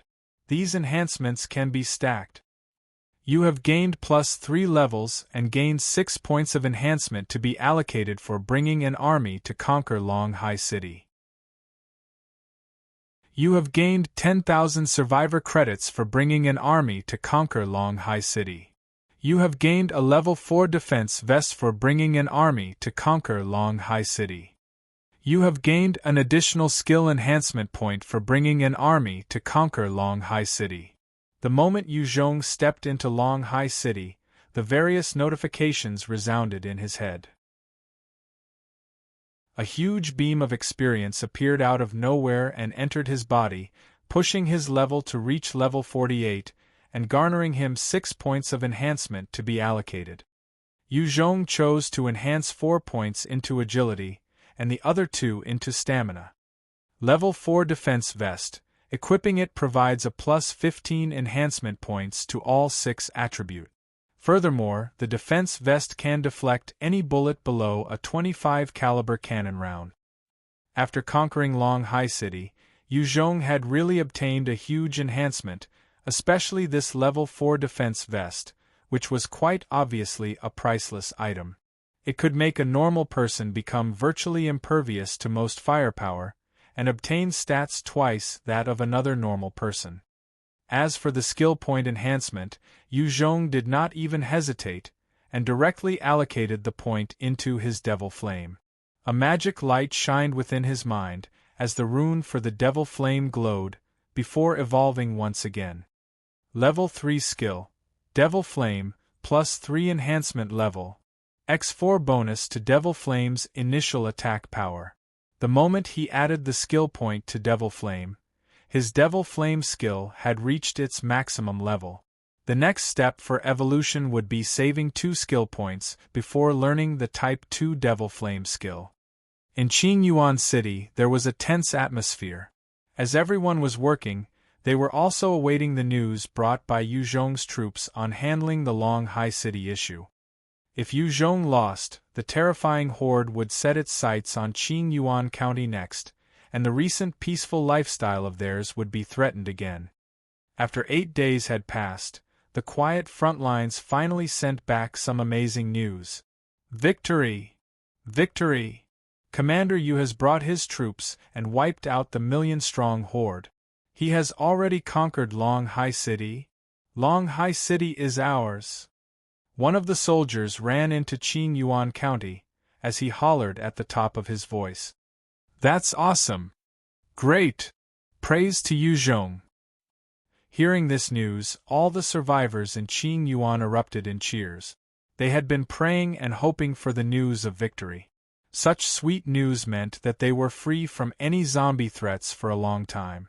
They could set their mind at ease to work and live on with pride and dignity. The entire Qingyuan County celebrated, as everyone fell into a festive mood. After Yu Zhong conquered Longhai City, he immediately deployed his troops to continue their assault on the zombies in the surrounding towns. Longhai City had over 6 million citizens previously, and Yu Zhong had only conquered its city center.